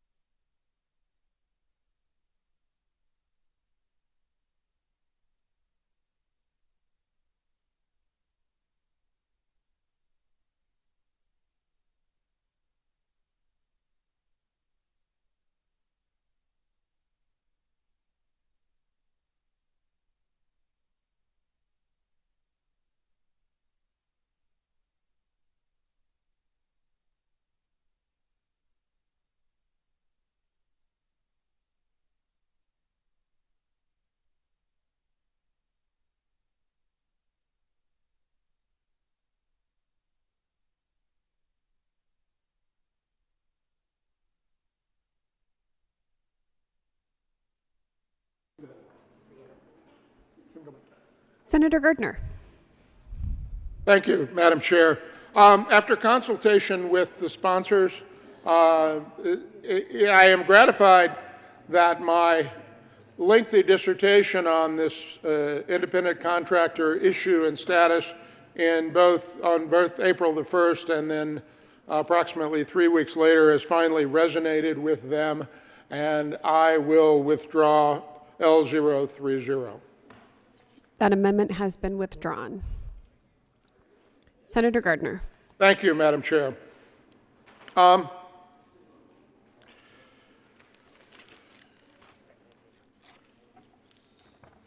think with that, Madam Chair,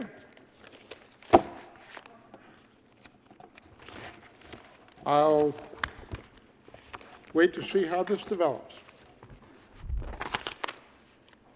Seeing no further discussion, the motion is for the adoption of Senate Bill 176. All those in favor say aye. Those opposed, no. No. The ayes have it, and the bill is adopted. Will the clerk please read the title to Senate Bill 279? Senate Bill 279 by Senator Story and Simpson, Representative Roberts, concerning delinquent interest payments for property tax payments. Senator Simpson.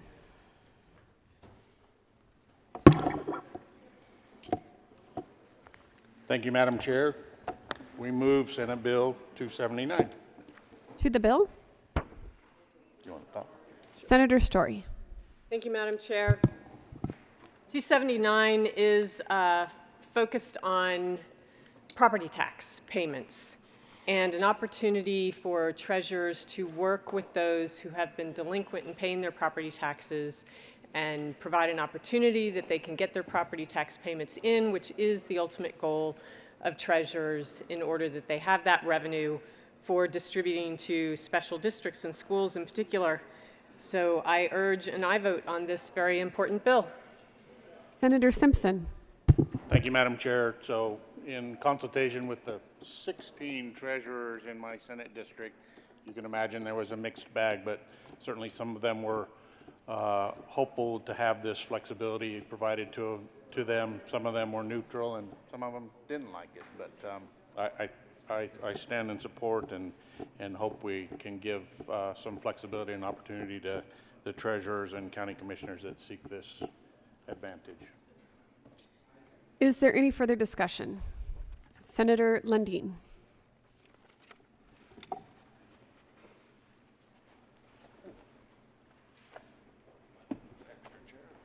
Thank you, Madam Chair. Love the flags and appreciate the chairs, but it's getting a little crowded down here sometimes. We heard this bill in Finance Committee. They're trying to box me out from the well is what's going on here. I appreciate that. Heard this bill in Finance Committee, and we heard from a county official that there was a risk of just an unequal application of the taxes. People that chose to make, as most of us pay our property taxes in two parts, those that chose to make that first payment and in good faith made the payment, and then found out later that they could have held off, waited, and gotten a beneficial result, as this bill would provide for them, would be receiving a less favorable treatment under the law. And so that was, I just wanted to call out to people that there's an issue here where we may not have a precise equal application of the law across all the citizens of Colorado, and there is that concern with regard to this bill. I did vote no on the bill for that reason in committee. Not a vigorous going to stand down here for 2 or 3 hours and argue it. I'm only going to do 45 minutes on the bill, so bad joke. In fact, I just wanted you folks to know there are some concerns around this legislation. Minority Leader Hulbert. Thank you, Madam Chair.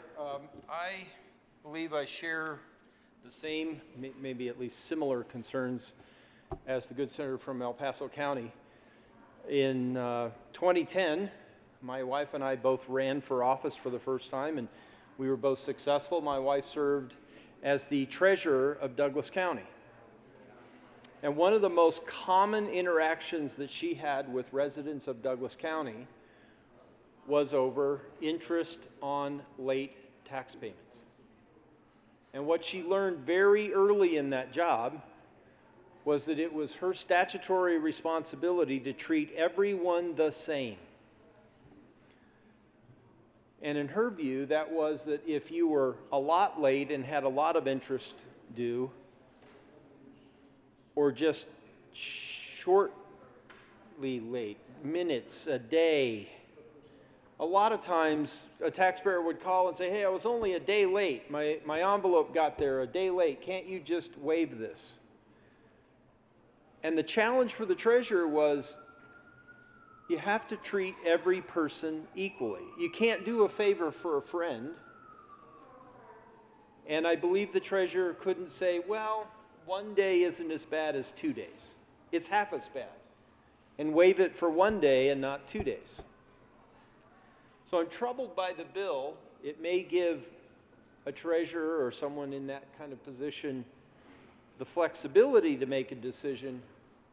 And I don't mean any criticism of the bill sponsors. I think they're trying to help. But having been married to one of the people that has to make these decisions, I think the standard of treat everybody equally is probably a better one, though it is frustrating with people. And I can tell you the conversations when I got home from work and how was your day? Well, it was good. How was your day? Well, it wasn't so good. Oh, what was that? Had to deal with another taxpayer, was just a day late, but having to stand up for that principle of treat everyone equally. Don't do favors for some people and not others. And where is that line between being a day late or 2 days late or a week late or a month late or just belligerently late? Have some concerns about the bill and would be grateful to understand why maybe my concerns are unfounded, why the bill is the right answer, but I do have those concerns. Thank you, Madam Chair. Senator Simpson. Thank you, Madam Chair. So those are valid concerns. The bill replicates something that this body undertook last year in a recognition of some really kind of unique circumstances and challenging times. And I know there's a sense that maybe we've moved beyond those challenging times, but I know there are still circumstances where folks have not recovered financially from impacts of COVID and truly are struggling to make these commitments in their tax payments. So the circumstances today are significantly different than they were 10 years ago. They're incrementally better than the same time period last year, but there's still a challenge. And this affords those treasurers and those constituents of mine an opportunity. Senator Story. Thank you, Madam Chair. Just for additional context, the Board of County Commissioners must approve of this policy to be utilized in the county, and special districts must be consulted as well. As was mentioned by my co-prime, this policy was utilized in 2020.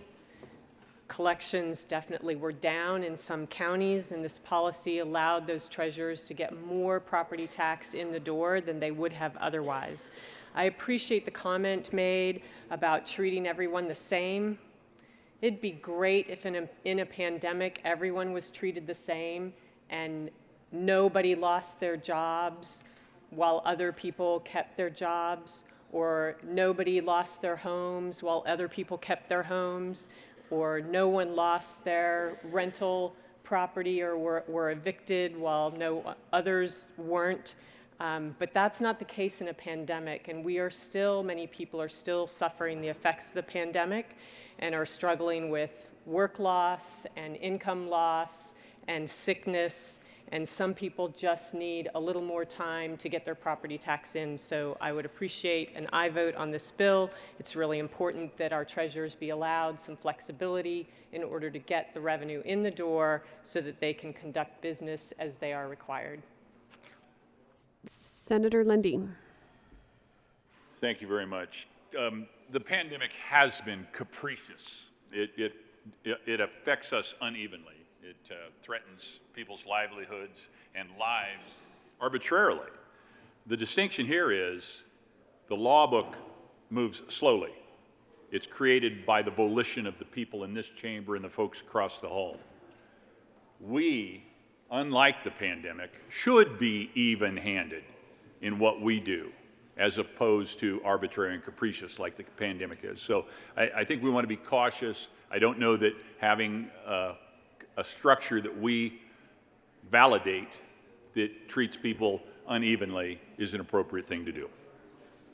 Seeing no further discussion, the motion is the adoption of Senate Bill 279. All those in favor say aye. Aye. Those opposed, no. The ayes have it, and the bill is adopted. Will the clerk please read the title to House Bill 1292? House Bill 1292 by Representative Baisley and Amabile and Senator Story and Heisey concerning a requirement for reporting revenues derived from sports betting activity. Senator Story. Thank you, Madam Chair. House Bill 1292 is focused on reports of revenue for sports betting. The assessors are required by statute to properly value property in the state of Colorado. This bill assists assessors to fairly and accurately incorporate the impact of sports betting revenue received by casinos into the value of casinos. The assessors must do this to fulfill their statutory duty. So the bill directs the Division of Gaming to report net sports betting revenues generated by the casino cities of Black Hawk, Cripple Creek, and Central City. And this is consistent with the Division of Gaming's publication of limited gaming results.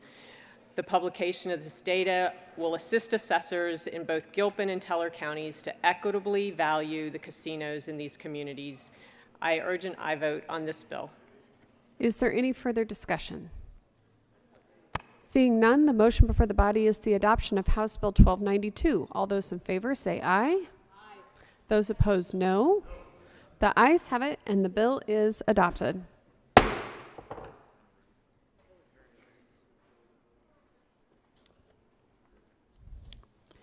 Majority Leader Fenberg. Thank you, Madam Chair. I move the committee rise and report. The motion is to rise and report. All those in favor say aye. Those opposed, no. The ayes have it, and the committee will rise and report.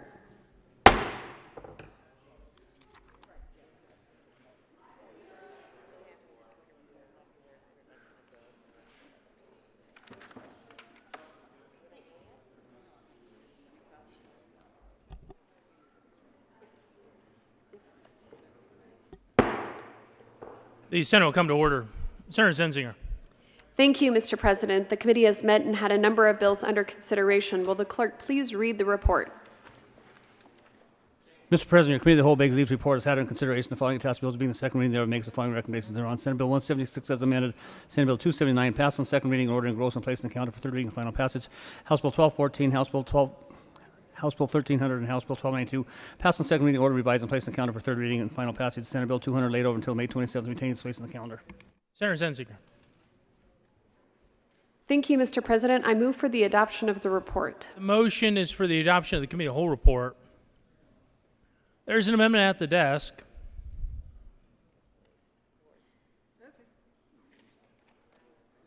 Will the clerk please read Amendment 001, 176? 001 to Senate Bill. Senator Kirkmeyer. Thank you, Mr. President. I move Cow Amendment 001. To the amendment, Senator. Thank you, Mr. President. I'm sure you all didn't miss my comments when I was down here speaking about Amendment L039. But for those of you who weren't paying attention, I'm going to talk about the most significant part, and the one that I feel, as a non-disclosure agreement, is the most egregious. And this is the one that was with the Judicial Department. This amendment simply says that L039 passed, and that we would add a provision into this bill that says non-disclosure agreements cannot be done by the State Department, by any of their departments, agencies, or institutions. And again, I'm just going to read you the part that I just find the most egregious. And it was the non-disclosure agreement. This one was with the Chief of Staff to the Judicial Department, to the State Court Administrator's Office, where she signed a non-disclosure agreement because she was preparing to make public a 2-page memo in a sexual discrimination lawsuit. She also was going to release a memo regarding a law clerk who was given a settlement agreement as well. When she signed the agreement, essentially in exchange for that, I'm sure they'll say it wasn't, but it looks that way, essentially in exchange for that, she was given a $2.5 million contract to avoid her making any public comments, effectively muzzling and gagging her with regard to a pretty serious matter in our judicial branch. And for the law clerk, who also was given a settlement agreement, I couldn't get hold of that settlement agreement because they wouldn't release her name. But anyways, to safeguard the secrecy, the Colorado Judicial Department had a female appellate law clerk who made the accusation. She was then a 34-year-old who was a year out of Ivy League law school, a 34-year-old. She signed a non-disclosure agreement, kept her on the payroll for a year in return for her promise not to sue and not to go public against the judicial branch. You know, I'm going to say this. One of the sponsors, the good senator from Lakewood, came over and we had a little bit of discussion, and I greatly appreciate that. And she thought I was bringing this forward because my displeasure with certain elected officials. That's not it at all. I just truly believe that non-disclosure agreements are bad public policy, and that state government employees, as public servants, they're hired to serve the public, they are paid with public funds, that it's unethical to essentially silence them and gag them. And the other part, why I keep bringing this forward, that made me extremely concerned, is that at one point in a newspaper article, it was stated that the settlement agreement was the recommendation from the Attorney General using boilerplate language, which to me means that these are running rampant, that they're all over state government, all over our state departments. So again, Amendment 001 simply says that Amendment 039, requiring that the state may not have non-disclosure agreements, that it did pass. I ask for an aye vote. Thank you. Is there any discussion? Senator Pedersen. Thank you, Mr. President, and thank you for bringing this up. You know, non-disclosure agreements are really important sometimes to survivors. It's actually one of the biggest reasons for not coming forward is fear of retaliation and fear of exposure and how scary it is to actually put yourself out there and be public. So this is actually really important that this is an option for people who are the ones who have been harassed. This is consistent with the private sector and the public sector. It still allows for non-disclosure agreements, but it puts guardrails around it. And so I don't think that this amendment is necessary, and I appreciate the intent, though, and ask for a no vote. Senator Kirkmeyer. Thank you, Mr. President. I would just say, in my 7 years working in state government, at one point being the executive director of the Department of Local Affairs, and in my 20 years as a county commissioner, never once did I feel the need to have someone, an employee, sign a non-disclosure agreement. I'm not talking about the private sector. I am talking about the public sector, about state government and our responsibility to ensure that we get the public's trust and that we keep the public's trust. Requiring employees on their way out of employment, when they have allegations, when they have issues with their employer, whether that be the Secretary of State, whether that be a Supreme Court justice, whether that be the executive director of the Department of Public Health and Environment during a pandemic, requiring that employee, in lieu of termination, that we'll write your talking points, we'll tell you what you'll say to the press, requiring them to sign a non-disclosure with that agreement in there, or else we'll terminate you and ruin your career, is wrong. Requiring an administrator to the Chief Justice in our judicial branch to sign a non-disclosure agreement, then basically paying her off with a $2.5 million contract so that she will not bring up sexual discrimination allegations going on in our judicial branch that are being covered up for months to years, we have no idea how long, is wrong, and it's disgusting. I truly cannot believe that this body thinks it's okay for state government to have non-disclosure agreements and muzzle state employees, and that they believe that taxpayers, that citizens of the state of Colorado do not have the right to know what is going on in our state government. It makes me believe, and I have been in state government, and I am in this body now, it makes me believe that there's a whole bunch of stuff, a whole bunch of wrongdoing being covered up. I ask for an aye vote. Is there further discussion regarding Amendment 001? Seeing none, the motion is the adoption of Amendment 001. Are there any no votes? Senators Lee, Buckner, Pedersen, Story, Hansen,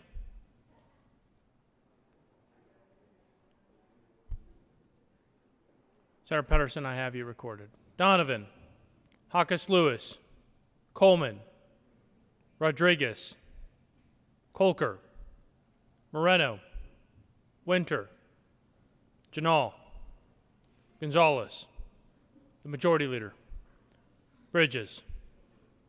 Please add the President.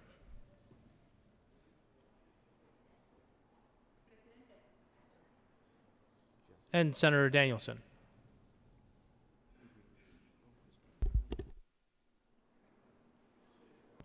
With 17 ayes, 18 no votes, 0 absent, and 0 excused, that amendment is lost.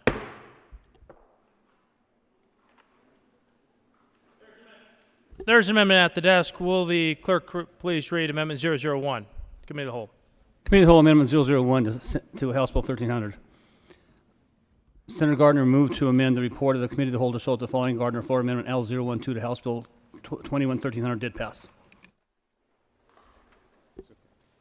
Senator Gardner. Thank you, Mr. President. I move Committee of the Whole Amendment 001 to House Bill 1300. Members, this is to the medical lien bill, and it is the amendment that ensured, if adopted, that the injured person themselves would be fully compensated for all of their damages. The proponents say that this bill is about the injured parties. It's about protecting them. The medical lien structure is to ensure that they're treated and their expenses are paid for If that is the case, then we ought to adopt this committee of the whole amendment. I ask for an aye vote. Is there further discussion? Senator Smallwood.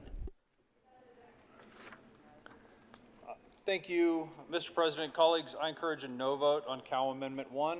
This is an amendment that, in my opinion, makes it more difficult for medical lien companies to exist, and that is bad for patients in our state. That defeats the entire purpose of the bill, which is to make a better, more transparent medical lien company industry, and I, again, encourage a no vote on Cow Amendment 1. Senator Zenzinger. Thank you, Mr. President. I also urge a no vote on this amendment. The whole purpose of the bill is that these things exist. There are medical liens and there are medical lien companies out there, and we want to make sure that there are proper guardrails so that everything is on the up and up and that the injured party is not the person who is suffering by any other person's negative actions. So it's really important that we reject this amendment and we stick with the bill as it is written.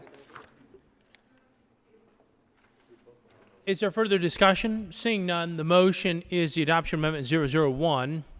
Are there any no votes? Senators Donovan, Coleman, Hawkins Lewis, Simpson, Danielson, Lee, Winter, Hansen, Story, Heisey, Coram, Woodward, Kirkmeyer, Gonzalez, Zenzinger, Moreno, Rodriguez, Colker, Smallwood, Rankin, Bridges, Buckner, the Majority Leader, Pedersen,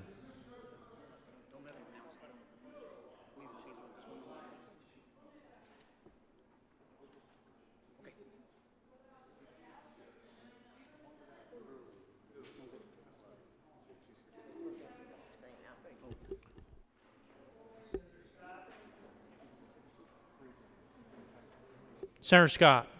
Senator Janal, how do you wish to be recorded, Senator Janal? How do you wish to be recorded? Senator Janal. Mr. Minority Leader. Senator Smallwood.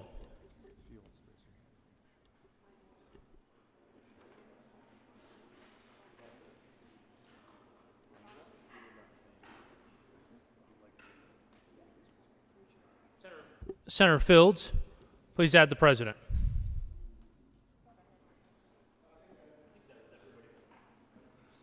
With 6 aye votes, 29 no votes, 0 absent, and 0 excused, Amendment 001 is lost.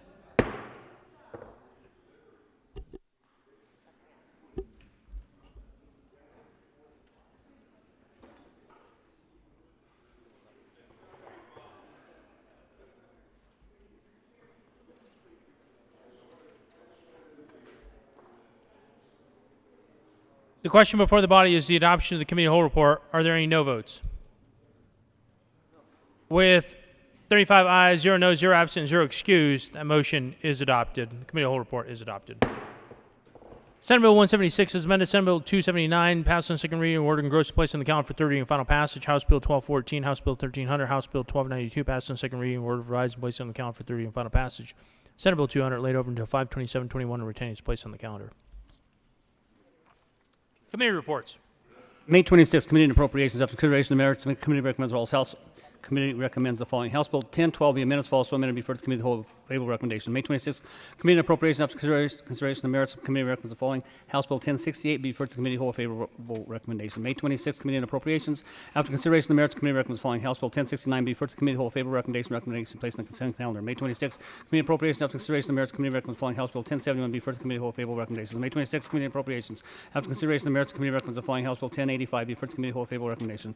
May 26th, Committee on Appropriations. After consideration consideration of the merits committee recommends following House Bill 1094 be referred to the committee of the whole favorable recommendation placed on the consent calendar. House May 26th, Committee on Appropriations after consideration of the merits committee recommends the following House Bill 1150 be referred to the committee of the whole favorable recommendation. May 26th, Committee on Appropriations after consideration of the merits committee recommends the following House Bill 1195 be referred to the committee of the whole favorable recommendation. May 26th, Committee on Appropriations after consideration of the merits committee recommends the following House Bill 1228 be referred to the committee of the whole favorable recommendation. May 26th, Committee on Appropriations after consideration of the merits committee recommends the following House Bill 1238 be referred to the committee of the whole favorable recommendation. May 26th, Committee on Appropriations after consideration of the merits committee recommends the following House Bill 1273 be referred to the committee of the whole favorable recommendation. May 26th, Committee on Appropriations after consideration of the merits committee recommends the following Senate Bill 33 be amended as follows, so amended be referred to the committee of the whole favorable recommendation. May 26th, Committee on Appropriations after consideration of the merits committee recommends the following Senate Bill 62 be postponed indefinitely. May 26th, Committee on Appropriations after consideration of the merits committee recommends the following Senate Bill 269 be amended as follows, so amended be referred to the committee of the whole favorable recommendation placed on the consent calendar. May 26th, Committee on Appropriations after consideration of the merits committee recommends the following Senate Bill 271 be amended as follows, so amended be referred to the committee of the whole favorable recommendation. May 26th, Committee on Appropriations after consideration of the merits committee recommends the following Senate Bill 273 be amended as follows, so amended be referred to the committee of the whole favorable recommendation. May 26th, Committee on Appropriations after consideration of the merits committee recommends the following Senate Bill 274 be referred to the committee of the whole favorable recommendation placed on the consent calendar. May 26th, Committee on Appropriations after consideration of the merits committee recommends the following Senate Bill 275 be amended as follows, so amended be referred to the committee of the whole favorable recommendation placed on the consent calendar. May 26th, Committee on Appropriations after consideration of the merits committee recommends the following Senate Bill 276 be referred to the committee of the whole favorable recommendation placed on the consent calendar. May 26th, Committee on Appropriations after consideration of the merits committee recommends the following Senate Bill 277 be referred to the committee of the whole favorable recommendation placed on the consent calendar. May 26th, Committee on Appropriations after consideration of the merits committee recommends the following Senate Bill 278 be referred to the committee of the whole favorable recommendation placed on the consent calendar. May 26th, Committee on Appropriations after consideration of the merits committee recommends the following Senate Bill 281 be amended as follows, so amended be referred to the committee of the whole favorable recommendation. May 26th, Committee on Appropriations after consideration of the merits committee recommends the following Senate Bill 283 be amended as follows, so amended be referred to the committee of the whole favorable recommendation. May 26th, Committee on Appropriations after consideration of the merits committee recommends the following Senate Bill 286 be amended as follows, so amended be referred to the committee of the whole favorable recommendation placed on the consent calendar. May 26th, Committee on Appropriations after consideration of the merits committee recommends the following Senate Bill 287 be referred to the committee of the whole with favorable recommendation. Introduction of bills. House Bill 1229 by Representatives Titone and Ricks and Senator Fields concerning increased protections for unit owners and the governance of unit owners associations under the Colorado Common Interest Ownership Act. State Veterans and Military Affairs. House Bill 1286 by Representative Kip and Valdez A. and Senators Priola and Pedersen concerning measures to improve energy efficiency and in connection therewith requiring owners of large buildings to collect and report on energy use benchmarking data and comply with performance standards related to energy and greenhouse gas emissions and modifying statutory requirements regarding energy performance contracts. Finance. House Bill 1301 by Representatives Escar and Holfort and Senators Quorum and Moreno concerning the removal of impediments to cannabis farming and in connection therewith permitting contingency plans to reduce crop loss based on adverse weather and convening a working group to examine measures to reduce cross-pollination and make an appropriation. Finance. House Bill 1306 by Representatives Garnett and Gettner and Senators Rodriguez and Lundin concerning approvals of certain entities to operate as post-secondary educational entities in the state in connection with making an appropriation. Finance. House Bill 1323 by Representative Cutter and Amabile and Senators Fenberg and Rankin concerning the creation of a Special Olympics license plate for motor vehicles and in connection therewith making an appropriation. Finance.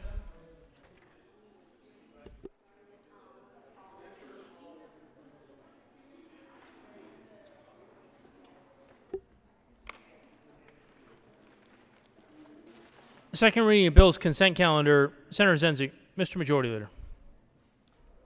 Thank you, Mr. President. I move that the Senate take up Senate Bills 269, 274, 275, 276, 277, 278, 280, 286, and House Bills 1094, 1278, 1296, and 1305 on special orders consent calendar at the hour of 3:10 p.m.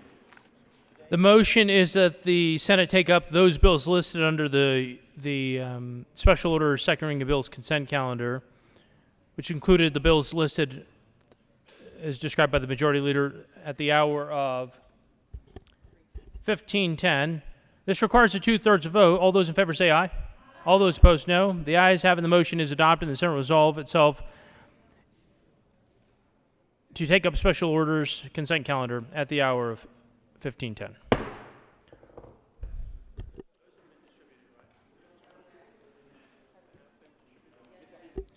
Special order, second reading of bills, consent calendar. Senator Zenzinger. Thank you, Mr. President. I move that the Senate resolve itself into the Committee of the Whole for consideration of special orders, second reading of bills, consent calendar. You have heard the motion. All those in favor say aye. Aye. All those opposed, no. The ayes having the motion is adopted. The Senate resolves itself to the committee whole for consideration of special order, second reading of bills, consent calendar, and Senator Zenzinger will take the chair.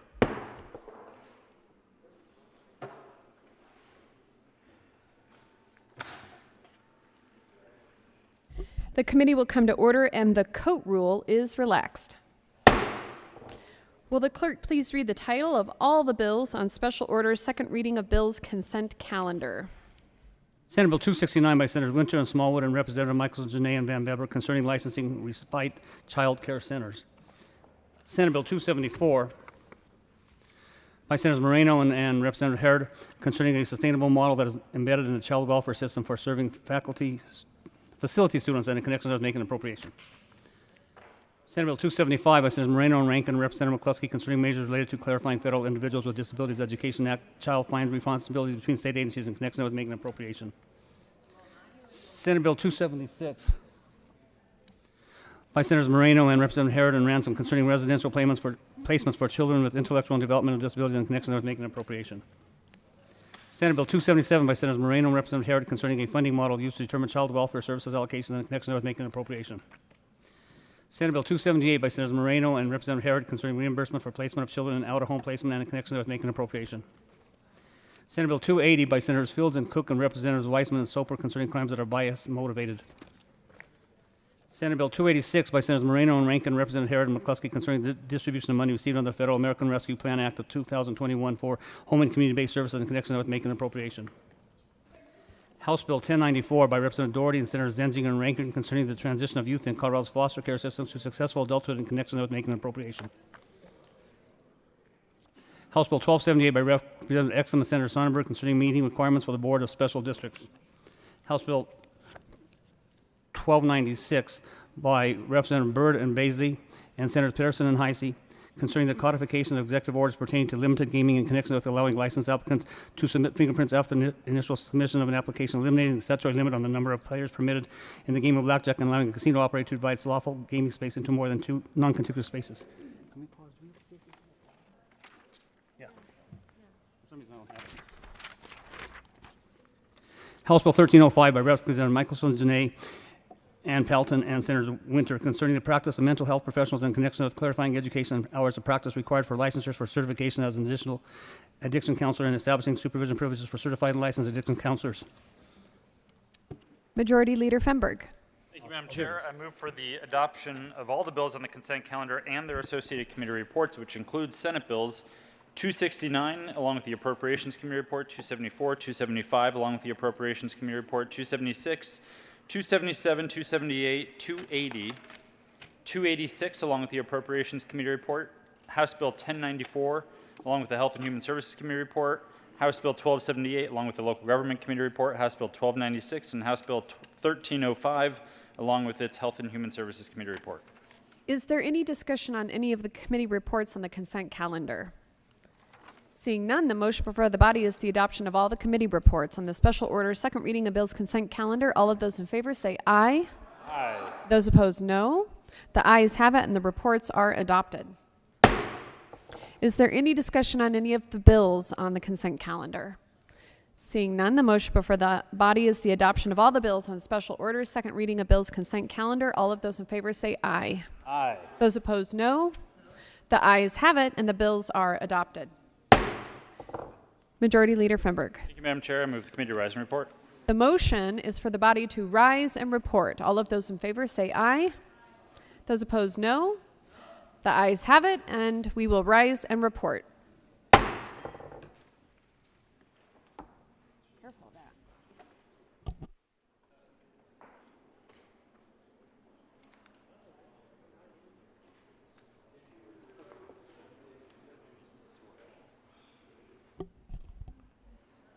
The Senate will come back to order. Senator Zenzinger. Thank you, Mr. President. The committee has met and had a number of bills under consideration. Will the clerk please read the report? Mr. President, Your committee of the whole begs leave to report has had into consideration the following attached bills being the second reading thereof and makes the following recommendations thereon. Senate Bills 269 as amended, 274, 275 as amended, 276, 277, 278, 280, 286 as amended. Passed on second reading order and engrossed and placed on the calendar for third reading and final passage. House Bills 1094 as amended, 1278 as amended, 1296, 1305 as amended. Passed on second reading order, revised and placed on the calendar for third reading and final passage. Senator Zenzinger. Thank you, Mr. President. I move for the adoption of the report. The motion is the adoption of the committee of the whole report. Are there any no votes? With 35 ayes, 0 noes, 0 absent, 0 excused, the committee of the whole report is adopted. Whose bill is that? Senate Bill 269 is amended. Senate Bill 274, Senate Bill 275 is amended. Senate Bill 276, Senate Bill 277, Senate Bill 278, Senate Bill 280, Senate Bill 286 is amended. Passed on second reading order, engrossed and placed on the calendar for third reading and final passage. House Bill 1084 is amended. House Bill 1278 is amended. House Bill 1296 is amended. House Bill 1296, House Bill 1305 as amended. Passed on second reading order, revised and placed on the calendar for third reading and final passage.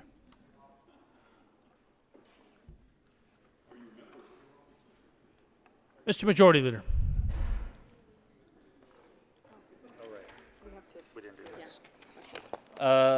Thank you, Mr. President. I move that the Senate take up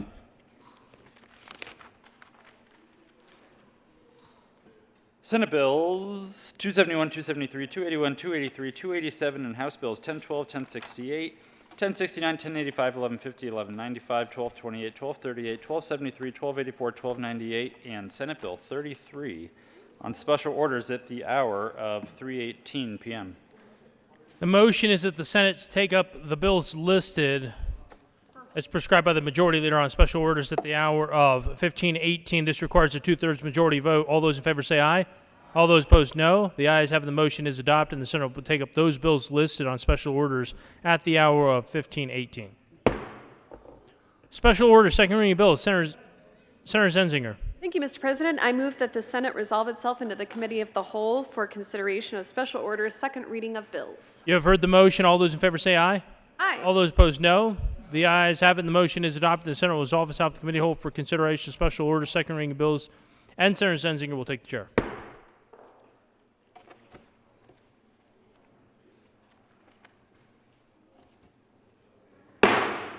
The committee will come to order and the coat rule is relaxed. Majority Leader Fenberg.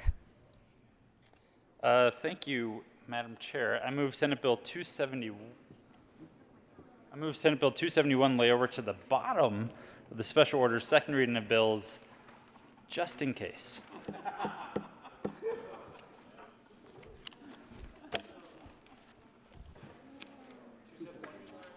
The motion is to lay over Senate Bill 271, all 300 pages of it, to the bottom of the calendar, just in case. All those in favor say aye. Those opposed, no. The ayes have it, and that bill will be laid over to the bottom of the calendar. Majority Leader Fenberg. Thank you, Madam Chair. I move that we proceed out of order to take up Senate Bill 281. The motion is to proceed out of order to take up Senate Bill 281. All of those in favor say aye. Those opposed, no. The ayes have it, and we will proceed out of order. Will the clerk please read the Title II, Senate Bill 281? Senate Bill 281 by Senators Hansen and Rankin and Representative McCluskey and Ransom. Senators Hansen and Rankin and Representative McCluskey and Ransom concerning severance tax revenue. We need to get rid of them. Senator Hansen. Thank you very much, Madam Chair. I move Senate Bill 281 and the Appropriations Committee report on second reading. To the report. Thank you, Madam Chair. In Appropriations Committee, we made a small appropriation to cover the expenses that may be or that are associated here. Very small amount to make sure we can get the work done, as well as looking at the possible fiscal impacts. So the Appropriations Committee report is ready for adoption. Is there any discussion? Seeing none, the motion is the adoption of the Appropriations Committee report. All those in favor say aye. Aye. Those opposed, no. The ayes have it, and the report is adopted.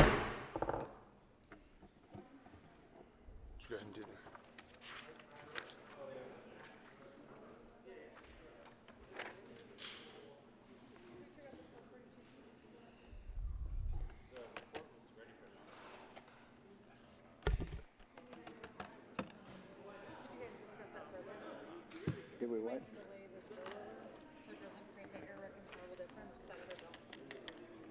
Oh, I thought we figured that out. I did too. I'm gonna lay it over the end of the calendar. No. No, we get ready. Looks like we gotta check something. Wanna take a 5. We are going to take a senatorial 5.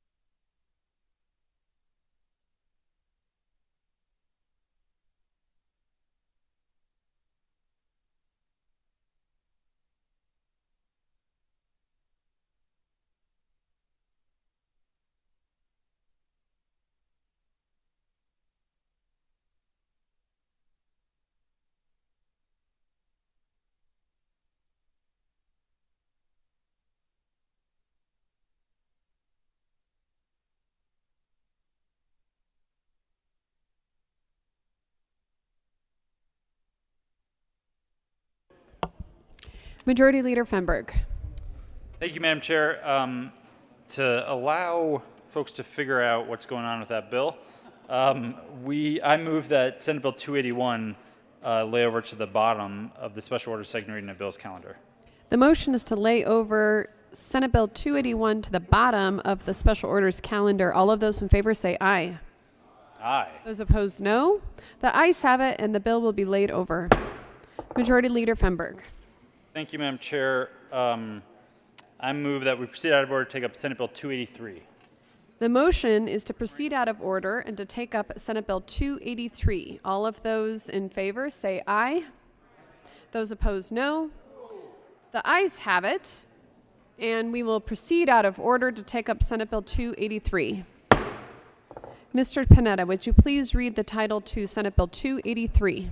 Senate Bill 283 by Senators Moreno and Representative McCluskey concerning cash fund solvency and in connection therewith creating the cash fund solvency fund to allow the state controller to transfer money to certain cash funds with anticipated cash deficits, which amounts will be later repaid, and transferring money to the marijuana cash fund. Senator Moreno. Thank you, Madam Chair. I move Senate Bill 283 and the Appropriations Committee report. To the report. Thank you, Madam Chair. The Appropriations Committee added an amendment to assist with the solvency of the marijuana cash fund. Ask for an aye vote. Is there any discussion on the report? Seeing none, the motion is the adoption of the Appropriations Committee report. All those in favor say aye. Aye. Those opposed, no. The ayes have it, and the report is adopted. To the bill. Thank you, Madam Chair. Senate Bill 283, colleagues, is essentially a revolving loan fund mechanism that will assist with any cash funds that are on track to be insolvent. The benefit of doing this is actually by supplementing possibly insolvent cash funds, you avoid fee increases on the payers that pay into those cash funds. So we thought it was pertinent, especially as our economy, everyone is kind of getting back up on their feet, to not raise fees at this critical juncture. Ask for an aye vote on Senate Bill 283. Is there any further discussion? Seeing none, the motion is the adoption of Senate Bill 283. All those in favor say aye. Those opposed, no. The ayes have it, and the bill is adopted. Majority Leader Fenberg.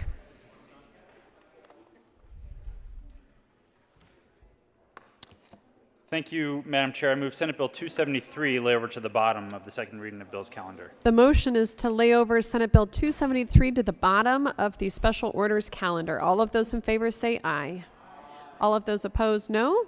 The ayes have it, and the bill will be laid over to the bottom of the calendar. Majority Leader Fenberg. Will the clerk please read the title to Senate Bill 287? Senate Bill 287 by Senators Moreno and Rankin concerning funding sources for the Office of Information Technology in connection with creating the Technology Risk Prevention and Response Fund, increasing the amount of money that may be transferred between items of appropriation made to principal departments of state government and to the Office of the Governor and make an appropriation. Senator Moreno. Thank you, Madam Chair. I move Senate Bill 287. Colleagues, Senate Bill 287 reinstates a fund that we repealed a few years ago. Obviously, there are times in which the Information Technology Department needs to respond to serious threats and serious issues from cybersecurity attacks or anything else. The prior mechanism reverted unused information technology appropriations into a fund which then could be used to respond to those emergencies. This one, we're taking a bit of a more limited view. There is an appropriation in here for about $2 million if any of those threats or issues do come up. But the longer term funding mechanism for how we respond to these critical threats is a longer term conversation that we will pick up at a later date. As for an aye vote on Senate Bill 287.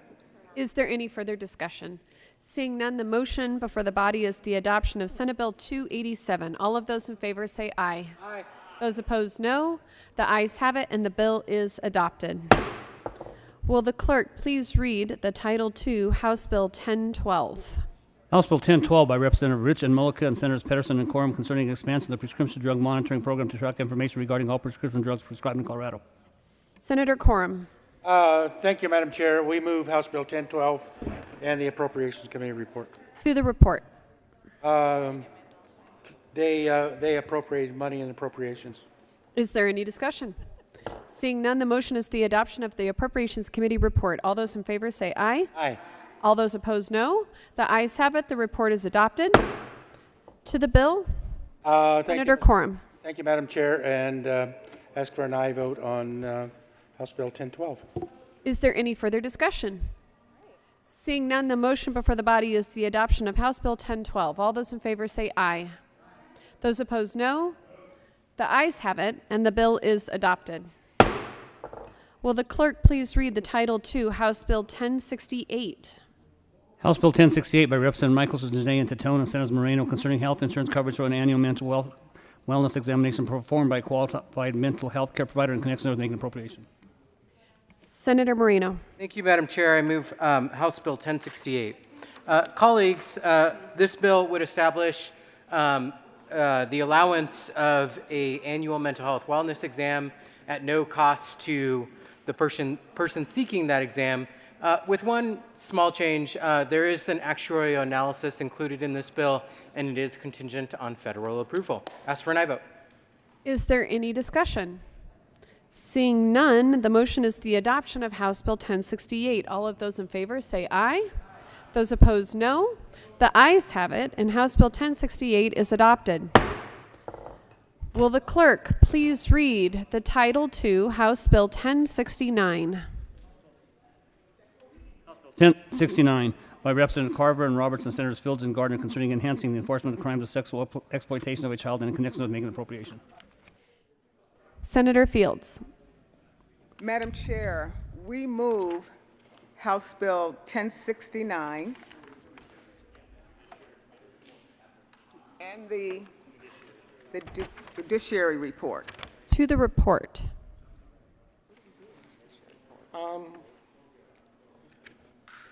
Senator Gardner. Thank you, Madam Chair. So, Madam Chair, the Judiciary Committee did some stuff. And in particular, we changed the legislative declaration somewhat. We made some changes that were requested by stakeholders, and I'll leave it at that and ask for an aye on the Judiciary Committee report. Is there any further discussion on the Judiciary Committee report? Seeing none, the motion is the adoption of the report. All those in favor say aye. Aye. Those opposed, no. The ayes have it, and the report is adopted. There is an amendment on the desk. Will the clerk please read Amendment L004? Amendment L004. Senator Gardner. Thank you, Madam Chair. Members, this is a somewhat technical amendment. I move L004. to the amendment. Thank you. What it does is amends the re-engrossed bill to make the effective date for all parts of the bill consistent. Right now, the bill reads, Section 1 of the Act applies to offenses committed on or after the applicable date. This changes it so the entire bill applies to the offenses, not simply Section 1. And this was coordinated with CDAC and the drafter as to consistency within the bill, and we think it's a good amendment. Ask for an aye vote. Is there any further discussion? Seeing none, the motion before the body is the adoption of Amendment L004. All those in favor say aye. Aye. Those opposed, no. The ayes have it, and the amendment is adopted. Senator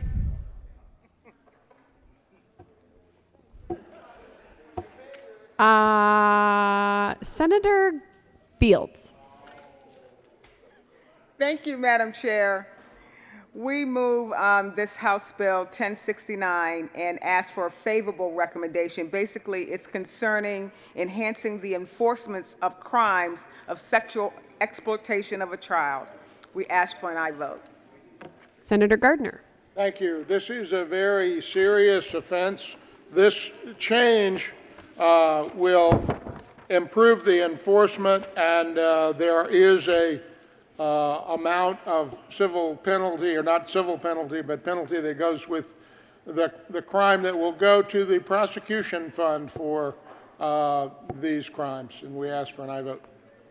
Seeing no further discussion, the motion before the body is the adoption of House Bill 1069. Senator Gardner, no, just kidding. All those in favor say aye. Those opposed, no. The ayes have it, and the bill is adopted. Will the clerk please read the Title II House Bill 1085? House Bill 1085 by Representative McCluskey and Senator Bridges and Smallwood concerning secure transportation for an individual behavioral health crisis in connection with making an appropriation. Senator Smallwood. Madam Chair, this is Senator Bridges. Oh. I know it's surprising. Senator Bridges, then. Thank you, Madam Chair. I move House Bill 1085 on second reading. Is there any discussion? Seeing none, the motion is the adoption of the very lengthy and tall, heighty bill, House Bill 1085. All those in favor say aye. A lot of stature in there. Those opposed, no. The ayes have it, and the bill is adopted. Will the clerk please read the Title II House Bill 1150? House Bill 1150 by Representatives Judah and Senators Gonzalez concerning the creation of the Colorado Office of New Americans. Senator Gonzalez. Thank you, Madam Chair. Colleagues, I move House Bill 1150 on second reading and ask for an aye vote. Is there any discussion? Seeing none, the motion before the body is the adoption of House Bill 1150. All those in favor say aye. Those opposed, no. The ayes have it, and the bill is adopted. Will the clerk please read the Title II House Bill 1195? House Bill 1195 by Representatives Van Winkle and Michelson, Janae, and Senators Corman and Janal concerning the regulation of radon professionals and in connection therewith requiring licensure to practice as a radon measurement professional or radon mitigation professional and making an appropriation. Senator Coram. Thank you, Madam Chair. We move House Bill 1195 and ask for an aye vote.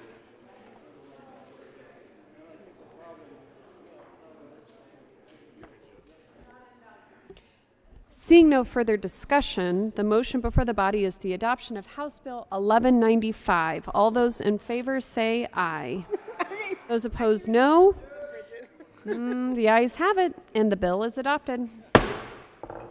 Will the clerk please read the Title II House Bill 1228? House Bill 1228 by Representative Froelich and Senator Smallwood and Winter concerning oversight of court personnel who are regularly involved in cases related to domestic matters and in connection with making an appropriation. Senator Smallwood again? No, just kidding. Senator Winter. Thank you, Matt. We're quite the duo. Thank you, Madam Chair. We move House Bill 1228 on second reading and urge a aye vote. Is there any further discussion? Seeing none, the motion is the adoption of House Bill 1228. All those in favor say aye. Those opposed, no. The ayes have it, and the House Bill 1228 is adopted. Will the clerk please read the title to House Bill 1238? House Bill 1238 by Representative Burnett and Senator Hansen concerning the modernization of gas energy efficiency programs. Senator Hansen. Thank you very much, Madam Chair. I move House Bill 1238 on second reading. Is there any discussion? Seeing none, the motion is the adoption of House Bill 1238. All those in favor say aye. Those opposed, no. The ayes have it, and House Bill 1238 is adopted. Will the clerk please read the title to House Bill 1273? House Bill 1273 by Representatives Cutter and Senators Colker concerning requiring the Department of Education to prepare an annual report relating to the total number of school psychologists licensed and employed by a school district in connection with making an appropriation. Senator Colker. Thank you, Madam Chair. I move House Bill 1273 on second reading. Encourage an aye vote. Is there any discussion? Seeing none, the motion before the body is the adoption of House Bill 1273. All those in favor say aye. Those opposed, no.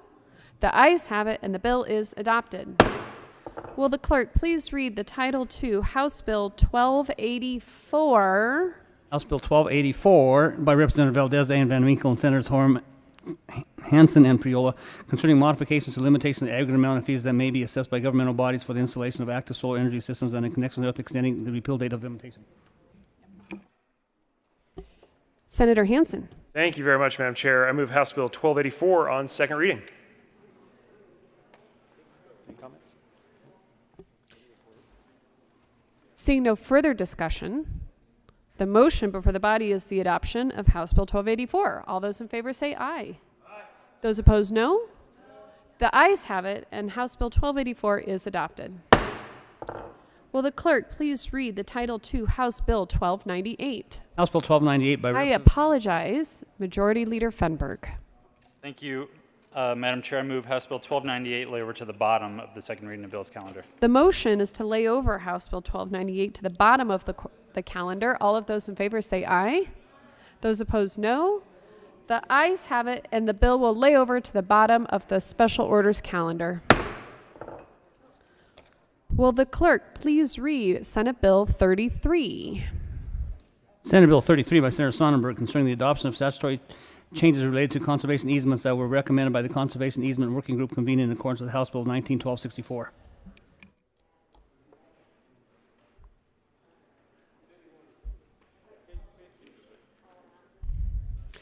Senator Winter. Thank you, Madam Chair. I move for the passage of Senate Bill 33 on second reading.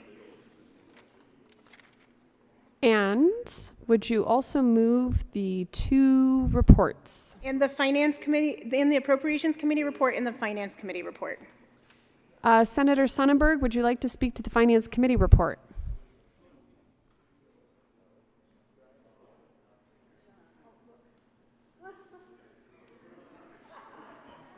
No, thank you, Madam Chair. Senator Winter has this covered. Is there any discussion on the report? Seeing none, the motion is the adoption of the Finance Committee report. All those in favor say aye. Aye. Those opposed, no. The ayes have it. The report is adopted. To the Appropriations Committee report, Senator Winter. Thank you, Madam Chair. In Appropriations Committee, we actually reduced the FTE for this program. And so we encourage a yes vote. Is there any further discussion? Seeing none, the motion before the body is the adoption of the Appropriations Committee report. All those in favor say aye. Aye. Those opposed, no. The ayes have it, and the report is adopted. To the bill, Senator Winter. Thank you, Madam Chair. I have deeply appreciated working with my co-prime, the good senator from Sterling, on this. I think this is an elegant solution to help solve some mistakes that happened in this program in the 2000s and help families out, and I encourage a yes vote. Seeing no further discussion, the motion before the body is the adoption of Senate Bill 33. All those in favor say aye. Aye. All those opposed, no. The ayes have it, and the bill is adopted. Majority Leader Fenberg.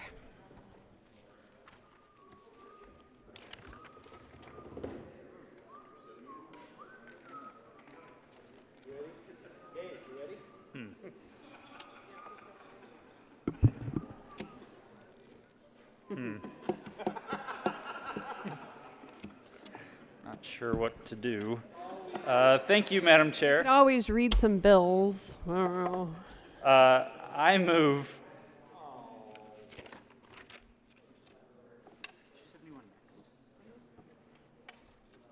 Never mind, Madam Chair.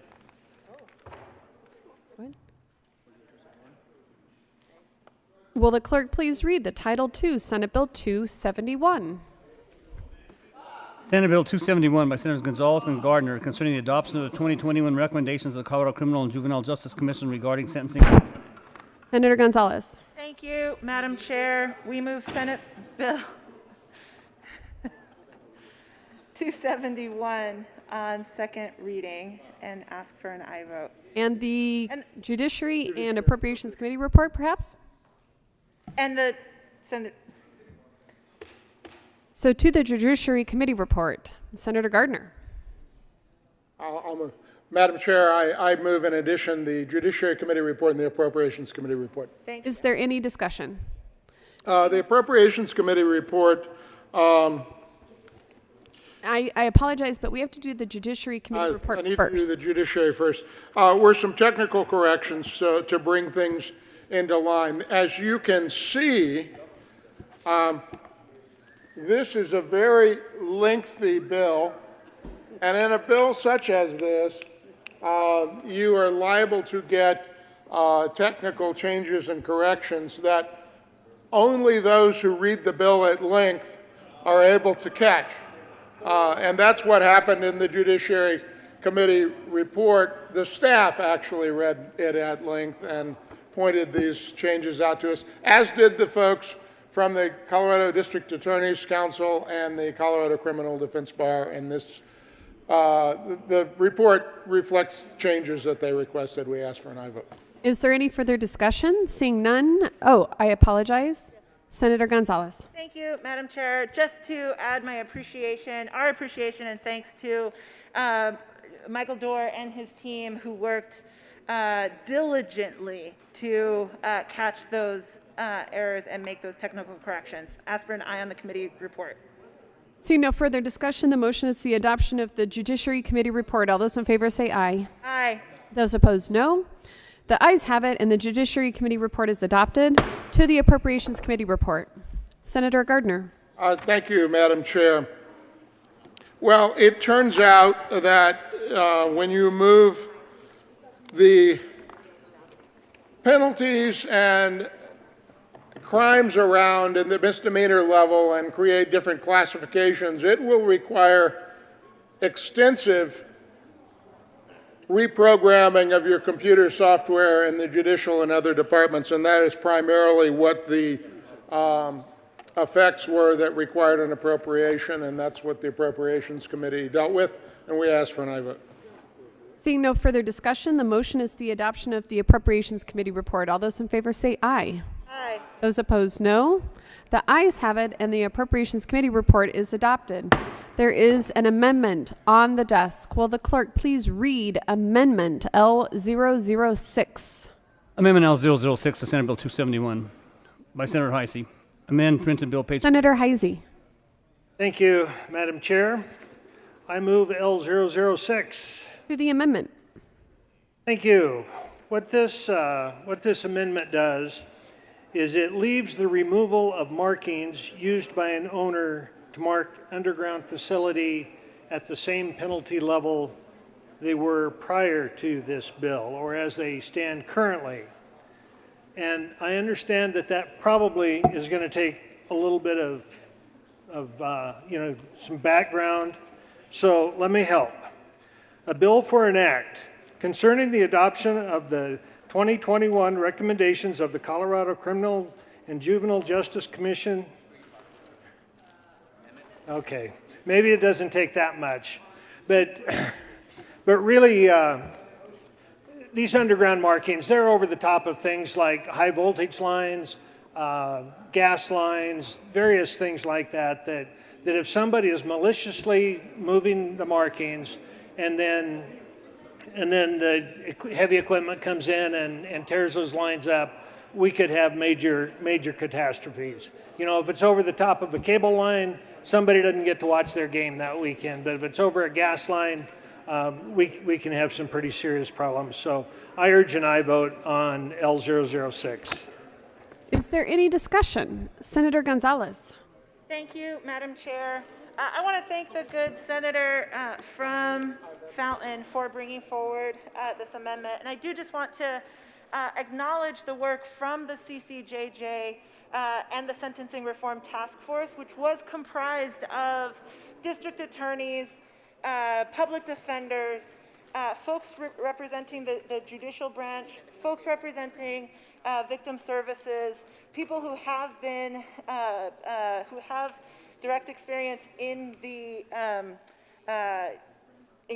have experience being incarcerated, really people from throughout and all around the criminal justice system who really struggle deeply with a process and approach as to how to navigate this misdemeanor sentencing reform task through the CCJJ. And so if we were to begin to go down the road of saying, well, what about this in section 743, or what about that in section 361, we would be here for quite a while. And so I do just want to acknowledge that the rationale that was adopted with overwhelming support by the members of the CCJJ were to approach the natures of these offenses with the rationale for M1 misdemeanors causing direct physical harm to a victim, and M2 misdemeanors being offenses that are crimes against property. And so given that, respectfully, colleagues, I ask for a no vote on L006. Is there any further discussion? Seeing none, the motion before the body is the adoption of Amendment L006. All those in favor say aye. Those opposed, no. The noes have it, and the amendment is rejected. There is an amendment on the desk. Will the clerk please read Amendment L005? Amendment L005 to Senate Bill. Senator Gonzalez. Thank you, Madam Chair. Colleagues, I move L005 to Senate Bill 271. To the amendment. Thank you, Madam Chair. What this amendment does is ensure that policies that are currently being debated in the 2021 General Assembly that do create misdemeanor offenses are also in alignment with the recommendations that are set forth by the CCJJ and Senate Bill 271. And so thank you again to Mr. Doar and his team for catching this. I ask for an aye vote. Is there any further discussion? Seeing none, the motion before the body is the adoption of Amendment L005. All those in favor say aye. Aye. Aye. Those opposed, no. The ayes have it, and the amendment is adopted. Is there any further discussion on the bill? Senator Gardner. Thank you, Madam Chair. And we want to extend our appreciation to our colleagues on the Colorado Criminal and Juvenile Justice Commission. All of these pages represent 18 months or 2 years of work by multiple people to restructure misdemeanor sentencing in Colorado, and to do so in a consistent way so that if you say a misdemeanor 1, that will have uniformly and universally the same penalty. Misdemeanor 2, petty offense, and civil infraction, all of those will have, for prosecutors, for defense counsel, they won't be flipping through all of these pages and going, well, it's a misdemeanor, whatever, but it has a separate penalty. And I don't think that we could fully appreciate their work and what they did over the past 18 months if this bill were not read at length. And so I respectfully request, pursuant to my constitutional right, that Senate Bill 271 be read at length. And then further, waive my constitutional right to have Senate Bill 271 read at length. Thank you, and we ask for an aye vote. Senator Gonzalez. Thank you, Madam Chair. To the good senator from El Paso County, it's been an honor to serve alongside you on this commission, doing this work at the CCJJ, and to also work alongside all of the members of the Sentencing Reform Task Force. As the good senator from El Paso County did say, we haven't had a comprehensive review of our misdemeanor sentencing laws since 1985. And Were you born then? I was 2. And so there's a lot of work that took place in the midst of a pandemic, a lot of Zoom meetings. We're very grateful to their work. And also, I just want to acknowledge that the work is not yet complete. There's more to do. And so stay tuned for next year. But today, colleagues, I ask for an aye vote on Senate Bill 271. Senator Lee. Thank you, Madam Chair. I want to add my thanks and gratitude and kudos to the CCJJ for the extraordinary amount of work that, I can't read that much. Extraordinary work that they have done in rendering uniform and thinking through all of the 1,000 misdemeanors that permeate all the titles of the code, and to put them into thoughtful, rational, systematic processes. Specifically, the CCJJ works through task forces who then work through working groups. So there's probably 4 dozen people who work actively to put this together. Specific kudos to go out to Mr. Kornfeld and Michael Doherty, the Boulder DA, and Stan Hilke, the head of DPS. Stan was the head honcho, the chairman of CCJJ, but Michael Doherty, Mr. Kornfeld were the leaders of the working group that worked on this misdemeanor bill. It's hard to describe the significance of the Herculean effort that was undertaken to produce this, and now they're going to take on next year felonies with the same assiduous diligence that they applied to misdemeanors. So we thank them and are very appreciative of the work that they have done. And to Senators Gonzalez and Gardner for doing it. Absolutely. Thank you.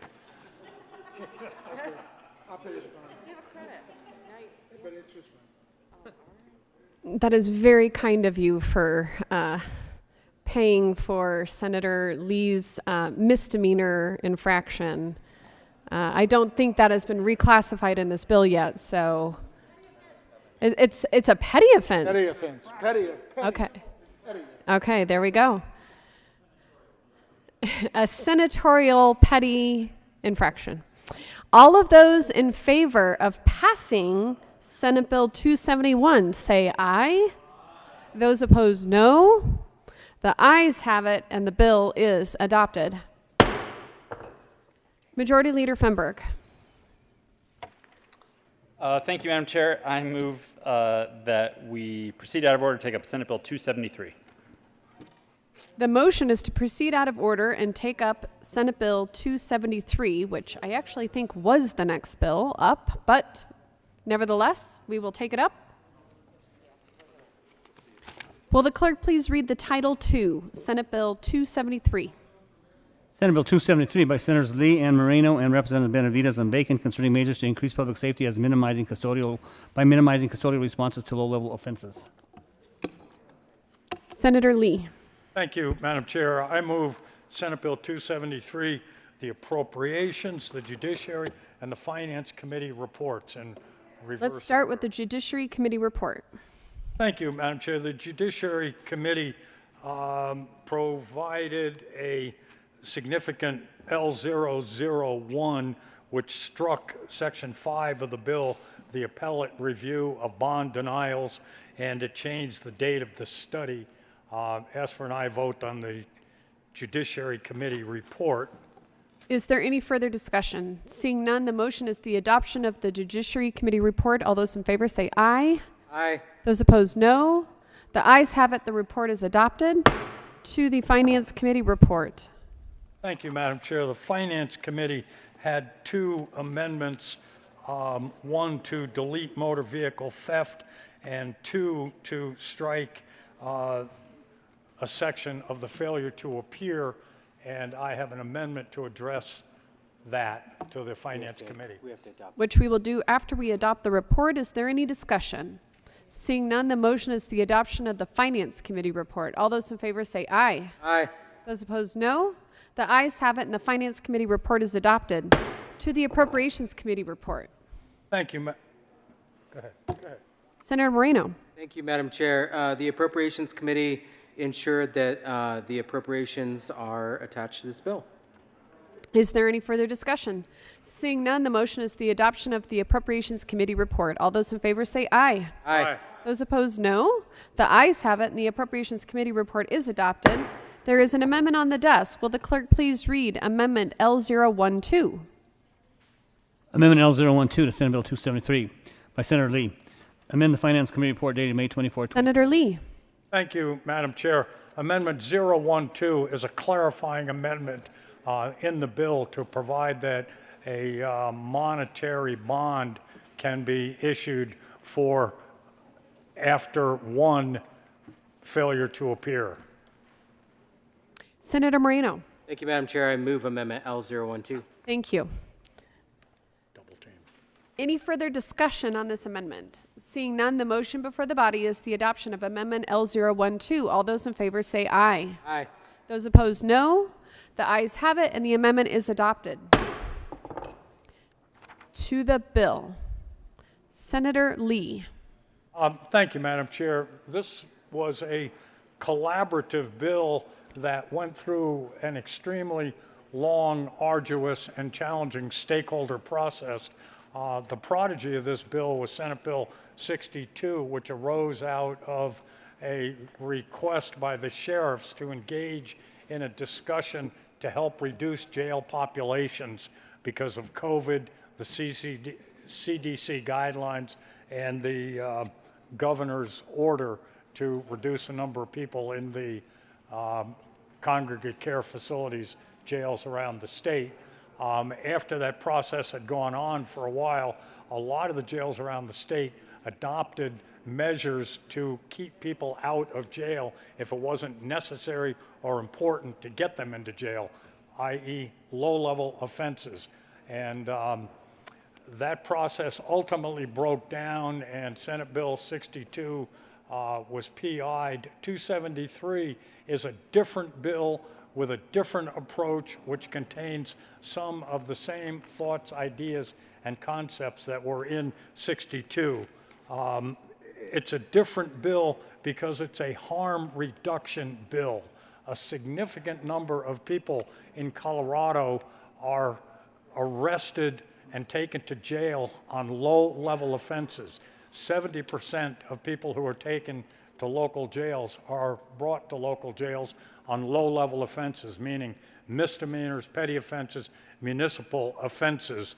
So this is a carefully designed measure aimed at keeping people accused of low-level offenses who are not a safety risk to anyone else, and ensuring that fewer people are incarcerated because of incarcerated pre-trial because of poverty. While this bill was pending, the George Floyd verdict was issued. Derek Chauvin was convicted of murder, and the significance was that George Floyd was arrested, subdued, and ultimately killed over a $20 bill counterfeit. In other words, a low-level offense. In Colorado, it would have been an F5. The fact that this gentleman was killed over a low-level property crime is an anathema to people in the community. It is inappropriate to arrest people, so let's give people summonses. That's the idea and theory behind this bill. Minnesota Attorney General Keith Ellison, on the day the Derek Chauvin verdict was issued, said, "The relationship between communities and the people who are sworn to protect them has to move from one that is mistrustful, suspicious, and in some cases terrifying, into one that is empathetic, compassionate, and affirmative. This is the work of our generation, to put an end to the vestiges of Jim Crow and the centuries of trauma, and to put an end to racism. The role of police, said the Attorney General, and its use of force has to be re-examined. If police go into an encounter with the idea of arrest and subdue and incarcerate, it's going to have a different outcome than if they go into this relationship with the concept of, I'm going to give them a ticket, the same way they would give you a ticket for a traffic violation. A couple of statistics, and I urge you to read the legislative declaration in the bill. Colorado is 6th in the nation in police killings, and the vast majority, 178 people killed by law enforcement in Colorado since 2017, and most of those arose from low-level encounters, misdemeanors, petty offenses, traffic, and municipal offenses. So that's what this bill is all about, to reduce and alter the relationship at the encounter and to reduce the number of people incarcerated pre-trial because of the adverse effects. So what this bill does is to require summons and tickets for all misdemeanors, all municipal offenses, all petty offenses, with significant exceptions. The exceptions include if an arrest is statutorily required, if it's a Victim Rights Act crime, if it's a DUI, if it involves a deadly weapon, if it involves sexual behavior, if it involves interference with school officials doing their duties. The police can also arrest if they are unable to identify the person, and officers can always arrest on a warrant for failure to appear. The next major section of the bill deals with bail and bonds, and they're designed, again, to encourage PR bonds rather than cash bonds, and reserve cash bonds for instances where there is a substantial risk of a person to flee, there's a threat to the safety of another person, and no other condition can mitigate that risk. Finally, there's a section in the bill that sets up a working group to study and evaluate community responses to low-level encounters, mental health encounters. There are groups of social workers and mental health workers who often respond under community response models, and they have had an extraordinary record of not having violent encounters. So for these kinds of low-level requests for service, this working group is going to study alternative community responses.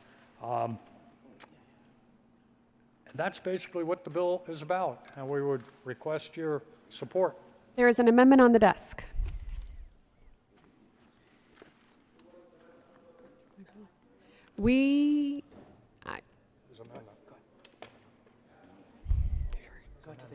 Okay, so there's an amendment on the desk. Will the clerk please read Amendment L016? Amendment L016 to Senate Bill 273 by Senator Fields. Amend printed bill page 8 after line 21, insert E. The short title of the subsection 1.7 is the Michael Marshall Justice Act. Page 10 after line 21, insert E. The Senator Fields. Thank you, Madam Chair. I move Amendment L016. To the amendment. Members, you may know that this is the week of the anniversary of the murder of George Floyd. And in thinking about what happened to him, I did a little research and I looked into what kinds of incidents we've had in the state of Colorado.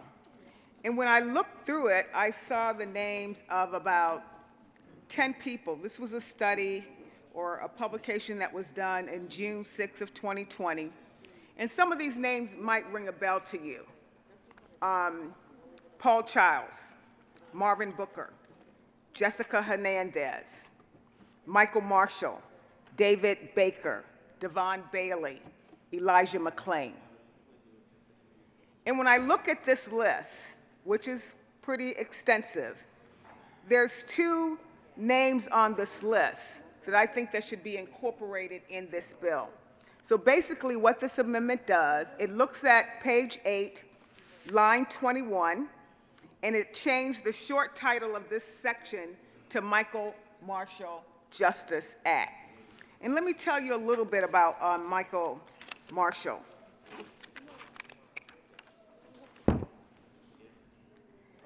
Michael Marshall was killed while held in Denver jail for the inability to pay a $100 bond for misdemeanor. And that's what this bill is designed to address. Because when you can't afford your bond, it has a ripple effect. You might have your car parked on the street, it might get towed away. You might have a job, and when you miss your job, you know, there's dependability standards, and you lose your job, over $100. So this amendment will change that section, page 8, line 21, and it would retitle it to the Michael Marshall Justice Act. When he was in jail, it was an issue because they took his Bible away from him. It caused him to be hospitalized, and ultimately, he lost his life. Their family, they come down here on a regular basis to testify as it relates to what it feels like to be a victim. Because being a victim is not easy. When you have someone that you love taken away from you suddenly. It was all about low money bonds that was served to somebody that was very poor that shouldn't have been in jail. He lost his life. So this would change that short title to the Michael Marshall Justice Act. You might have seen her down here. There's a mural of her because she is so active as it relates to being a champion for victims. This is the least we can do as it relates to naming this one section of the bill in honor and memory of Michael Marshall. Also in the amendment, if you look at page 10, line 21, I am proposing and want you to consider that that portion of the bill be named after Marvin Booker. These names should not be foreign to you. You should know these names. I know I do. Once again, we're talking about low-level bonds, and this is what this bill is all about. Marvin Booker was a homeless street preacher. He was taken into custody. And the first guy, when you talk about Michael Marshall, they took his Bible. In this situation, it was some kind of issue regarding his shoes. He was suffocated to death in the custody while being in jail. So that's the basis of the amendment that I'm offering, because these people should be alive today. Marvin Booker and Michael Marshall. And so I want you to consider the short title be named after these two crime victims. I urge and I vote. Senator Moreno.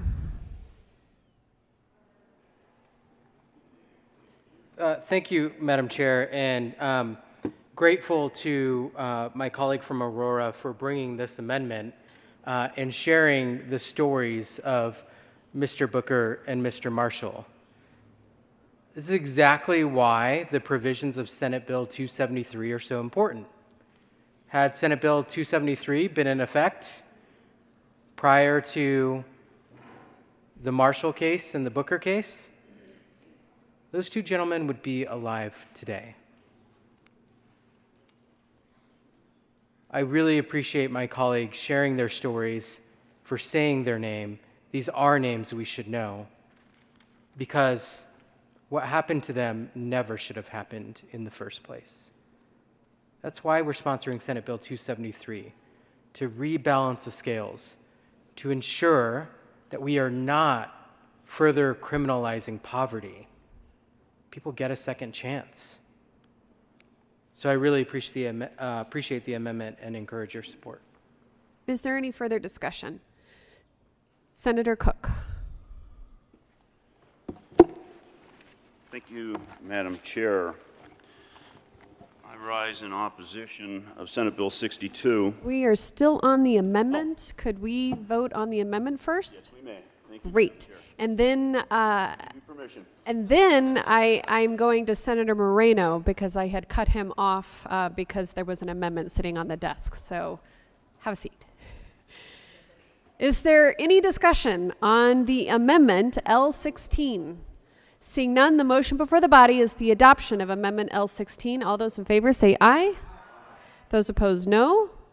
The ayes have it, and the amendment is adopted. Senator Moreno is giving you the floor. Senator Cook. Thank you, Madam Chair. Thank you, Senator. Appreciate it. Again, I rise in opposition to Senate Bill 62. Oh, I'm sorry, Madam Chair. We're actually on 273, but correct. They are so much the same. I'm confused on 62 versus 273. Basically, they are the same.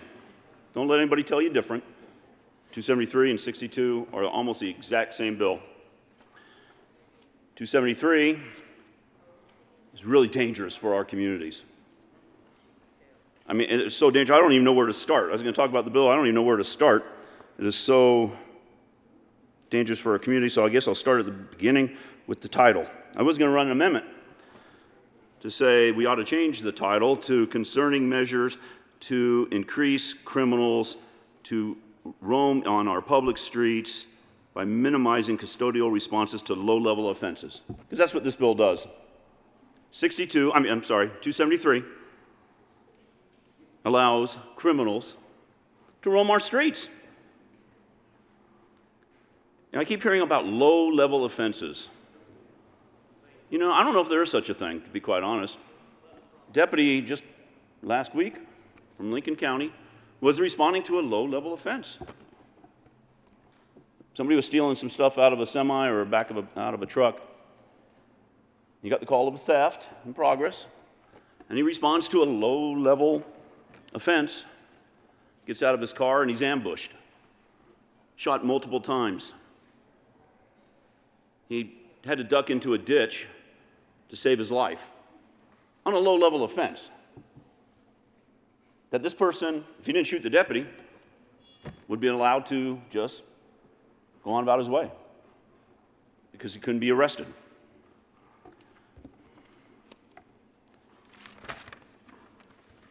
Again, I'm not even sure where to begin. This bill is so bad for the community safety.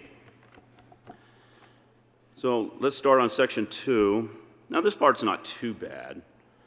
It comes up with a working group. And let me tell you who's on the working group. The Executive Director of Department of Public Safety. He'll form the working group. And at a minimum, the working group must include a representative from the Colorado District Attorney's Council, an organization representing the chiefs of police, the county sheriffs of Colorado, the Office of the State Public Defender, a nonprofit organization that prohibits direct services to crime survivors, a nonprofit organization that advocates on behalf of people with mental and behavioral health disorders, and I'm not opposed to any of those. A nonprofit organization that advocates on behalf of people who experience homelessness. A nonprofit organization that advocates for increasing community response in lieu of law enforcement, and a nonprofit organization that advocates for increased racial justice in the criminal justice system, and an individual who has been or is the immediate family member of someone who has been arrested in Colorado for a low-level offense. Maybe like the family member of the person that shot the deputy, since that was a low-level offense. But what I find interesting, that there's nobody on this working group from the judiciary. This bill affects the judiciary, but not one person on this working group is in the judiciary. They don't have a bail bondsman. This bill affects the bail bond industry, but not on the working group. But they do have a criminal, but they don't have a victim on this working group. There's no victim of a crime that is on this working group, but there is a criminal. So then we go down to section 3. A peace officer may issue a summons and shall not subject a person to a jail-eligible arrest based on probable cause to believe that a person committed a traffic offense, petty offense, drug petty offense, municipal offense, drug misdemeanor, and misdemeanor offense. Unless, and the good senator mentioned those, what you can take somebody in for jail for and give the bond, make them have a bond, victim's rights, driving on the influence, includes elements of illegal possession and deadly weapon, et cetera, et cetera. Well, let me tell you some of the crimes on misdemeanors that the bill doesn't cover. Abuse of a corpse, concealing death. You'll be allowed to get a summons and not be booked in. Aggravated motor vehicle theft, which is the misdemeanor, escapes, cruelty to animals. You can repeatedly commit the crime of cruelty to animals and never be brought in, just be given summonses. Attempts to escape, aiding escapes, violation of bail bond conditions, criminal invasion of privacy, recruitment of juveniles for a criminal street gang. That's what we need. That's a low-level offense. Recruiting people, juveniles, to join a street gang. Yeah, that's a pretty low-level offense that you can repeatedly commit. You can go out and recruit members from your neighborhood to a street gang, get a summons. The next day, try to repeat your recruiting efforts, get a summons, and be let loose. And then the next day, guess what? You can continue to try and recruit members to join a street gang, and you get a summons. Now we really mean it. You get a summons to keep appearing in court.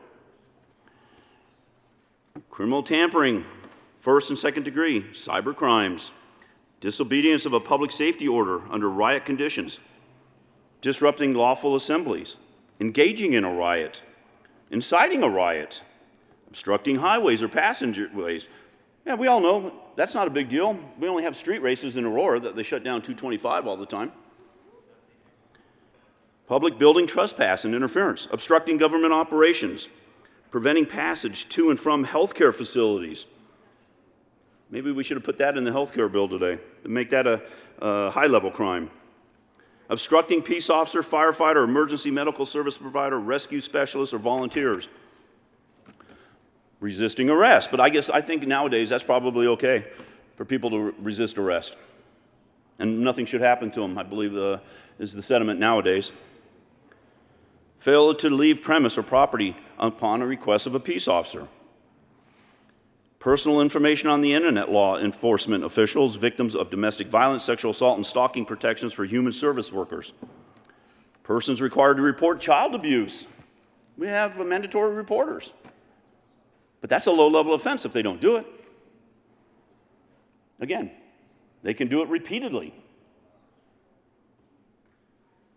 and only get a summons. False imprisonment, keeping a place of prostitution. There we go. Pretty low level. Reckless endangerment, theft up to $2,000, second-degree forgery, fraud by check, criminal possession of a financial device, harassment, fourth-degree arson, second-degree arson. Other crimes that are misdemeanors, even in the case of a subsequent offense, hampering our ability, or law enforcement's ability, to use discretion, to have somebody post a cash bond. You know, like I said, 62 and this are almost identical. People say, oh, no, it's different. It's different. We took out the felonies. There's no longer a prohibition of arresting for class 4, 5, and 6 felonies. Well, in 62, it did allow you to take them to get fingerprints and photographs, and then got a PR bond. In this bill, you can now arrest for a class 4, 5, and 6 felony, take them in for fingerprints and photographs,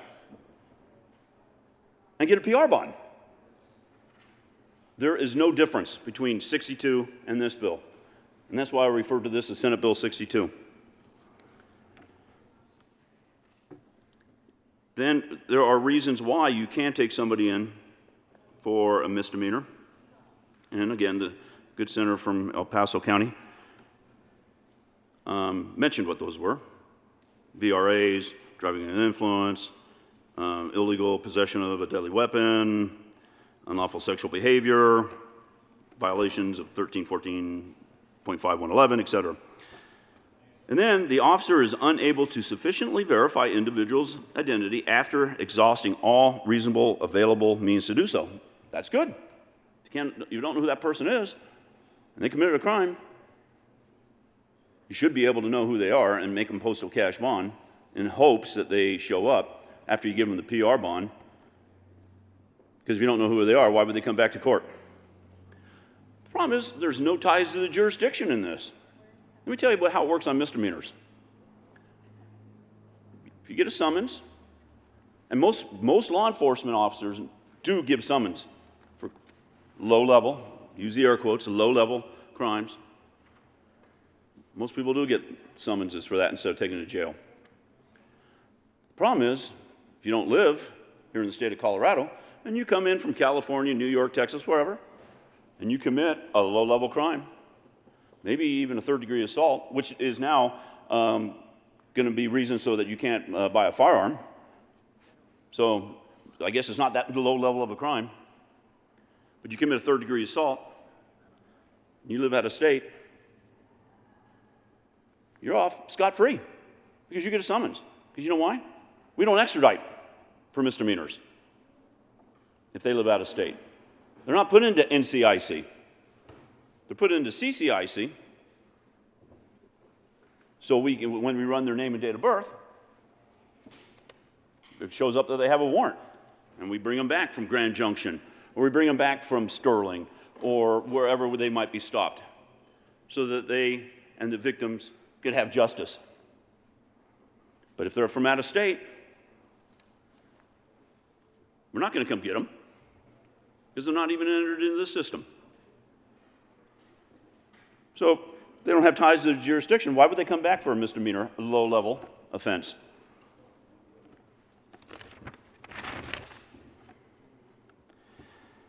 Moving on to Section 4. Except as provided, and this is really troubling, this section, except as provided for in subsection 2 of this section, a court shall not impose a monetary condition or release unless the court finds on the record that there is a substantial risk to that the defendant will flee prosecution or threaten the safety of another person, and no other condition of release can reasonably mitigate the risk, except that this subsection 3A does not limit the court's authority to impose a monetary condition of release for alleged class 1, 2, or 3 felony, which I wholeheartedly agree with. Those are pretty serious, as are class 4, 5, and 6 felonies. So basically, the court cannot give cash bonds class 4, 5, 6 felonies, unless the court finds on the record that there is a substantial risk that the defendant will flee prosecution. Okay? I'm not sure how the court's going to find that. How is the judge going to know? Unless the person comes right out and says, hey, I'm not showing up for court. The judge can't get into the person's mind and say, ooh, I think this guy is going to flee, but I don't have any proof that he is, because he hasn't told me he's going to flee, jurisdiction. So it's pretty subjective. And then, or the second part, there's only 2 reasons at this point, or threaten the safety of another person. Okay, so again, kind of subjective. Now, you might be able to say,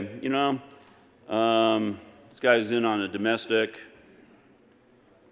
so I'm going to make him do a cash bond. That might be a fairly easy one. But there might be others out there. Guy gets involved in a bar fight. Okay, class 3, again, can't go out and buy a gun for 5 years. Minor offense in one bill, major offense in another one. But a guy gets involved in a bar fight. Does that mean he is going to go out and try and track down that other person he just got in a bar fight with? Who knows? The judge is going to have to make some kind of decision on it.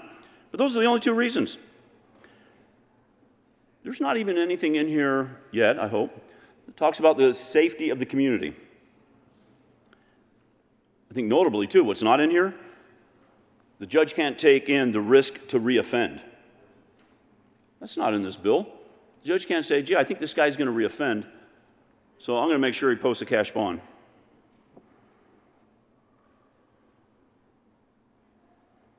I mean, there are some other good things in here regarding that, about not showing up for court. Like if a witness is called and the guy doesn't show up, then he can order a warrant and do a cash bond. And if they've been on call, they can do the same thing. But other than that, you're picked up on a class 4, 5, or 6 felony, you pretty much get a PR bond. Let me tell you what a PR bond is, in case you know. That's a personal recognizance bond, or PR bond. And it's, I pinky swear that I'll show up for court. I promise. No matter how violent of a crime I did, or whatever crime I did, I promise I'm going to show up for court. You can trust me, judge. All I did was commit a class 4 felony, but you can trust me to show up for court. So let me tell you what some of the class 4 felonies are. There's no provision in here for victim rights. Now, there was for the arrest on misdemeanors, but there is no provisions in here for cash bond, monetary bond, for victim rights offenses. And I'm going to go through some of those for you. Assault in the first degree. Now, you might say, hey, that's not class 4. That's a class 3. But there is provisions for assault in the first degree for a class 4 felony. And it's under 18.3.202 if you'd like to follow along.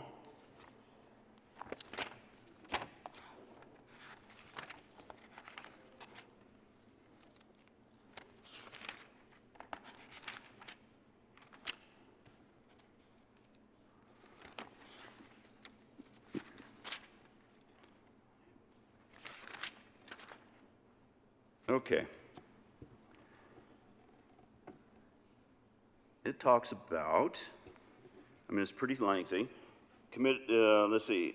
If an assault in the first degree is committed without the circumstances provided in paragraph A of this subsection 2, is a class 3 felony.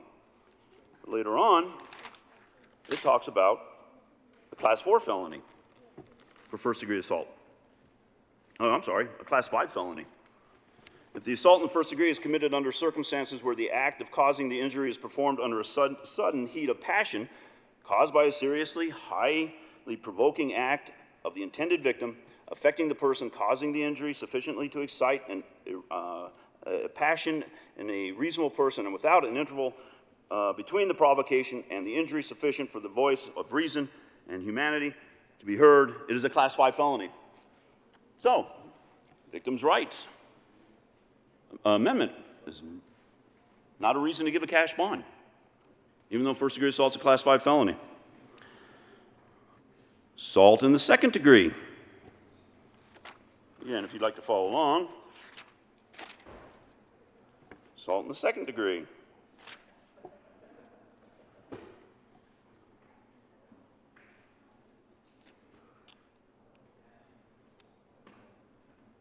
It is a Class 4 felony. Assault in the second degree is committed without the circumstances provided in paragraph A of this subsection 2 is a Class 4 felony. Second degree assault, serious bodily injury. You cause serious bodily injury to somebody, Class 4 felony, and guess what? You don't get a monetary bond because victim rights amendments crimes are not listed in here as a reason to get bond. Assault in the third degree. Okay. Again, victim rights crime. Can't buy a gun. But you can't get a PR bond. You can go smack somebody around, not even be taken into jail for that matter. Get a summons. If you do go into jail or for photographs and fingerprints, you can get a PR bond for third-degree assault. But again, you can't buy a gun, so I can't tell if that's a lesser offense or if it's a major offense. I'm still kind of confused on that one. Vehicular assault, menacing. Again, these are all victim rights crimes. Second-degree kidnapping. Wow, that's pretty serious. Second-degree kidnapping. 18.3.302. You'd like to, I'm sure everybody's read these.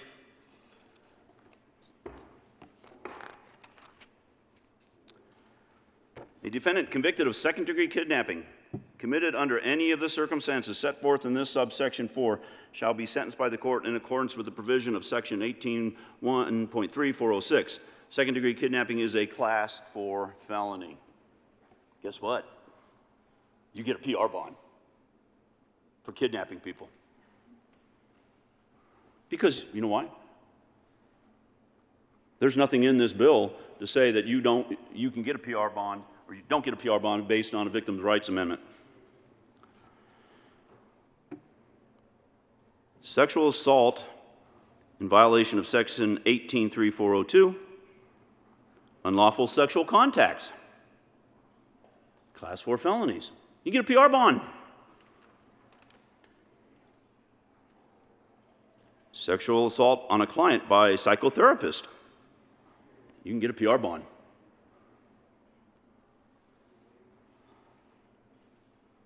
Invasion of privacy for sexual gratification. You guess it, you get a PR bond.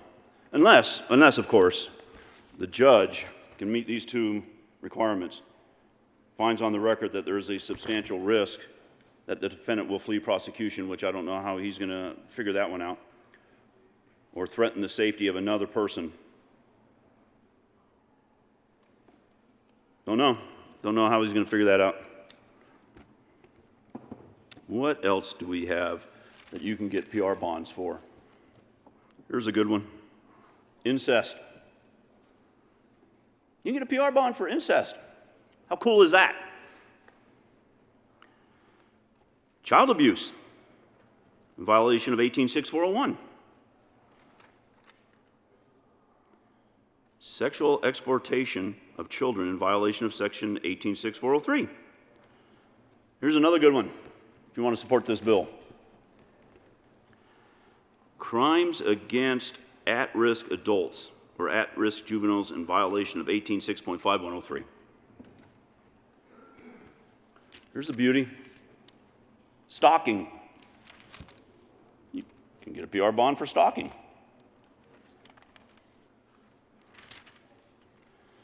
Oh, and here's one that we just talked about last night. We just passed on consent calendar on second readings. Bias-motivated crimes. You get a PR bond. Unless, of course, the judge can get in your head and say, yeah, this guy's not going to show up. And I don't know how I know it, but I just know it. Intimidating a witness or victim in violation of Section 18.8.704. Aggravated intimidation of a witness or a victim in violation of Section 18.8.705. Tampering with a witness or victim in violation of Section 18.8.707. Retaliation against a judge, against a prosecutor, in violation of 18.8.616. There is no provision, folks, in this bill that says you must post the judge. It leaves the discretion up to the judge to give you a cash bond under VRA violations. Dangerous bill.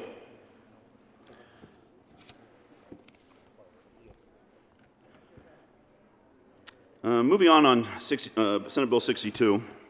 No, sorry, 273. And this is better. The defendant failed to appear. Now it's one or more times. Better, but again, it takes the discretion away from the judge. Then we go on to page 10, and it talks about fleeing prosecution. Well, this definition is very narrow, as we heard in committee.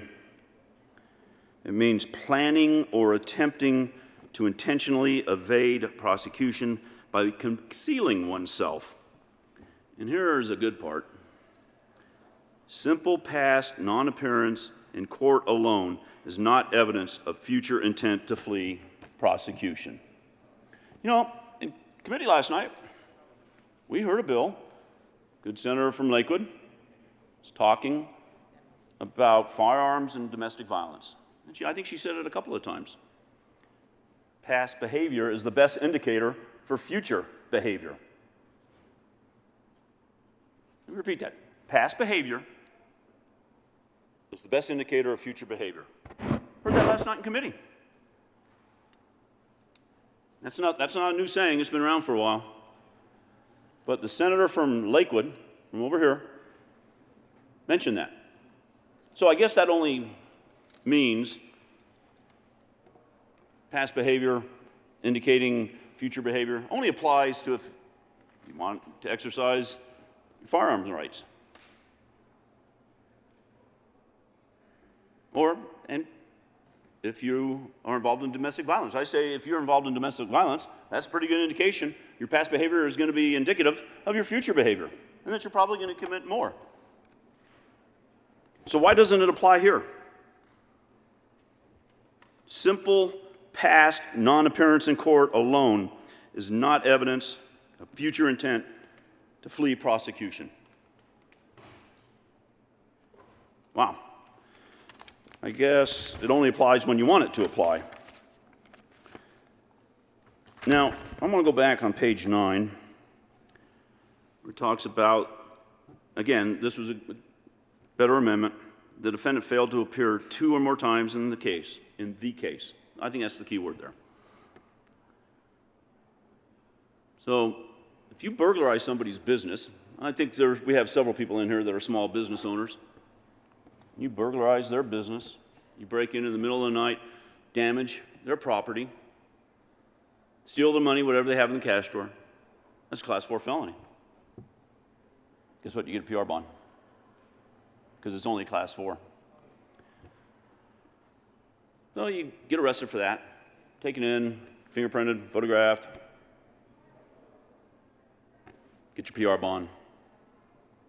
The next day, guess what? You go out and commit another burglary, break into somebody else's store, steal their money, damage their business. And by happenstance, you get picked up, taken in, got your fingerprints and photographs again, and guess what? You get another PR bond. Third day, you get your PR bond. Go, hey, nothing's happening to me. I'm getting PR'd all the time. I'm going to go out and commit another burglary. Break into a third business. Get caught. Get your fingerprints, photographs taken. You get a PR bond. And now you don't show up for court on the first one. You get another PR bond. So you don't show up the first time, you get a PR bond. You don't come back on your court on the second day. Guess what? That doesn't count towards the first one. You get another PR bond because it says failed to appear now one or more times in the case. So now you failed to appear twice and you get a PR bond. Guess what you get on the third time if you failed to appear? Anybody know? PR bond. Yeah, because it says failed to appear in the case.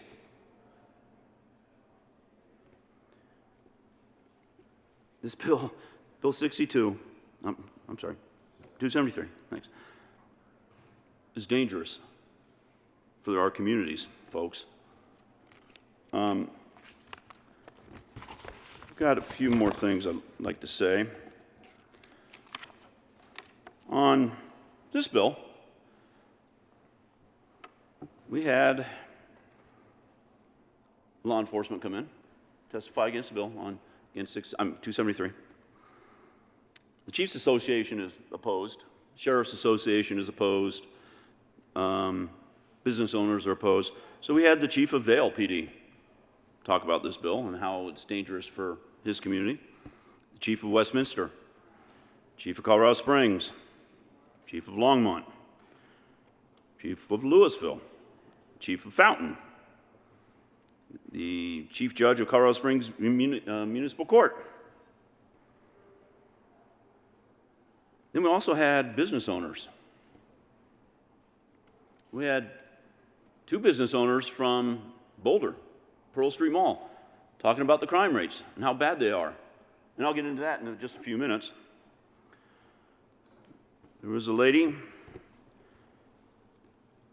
who says that she owns a store or business on the mall, and her employees and she have been chastened and harassed, and it keeps happening and it keeps happening, and people and law enforcement won't do anything about it. The people won't leave. They kept yelling and screaming at her, and that she had to have her employees take self-defense classes. That's how bad it's getting. Another Boulderite was shopping at the King Soopers where we had the massacre recently, and she was shopping there. She was threatened by a panhandler. He threatened to shoot her. Police department came, took the report, and they found out from another customer who got punched by the same panhandler, was later given a summons for assaulting the other customer. Guess what? He never showed up. I asked her, do you feel justice has been done? She goes, no, not at all. This bill is about criminals. It's about protecting criminals. It doesn't take into consideration victims of crime. They're an afterthought in this bill. Nobody cares about them anymore. Let's go back to some of these crimes. Class 4 or 5. Let's say you're a business owner and your business gets burglarized. Yeah, it gets PR bond. You know who's looking for them? No one. No one's looking for them. Law enforcement's not looking for them. The only way they're going to be looking for somebody if it's a high-profile case. An average burglar is not a high-profile case. So law enforcement's not going to look for him.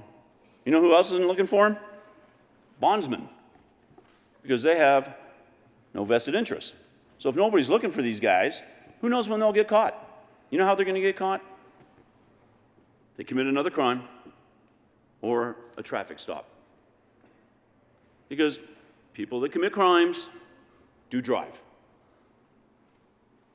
So there'll be a warrant out for them if they don't show up. You know, justice delayed is justice denied, and victims are not getting justice in this bill.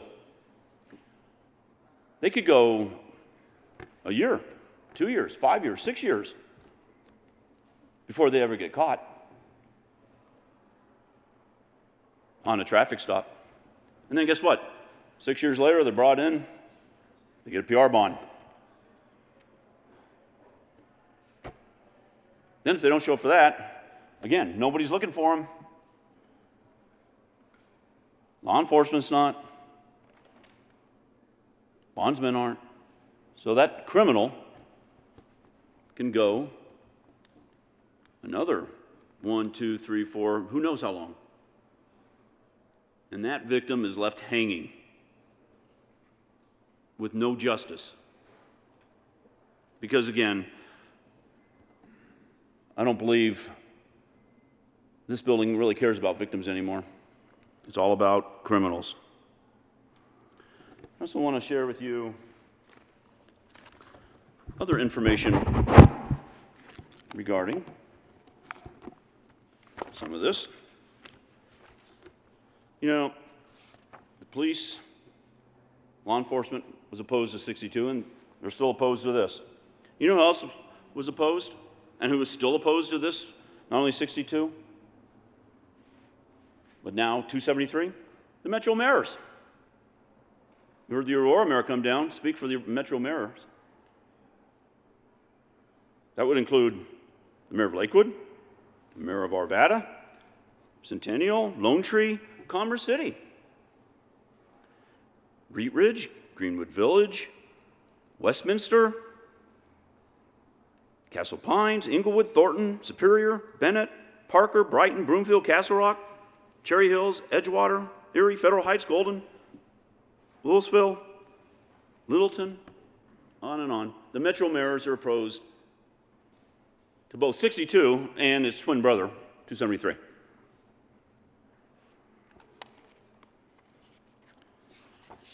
And we have law enforcement from different jurisdictions. We have the Colorado Fraternal Order of Police, who are opposed. We have the sheriffs that are opposed, the police chiefs that are opposed, the Denver Police Association's opposed. Then we have every sheriff and every police department, every police chief in the 18th Judicial District opposed. Arapahoe County, Douglas County, Elbert County, Lincoln County, the Marshal's Office for the town of Hugo,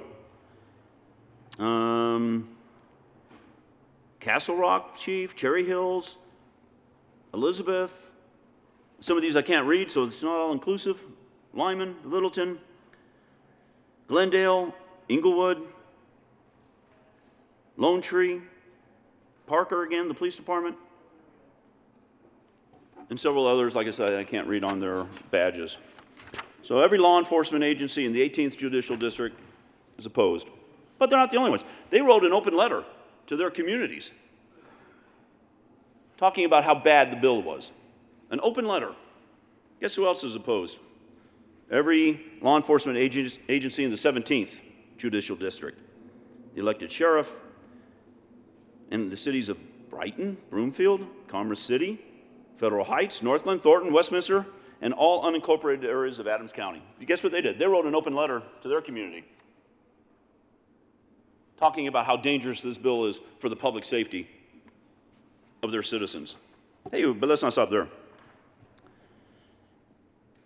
There also was an open letter from the 5th Judicial District to their residents that said, this bill is dangerous. It's bad for public safety. So, 5th Judicial, Eagle, Clear Creek Sheriff, Lake, and Summit counties, and the law enforcement agencies inside those jurisdictions. In their open letter from Eagle County, this is what they said regarding the bond. Guts the current evidence-based procedures used by the courts to determine whether a bond is appropriate, how much that bond should be, and the conditions upon which bond may be granted. Instead, the bill would allow many dangerous criminals to escape incarceration altogether. This bill would allow offenders who commit serious crimes to be released after arrest and booking without consideration of the particular circumstances and risks and without any judicially established conditions of release. Judges will no longer will consider factors such as the violence of the alleged offense, prior failures to appear, risk of recidivism.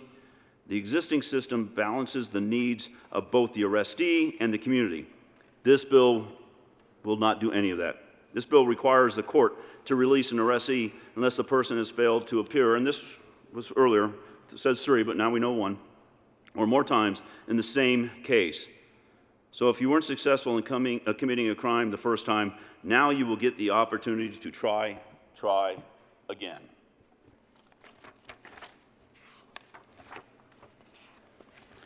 You know, this bill was started because of COVID.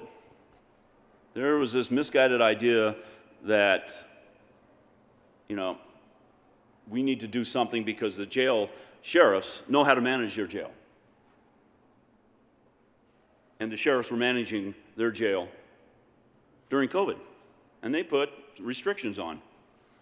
And now we have this bill, like I said, a misguided bill, to say, hey, let's continue those policies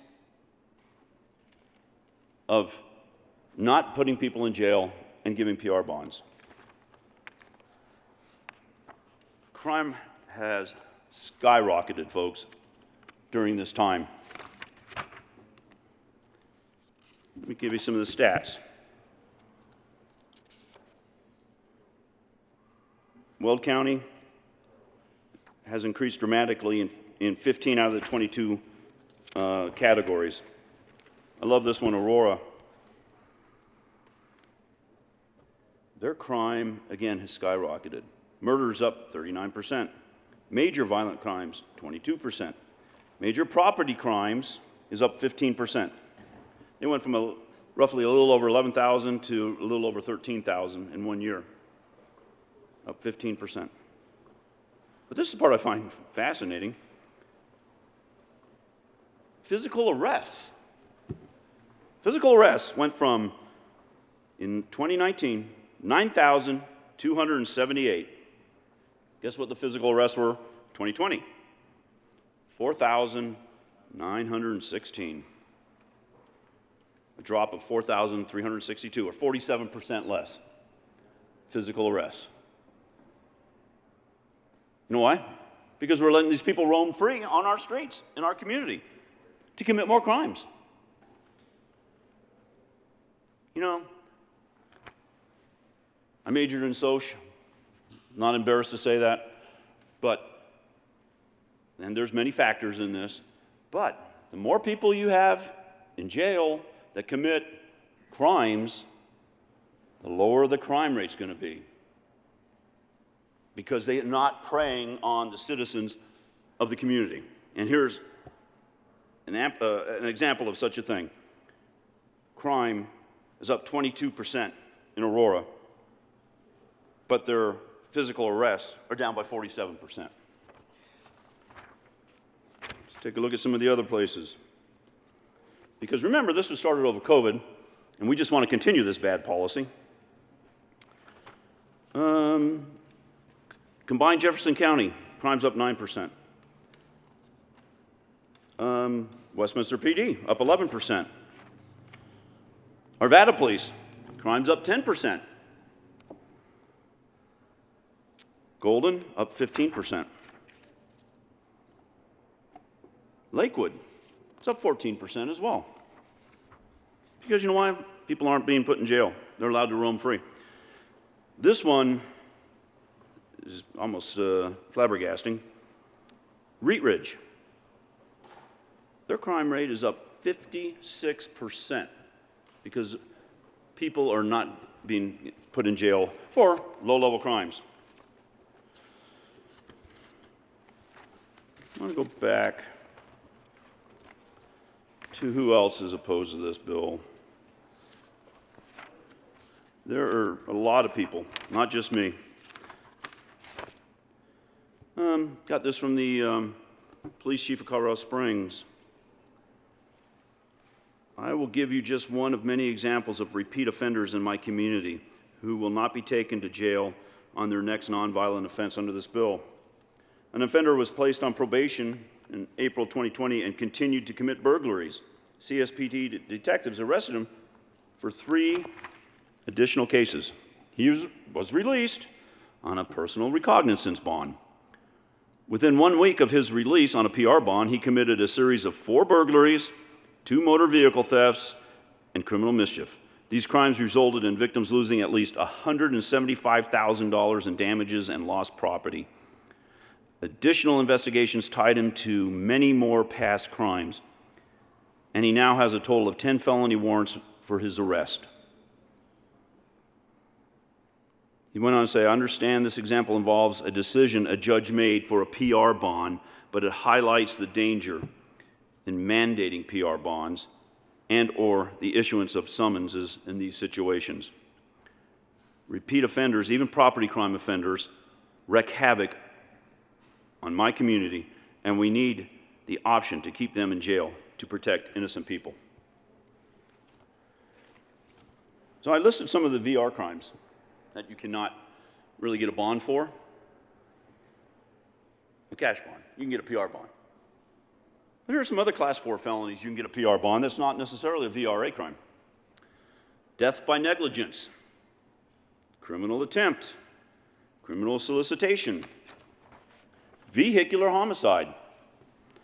Again, I mentioned assault in the 2nd degree, criminal extortion, violation of custody order.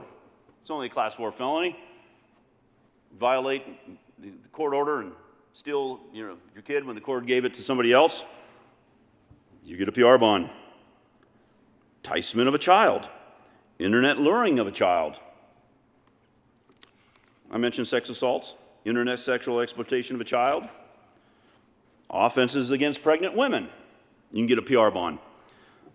Unlawful termination of pregnancy in the 2nd degree, aggravated vehicle, unlawful termination of a pregnancy, 2nd degree arson, 3rd degree arson, 4th degree arson.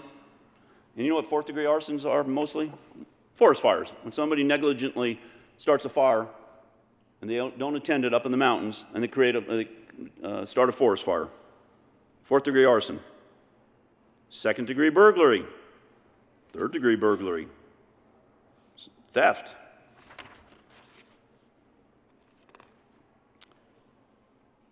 Controlled substance, consumption by fraudulent means. Well, what does that mean, actually?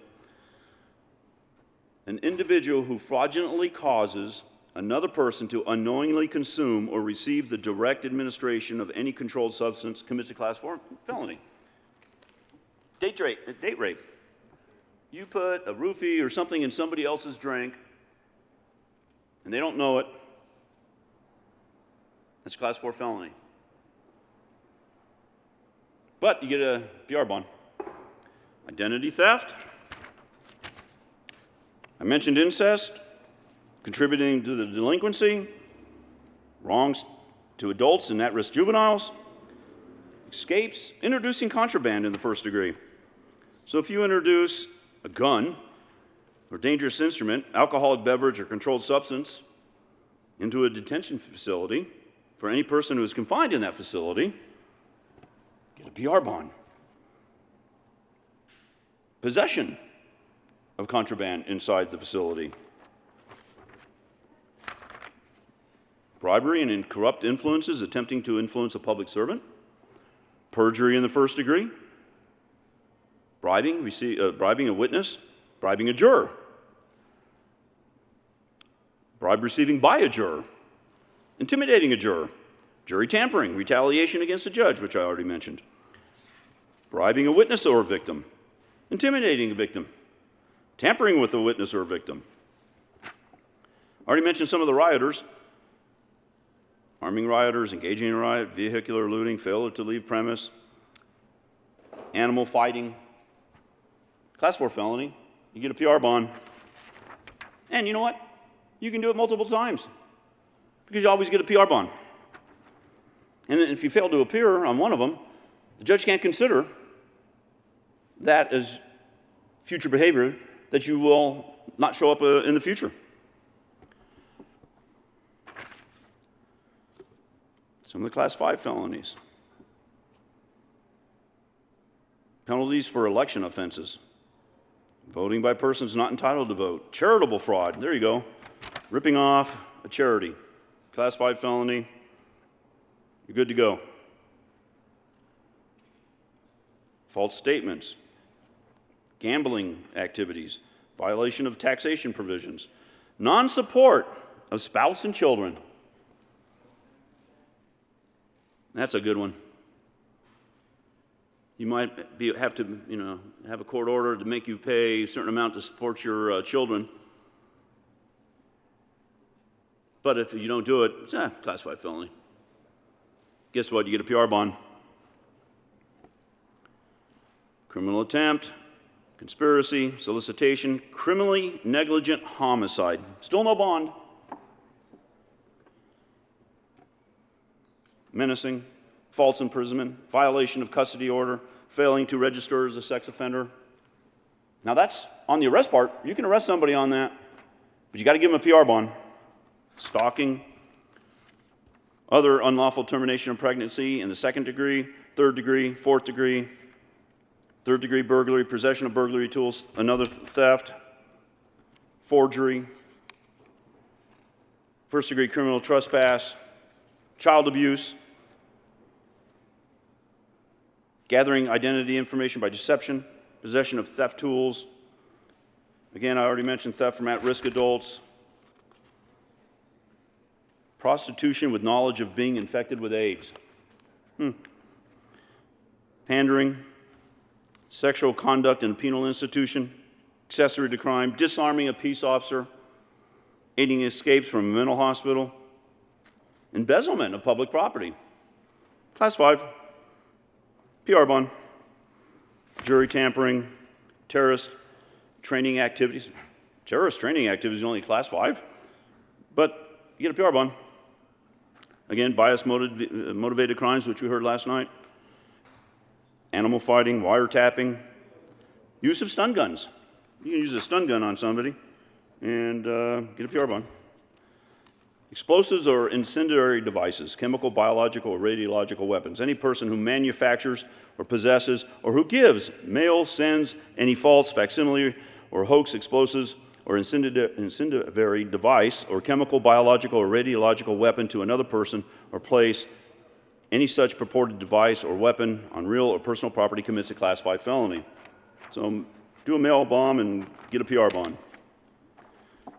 Hazardous substance incidents, illegal sale of wildlife, willful destruction of wildlife, selling livestock without a bill of sale, and the list goes on.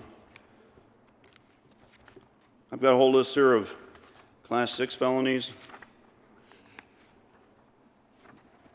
But, if you want to hear them, I can go over them with you. I won't go through most of them. Misuse of official information, possession of contraband, violation of bail bonds, introducing contraband in the 2nd degree I mentioned, tampering with physical evidence, public peace and order, crimes that consider public peace and order. Again, cruelty to animals, Class 6 felony. Possession of weapons on school, college, or university grounds. Now that one you might be able to get a cash bond on. Oh, hey, here's the favorite of everybody's, well, at least half the people in here. Large capacity ammunition magazines. Any person who possesses a large capacity magazine, defined as ammunition magazines that can accept more than 15 rounds of ammunition, 8 shotgun shells, when combined with a fixed magazine or 28-inch of shotgun shells, during the commission of a felony or any crime of violence commits a Class 6 felony. You know, that law was put in 2013. But you know what? That's a low-level crime, according to this bill. I'm glad we're finally realizing that a 30-round magazine is a low-level crime.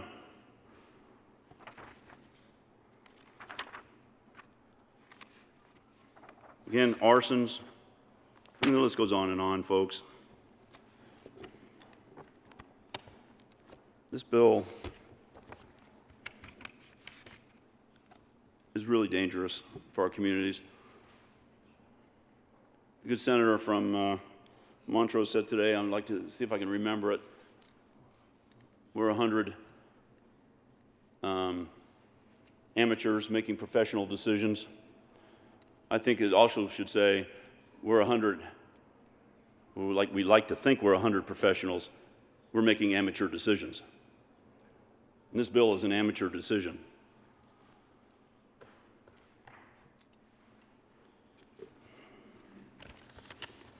Madam Chair, I have several amendments, if I can find them. Unless I can yield my spot here for a minute.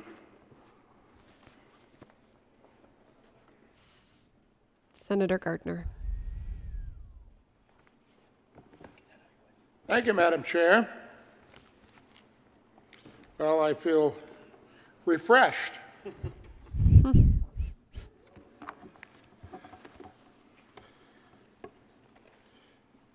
You know, members, colleagues, friends in the gallery, of which there may be more than those on the floor, people of Colorado,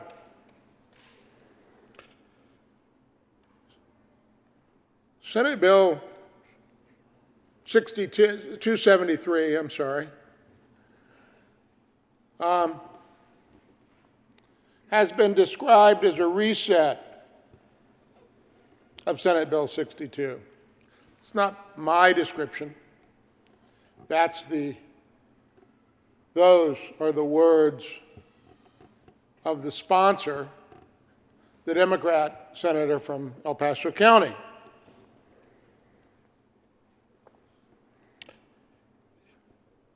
Its progenitor, Senate Bill 62, was a bill that had so many infirmities that it had to be scrapped, giving birth to 273. Now, some of you won't understand, and others of you will understand instantly if you've been here a few sessions. There are some bill numbers that,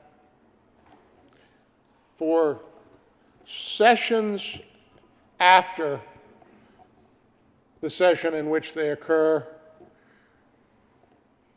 people will not want to carry a bill of that number because that bill number is toxic.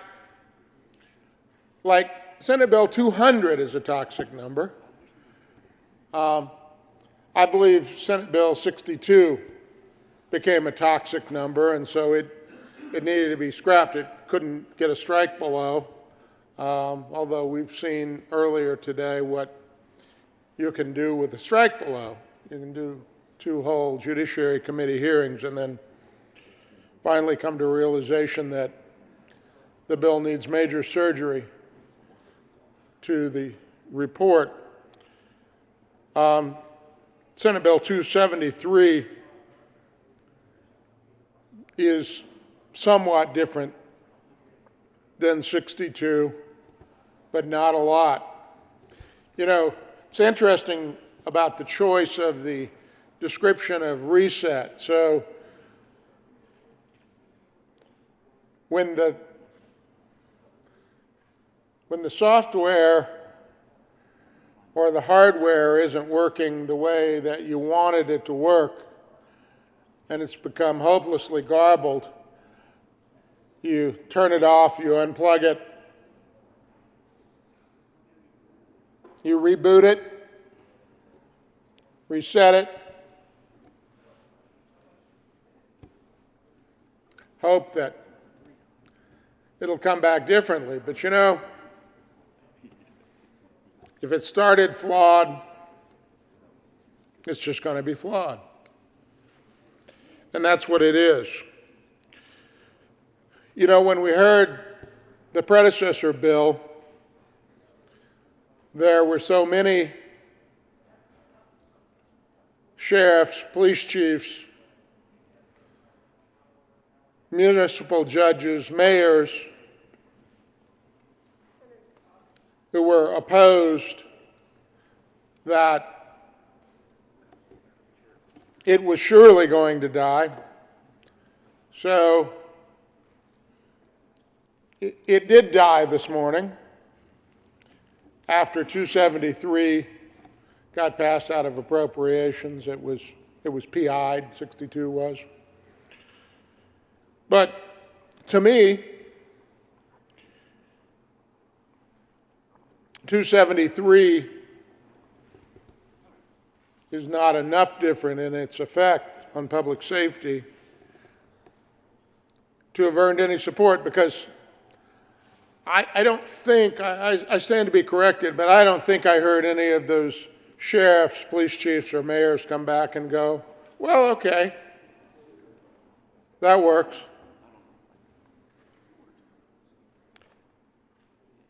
In fact, what we heard about 273 was that police chiefs, law enforcement officials, mayors told Senate Judiciary once again that the bill was going to move us not closer to better public safety, but further away.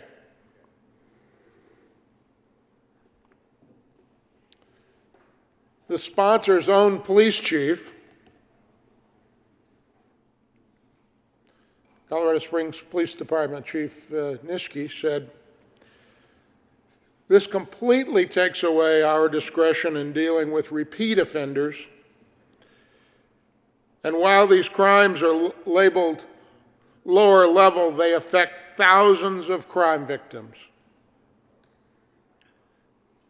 Now, Chief Nischke did acknowledge this. He says, "We all agree this bill is going to reduce arrest, monetary bail, jail populations, but no one has said that it will reduce actual crime. And no one has a backup plan if crime spikes further because of it." And we heard of similar kinds of bail reform, jail population reform that runs under a variety of names across the country. The disaster that this has been in New York, California, Washington, spikes in crime.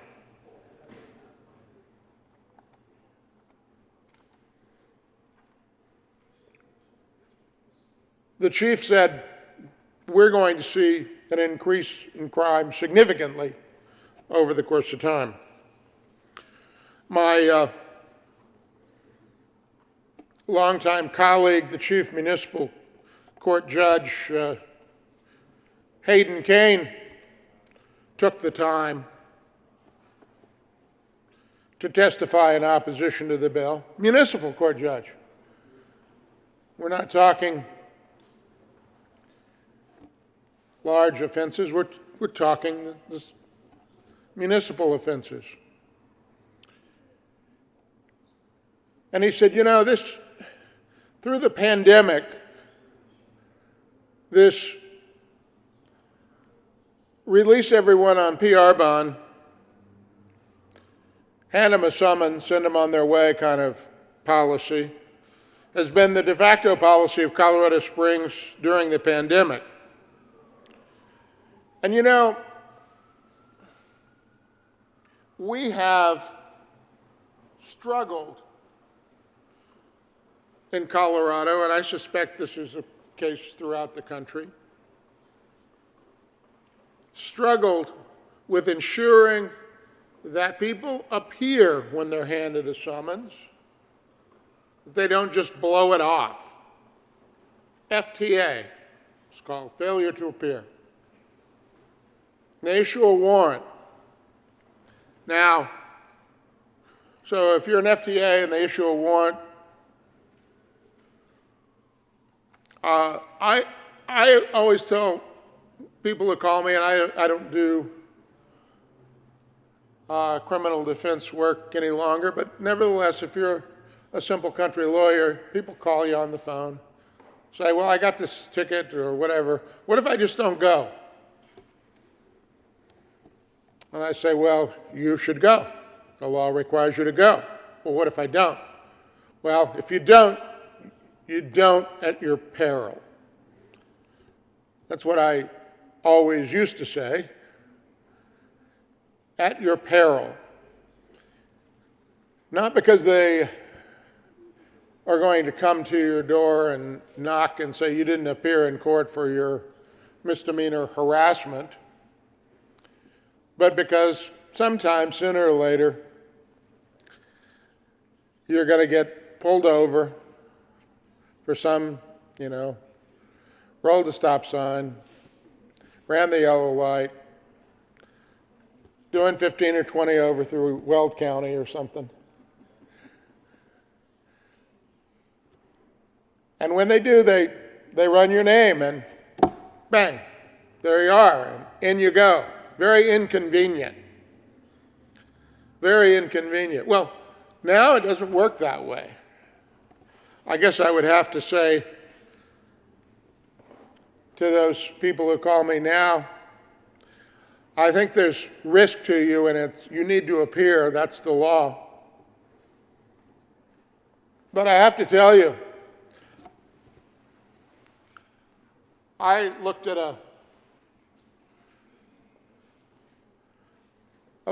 an inmate search for El Paso County Jail on a particular person the other day that I had some interest because it was a domestic violence thing and it was an acquaintance. A potential victim was an acquaintance of a friend who had some concern, and you can go online and see if the person's in jail. And there kept being all these harassment, stalking, all these things. We had this de facto policy in El Paso County, just like we had all over the state. This offender wasn't jailed and wasn't jailed and wasn't jailed. Issued a summons, issued a summons, issued a summons. After 8 times of failure to appear and repeated misdemeanor harassments, finally commits a felony, still released, PR bond. On about the 3rd felony, finally in jail. Now you say, well, this just the El Paso County Sheriff just not doing his job. No, nothing could be further from the truth. Because of the pandemic, we had implemented a policy that was much like Senate Bill 273. And that's what you're going to see, disregard for the law.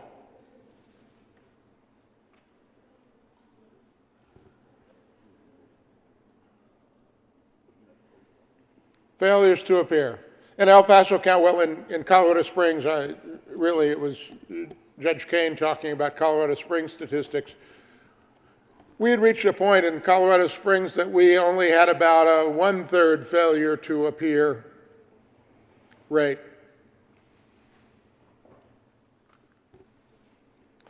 And then in 2020,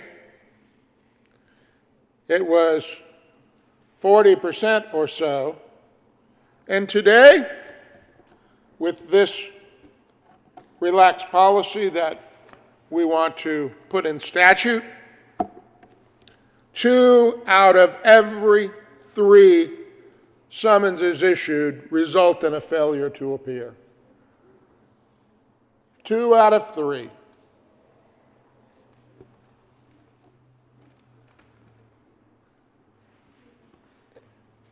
And crime has spiked.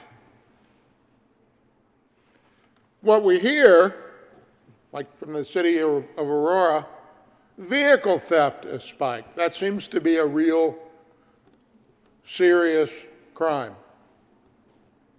I don't know what happens for theft of catalytic converters. Who would have ever thunk that was a thing? But if you haven't heard that that's a thing now, that's a thing.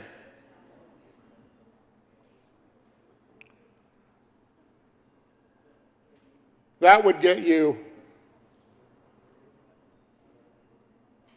a summons.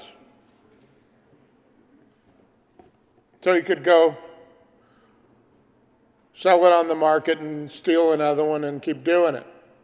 Kind of no downside to you. After a while, you know, you can plead them all out and then you can get your record sealed sometime or another. Probably no downside.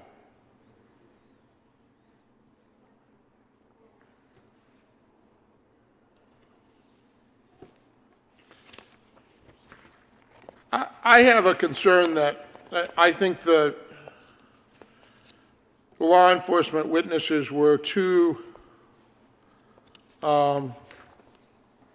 intent on sticking with the facts and not speculating, and I appreciate and respect that, but I have a sense, since the facts never matter here in the Colorado General Assembly, let me just tell you what my feeling about this is, my sense of life experience and what I know about the world, what I know about criminal defendants because I have represented them.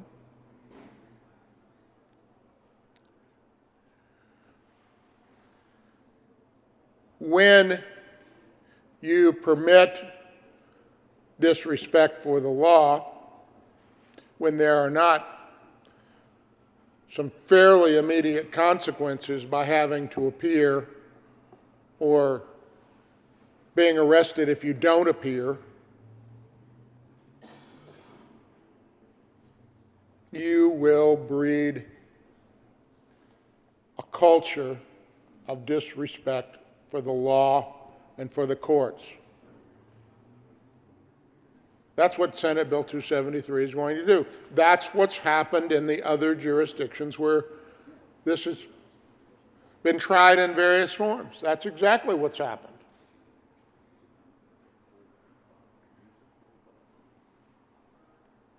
And then you have a state of lawlessness. You say, well, you're just over the top, Senator. No, you know, you can say that. You can say that. But the experience in other jurisdictions is exactly that. That's what it is. You know? Once one person fails to appear and nothing much happens, the community begins to talk. They know. You may not know because you're all law-abiding citizens, but those that would push the limit and those that get in a fight somewhere and tell their buddy about it and say, well, I didn't appear, nothing happened to me. And there are people who gather their information that way. And the next thing you know, crime spikes, and that's what we've had in the pandemic. Members, I harbor no illusions that anything I say moves any votes here, but I do want to make a record that if you pass Senate Bill 273, give it a year, give it 2 years, you'll pick up the newspaper and you'll read more about the crime spike and more about the courts, municipal courts, county courts, having problems getting people to appear, consequences for crimes. If you pay attention to this and what it's done in other jurisdictions, you'll vote no. Senator Cook. There is an amendment on the desk. Almost. First, colleagues, I just want to let you know I was taken to the woodshed by the chair. She told me that it's a violation of Masons to refer to another bill number when discussing a bill. So I want to apologize to you, Madam Chair, and Mr. Mason. Thanks. That's very nice of you. And now there was an amendment on the desk.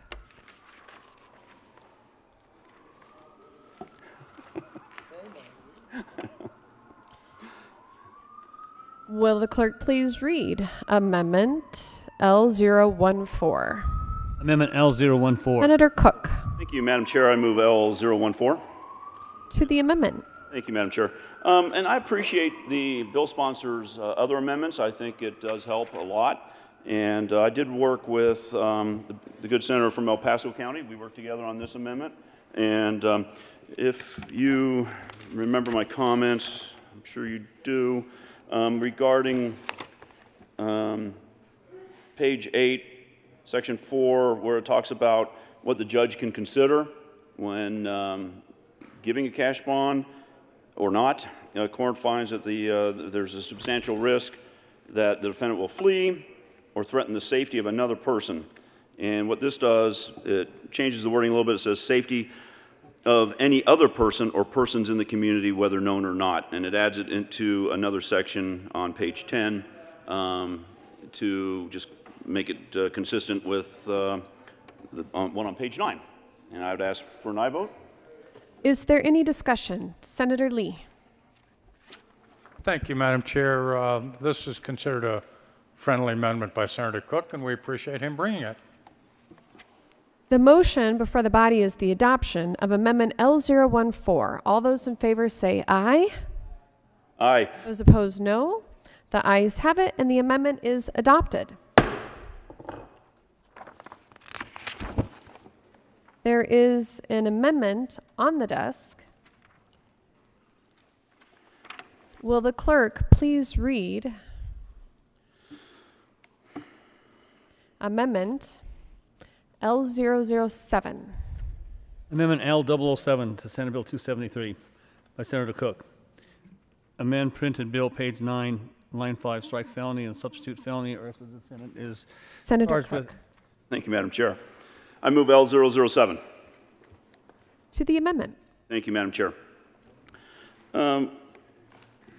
Again, this language is pretty much standard for making an exception to in custody arrest on the misdemeanors. But again, if you remember what I said, there was really nothing in the bond section that would allow a judge to consider victim rights violations, violent crimes, illegal possession of a deadly firearm, unlawful sexual behavior. And this adds to the bond issue that says a judge can consider these crimes on whether or not to give a cash bond to the person. And so I'd ask for an aye vote to allow, like I said, victim right amendments and violent crimes to be considered by the judge to give a cash bond. Is there any further discussion on Amendment L007? Senator Lee. Thank you, Madam Chair. We would urge a vote against this amendment. Colorado Statute 16-4-103 has a comprehensive set of categories and criteria to be used by judges in determining what to set bond for. So this amendment is unnecessary. Senator Cook. Thank you, Madam Chair. I believe this bill will override that, and because it mentions in there that the judge is allowed to take in prior failures to appear, but in this bill it says the judge cannot consider that. And so I believe we need this so that the judge can make a determination on whether it's a victim right amendment violation or violent crime. So I'd ask for an aye vote. Is there any further discussion? Senator Lee. Thank you. Thank you, Madam Chair.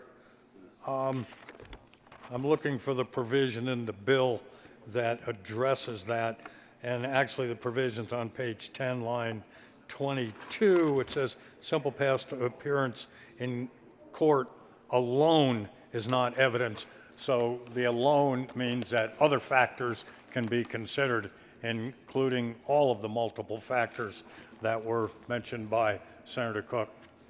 And you know, I've been to bond setting hearings, and judges listen to the prosecution and the district attorney, and if there was weapons involved, if there was injury to a person, if there were prior failures to appear, all of the conditions, the ties of the individual to the community, whether they have employment, whether they have a violent history, all of those conditions are set forth in the current bond statute. So again, I ask for a rejection of this amendment.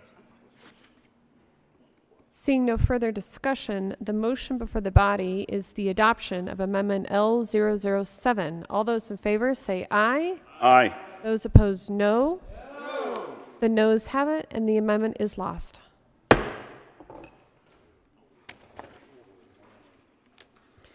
There is an amendment on the desk.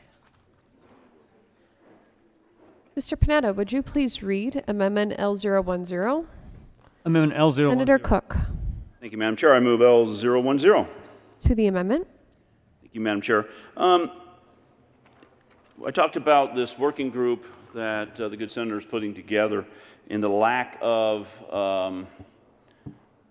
people that should be on there. And so what this says is that including in this working group is the judicial department, because this bill affects the judiciary, a nonprofit substance use provider, a bail bondsman, somebody from the bail bond industry. Again, this bill dramatically affects that industry. And whether you like bail bondsmen or not doesn't mean you should put them out of jail. They provide a very useful service in the criminal justice system. Because again, when they make somebody gives a cash bond, they're the ones out looking for them. And so somebody from that bail bond industry needs to be a part of this, because this bill could potentially just destroy their industry. Somebody from the Attorney General's office, somebody from the Division of Adult Parole, the Probation Department, and the State Court Administrator's office, I think, should be part of this working group. So I'd ask for an aye vote. Is there any further discussion? Senator Lee. Thank you, Madam Chair. Well, I appreciate the good senator from Wells' expansion of the growth of government by this amendment and expanding this working group by almost double from 11 to 18. But you know, I'm not absolutely opposed to having input from multiple sources, so I respect the concept, though I'm reticent about the growth factor. But I would leave it to the members to decide on their own if they want to grow the working group. Senator Cook. Well, thank you, Madam Chair. I'd be happy to reduce government by taking out some of these other groups, or and we can reduce the government. So I think these people have expertise and knowledge and should be included in the working group, and maybe we can figure out who to remove. So I'd ask for an aye vote. Is there any further discussion? Seeing none, the motion is the adoption of Amendment L010. All those in favor say aye. Aye. Those opposed, no. Thank you. The ayes have it, and the amendment is adopted.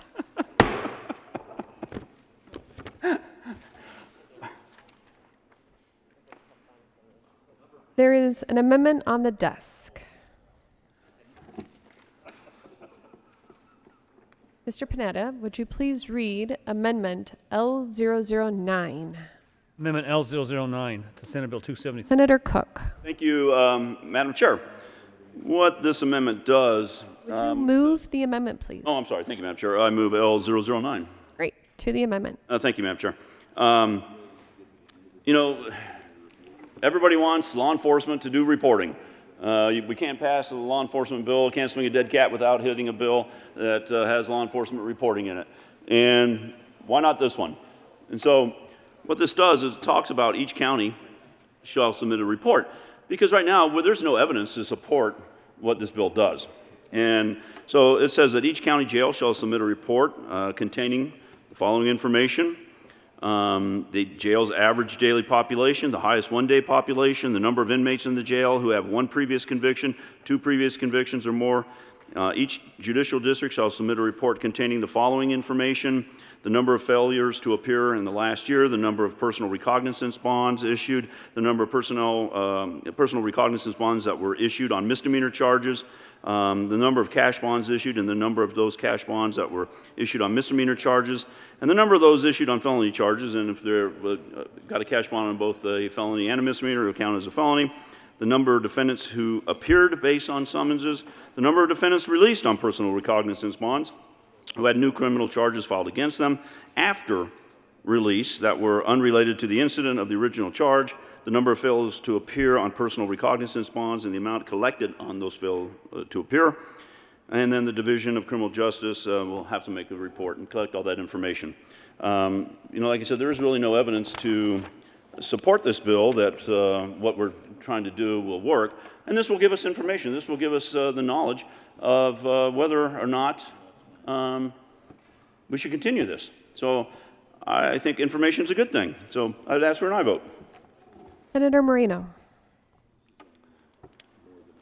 Thank you, Madam Chair. And, certainly am never opposed to additional information and reporting. Just wondering if the Senator from Weld County has an estimate on what the fiscal implication of this amendment would be.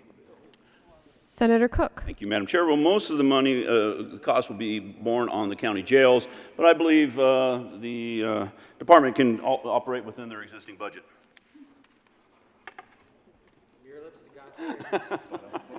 Is there any further discussion? Seeing none, the motion is for the adoption of Amendment L009. All those in favor say aye. Aye. Those opposed, no. Hey, Bob, be quiet. The ayes have it, and the amendment is adopted. See ya. There is an amendment on the desk. Mr. Panetta, would you please read Amendment L008? Amendment L008. Senator Cook. Thank you, Madam Chair. I move L008. To the amendment. Thank you, Madam Chair. Basically, this sunsets this bill. If we show that it's not working, then we'll sunset this bill. And I'd ask for an aye vote. Is there any further discussion? Senator Lee. I would oppose this amendment. If the good senator wants to terminate the provisions in this bill, he should bring his own bill to do it. I don't want it to happen automatically.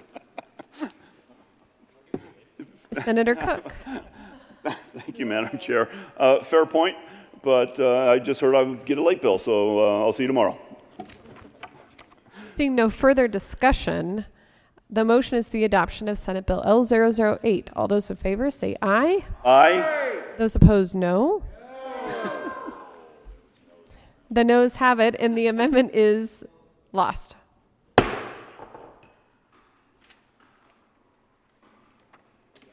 There is an amendment on the desk.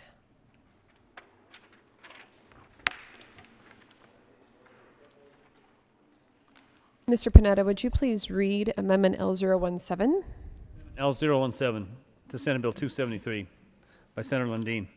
Amend printed bill page 7, line 15, strike or, page 7, line 18, strike so, and substitute so or, page 7, after line 18, insert 3, the person has no ties to the jurisdiction.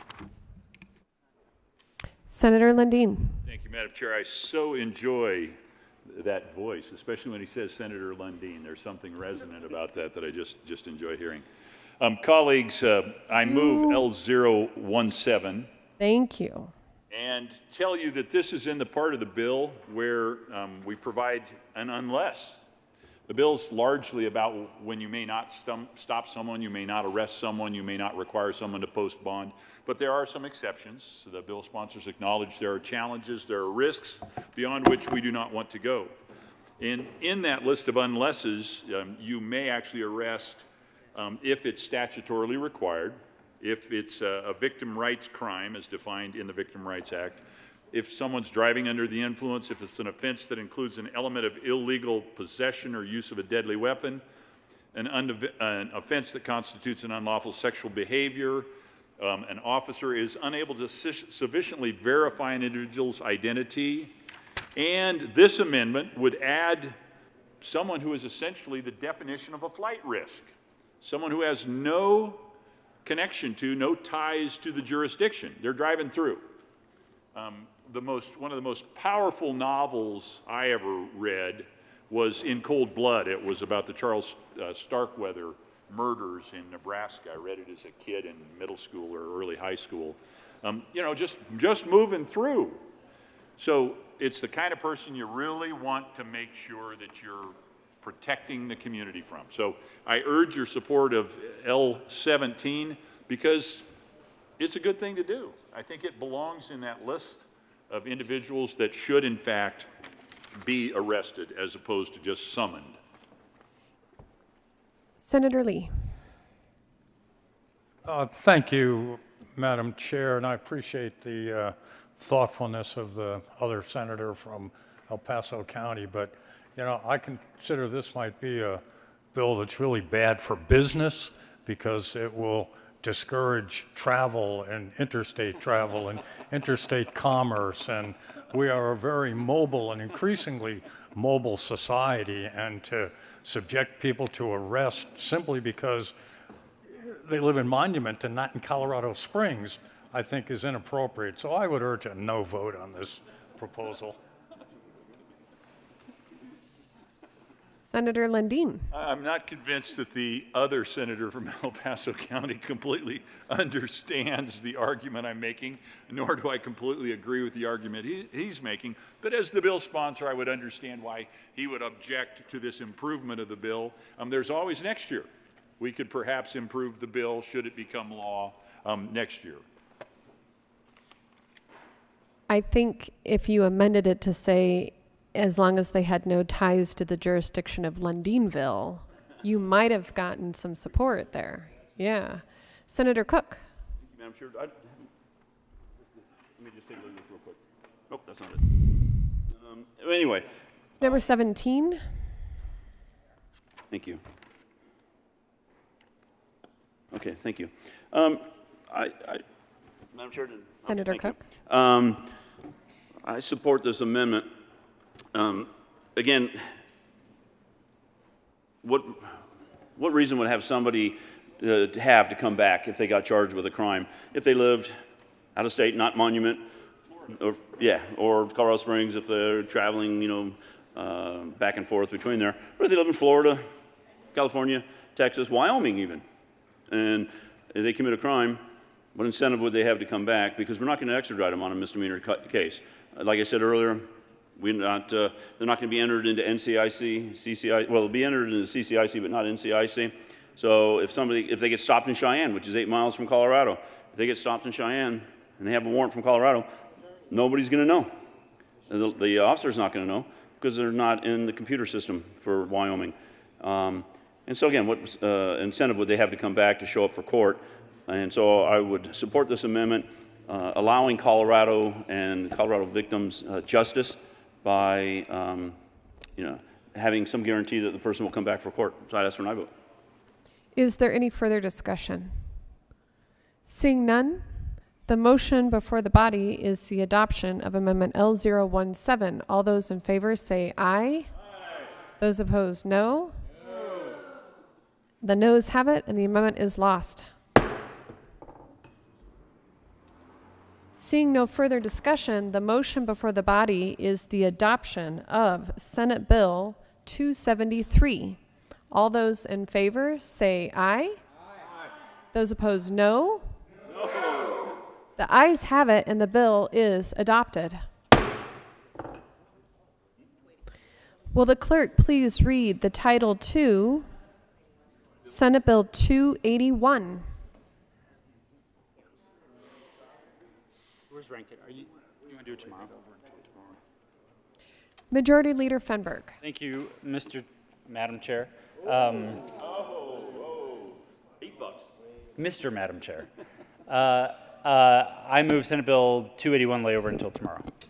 The motion is to lay over Senate Bill 281 until tomorrow. All those in favor say aye.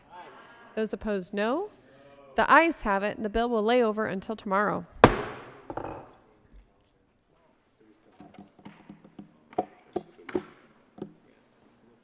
Majority Leader Fenberg. Thank you, Madam Chair. I move House Bill 1298 lay over until tomorrow. The motion is to lay over House Bill 1298 until tomorrow. All of those in favor say aye. Those opposed, no. The ayes have it, and the bill will be laid over until tomorrow. Majority Leader Fenberg. Thank you, Madam Chair. I move the committee rise and report. The motion is for the committee to rise and report. All of those in favor say aye. Aye. Those opposed, no. The ayes have it, and the committee will rise and report.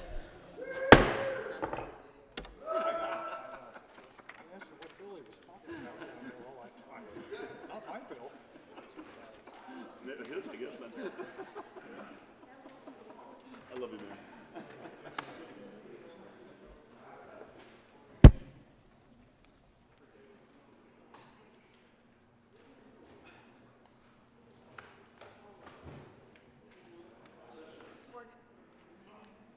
Thank you. Thank you. Sorry, I walked away from the last one.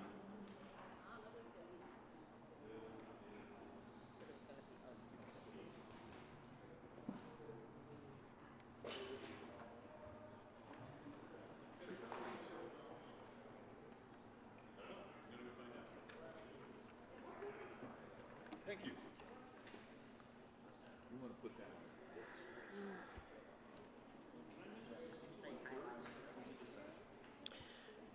In the Mason.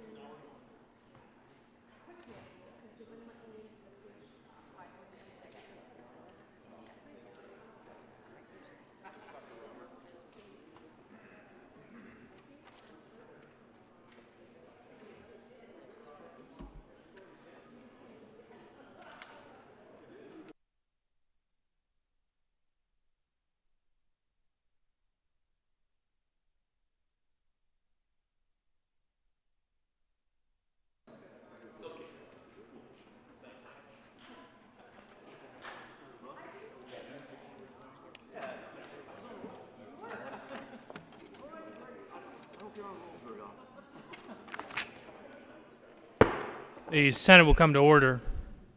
Senator Zenzinger. Thank you, Mr. President. The committee has met, and we've had a number of bills under consideration. Will the clerk please read the report? Mr. President, your committee of the whole begs leave to report has had in consideration the following attached bills, being the second reading thereof, makes the following recommendations thereon. Senate Bills 283 as amended, 287, 33 as amended, 271 as amended, 273 as amended, passed on second reading order and gross and placed on calendar for third reading and final passage. House Bills 1012 as amended, 1068, 1069 as amended, 1085, 1150, 1195, 1228, 1238, 1273, 1284, passed on second reading order, revised and placed on calendar for third reading and final passage. Senate Bills 281 and House Bill 1298 laid over until May 27th, retain their place in the calendar. Senator Zenzinger. Thank you, Mr. President. I move for the adoption of the report. The motion is for the adoption of the committee of the whole report. There is an amendment at the desk. Or shall I say there are amendments at the desk. Will the clerk please read Amendment 001 to the committee of the whole?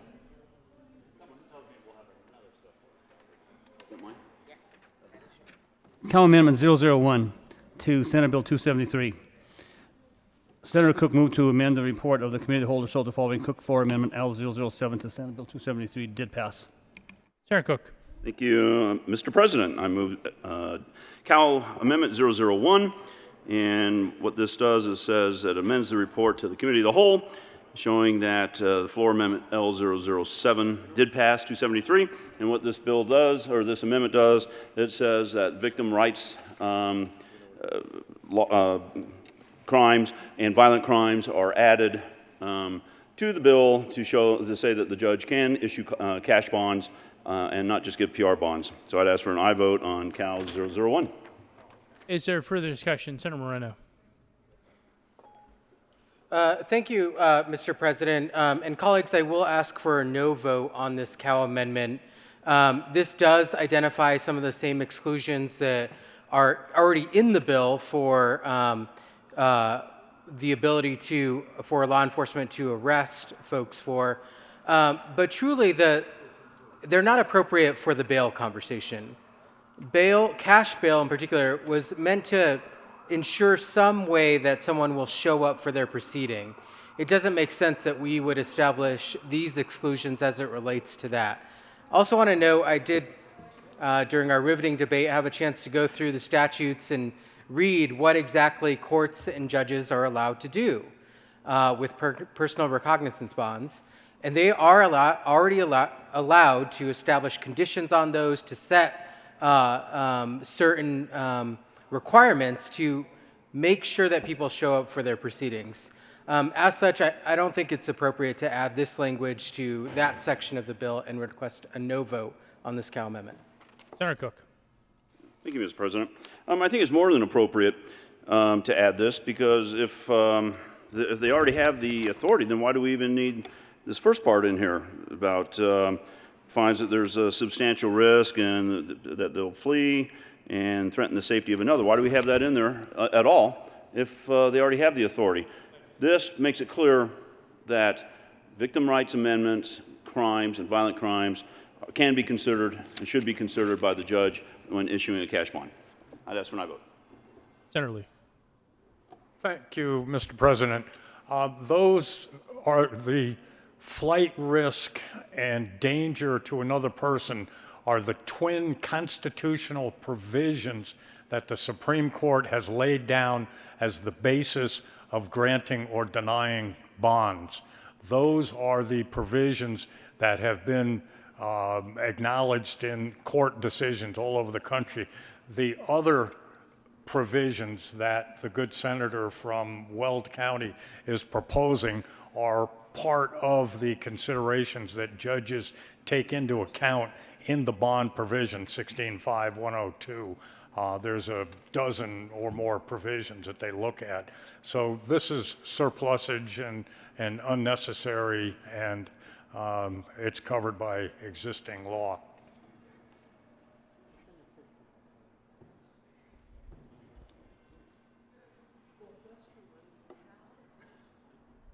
Senate will stand in brief recess.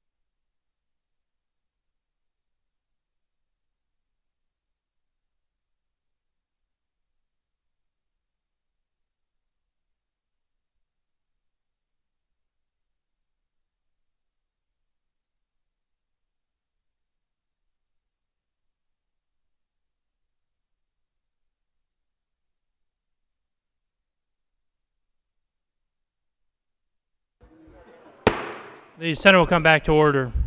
The motion before the body is the adoption of Amendment 001. Are there any no votes?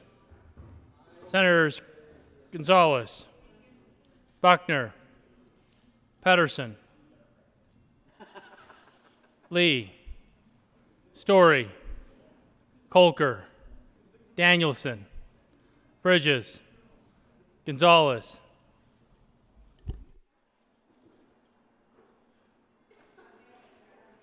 Winter, Hanson, Coleman, Hawkes Lewis, the Majority Leader.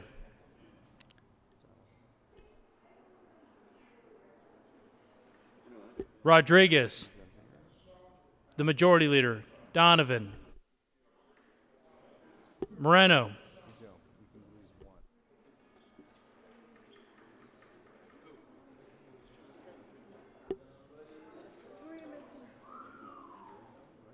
please add the President. And Sarah Fields.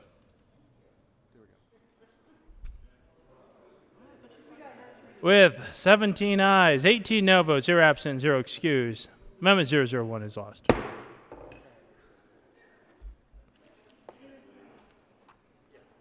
There's an amendment at the desk. Will the clerk please read Amendment 002? Amendment 002 to Committee of the Whole to Senate Bill 273. Senator Lundin moved to amend the report of the Committee of the Whole to show the following. Lundin, floor amendment L017 to Senate Bill 273 did pass. Senator Lundin. Thank you very much, Mr. President. I move Cal Amendment 02. To the amendment, Senator. Thank you, Mr. President. So the bill is largely about exceptions to public safety, how we allow changes where we're not going to arrest, where we're going to issue paper tickets, how we're not going to require bail, cash bail for certain individuals. That's the ethos, that's the basic structure of the bill. But there is a section in the bill where it says, under certain conditions, the risk is big enough that you may actually arrest. And it lists those things. You may arrest if it's a Victim Rights Crime Act. And that's, of course, defined in statute. If someone's driving under the influence, if it's an offense that includes an element of illegal possession or use of a deadly weapon, an offense that constitutes unlawful sexual behavior, or if the officer is unable to sufficiently verify an individual's identity after making efforts to do so. This amendment would add one more thing. Someone who is, based on the constitutional information we just talked about, one of the two tests, by definition, a flight risk. Somebody who's moving through the jurisdiction. Maybe somebody from Florida, or pick your state. They could be from anywhere else, and they're moving through, and they have done something that causes law enforcement to say, stop, we are concerned. And this would allow, under those circumstances, for law enforcement to do more than just issue a paper that says, please come back and appear for your necessary court date. The law enforcement would actually be able to arrest. It's a person. The amendment simply says, add to that list of reasons for arrest if the person has no ties to the community. And I would say, therefore, or by definition, a flight risk. I urge your support of Cal Amendment 02. Senator Moreno. Thank you, Mr. President. I request a no vote on this Cal Amendment. Essentially, what this would allow is people that live outside of certain jurisdictions to be targeted, frankly. They can be arrested. They can be taken to jail.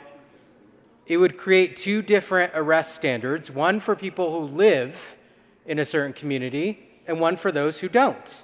Just because someone doesn't live in a community doesn't mean they're automatically a flight risk. The reality is the judge already has the discretion to determine if that person is a flight risk. I ask for a no vote on this Cal Amendment. Senator Gonzalez. Thank you, Mr. President. We've had a lot of, The good senator from Denver will be fined $1 for recognizing the mistake. I caught myself. I'd like to appeal my fine. No, I'm Okay, appeal it to me. No cash bonds here. No cash bonds. All right. Colleagues, there has been a lot of conflation around arrest provisions and bond provisions. Now, let's be really clear that in Senate Bill 273, there is, in existing statute, there is incredible discretion and latitude for law enforcement to make the determinations. That discretion is important, and yet what Senate Bill 273 seeks to do is to start to narrow that discretion. Now, yet at the same time, the good senator from Monument is going forward and conflating the point of where that determination of flight risk happens. That doesn't happen at the point of arrest. It happens at the point of determination of bond by a judge. I ask for a no vote. Senator Cook. Thank you, Mr. President. When it comes to misdemeanors, ties to the jurisdiction usually means in the state.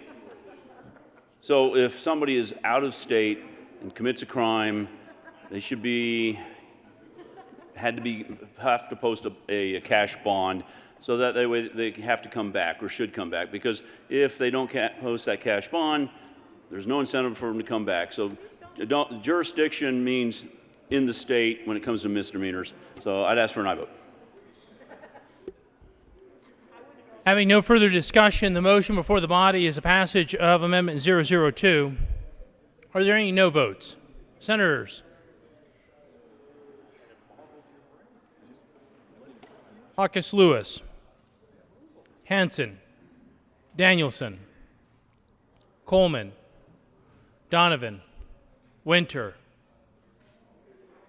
Janal, Kolker, Buckner, Pedersen, Zenzinger, Story, Rodriguez, Gonzalez, Fields, Bridges, the Majority Leader, Lee, Moreno. Please add the President. With 15 aye votes, 20 no votes, 0 absent, 0 excused, Amendment 002 is lost.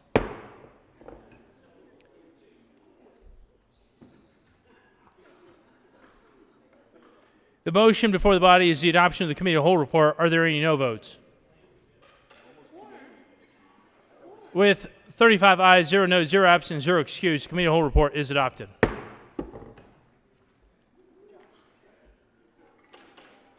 Senate Bill 283 is amended. Senate Bill 287. Senate Bill 033 is amended. Senate Bill 271 is amended. Senate Bill 273 is amended. Passed on second reading. Ordered and grossly placed on the calendar for third reading and final passage. House Bill 1012 as amended. House Bill 1068. House Bill 1069 as amended. House Bill 1085. House Bill 1150. House Bill 1195. House Bill 1228. House Bill 1238. House Bill 1273, House Bill 1284, passed on second reading, ordered and revised and placed on the calendar for third reading and final passage. Senate Bill 281, House Bill 1298, laid over until 5/27/21, retaining its place on the calendar.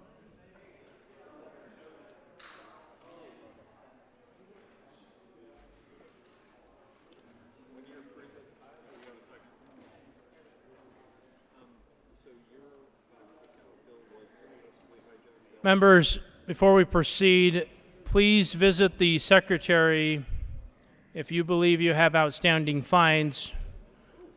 As in the next couple of days, I'll announce this. Please visit the Secretary and pay your fines accordingly so that we can use those funds for the membership before we adjourn.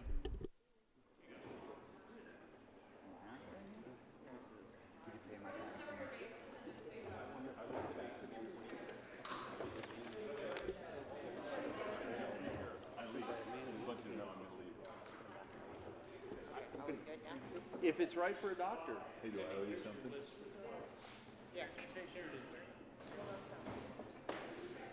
The following change in bill sponsorship will occur. Senator Winter will be added as a Senate co-prime sponsor along with Senator Sonnenberg on Senate Bill 033.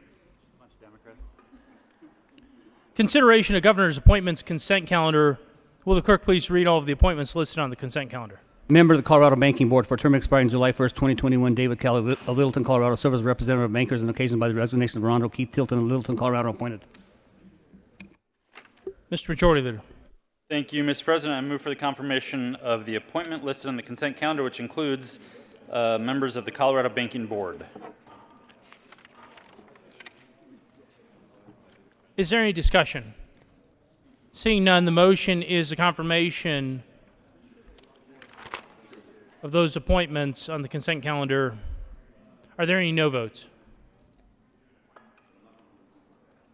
With 35 ayes, 0 noes, 0 absent, 0 excused, those appointments are confirmed.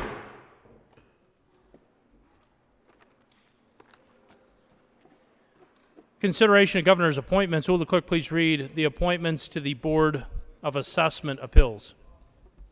Members of the Board of Assessment Appeals for terms expiring July 1st, 2021, John Frederick DeRungs of Denver, Colorado, reappointed. Anna Luisa Mariella of Denver, Colorado, reappointed. Amy J. Williams of Hayden, Colorado, member engaged in agriculture, reappointed. Valerie Carissa Bartel of Longmont, Colorado, reappointed. Samuel McCulloch Forsyth of Louisville, Colorado, reappointed. Senator Rodriguez. Thank you, Mr. President. I move for the confirmation of John DeRungs, Ann Maricole, Amy Williams, Valerie Bartrell, and Samuel Forsyth to the Board of Assessment Appeals. Is there any discussion on any of those appointments? Seeing none, the motion is a confirmation of the governor's appointments to the Board of Assessment Appeals. Are there any no votes? With 35 ayes, 0 no, 0 absent, 0 excused, those appointments are confirmed. Message from the House. May 26, Mr. President, the House has passed on third reading and transmitted to the Revised Statutes House Bills 1286, 1323, 1301, 1306, and 1229, amended as printed in House Journal May 25th.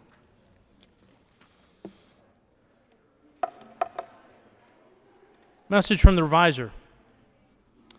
May 26, we herewith transmit without comment as amended House Bills 1229, 1286, 1301, 1306, and 1323.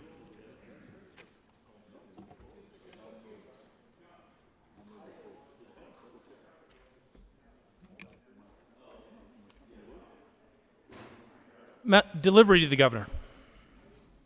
May 26, to the governor for signature on Wednesday, May 26 at 3:35 p.m. Senate Bills 11 and 35.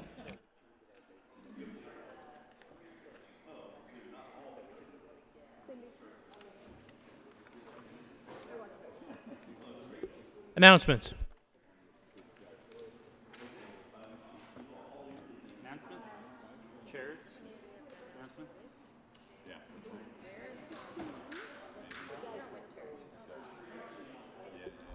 Senator Hawkins Lewis.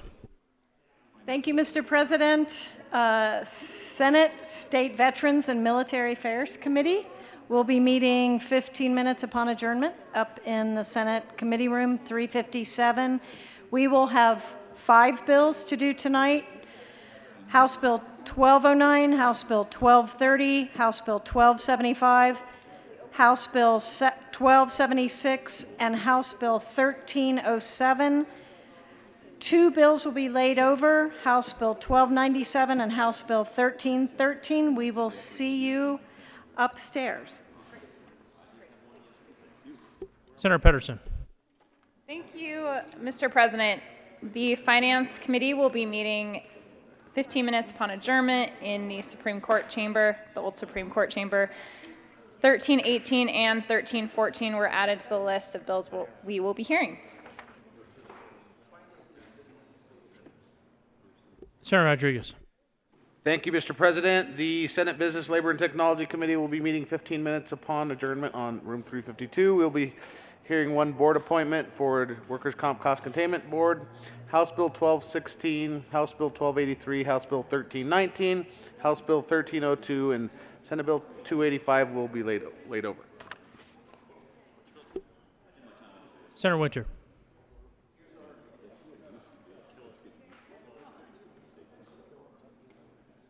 Senator Winter. Thank you, Mr. President. Transportation and Energy will be meeting 15 minutes upon adjournment. And members, I know it's going to be difficult, but we have to borrow a House committee room. So we are going to hear 1 bill, 264, and there's another committee in Old Supreme Court. We're all the committees. We are in 107. There's not audio there. We are meeting. You go to the basement. You go to the right. They're very pretty rooms. It's going to be fine. We're going to meet in 107, Senate Bill 264. It's going to be all right, members. 107.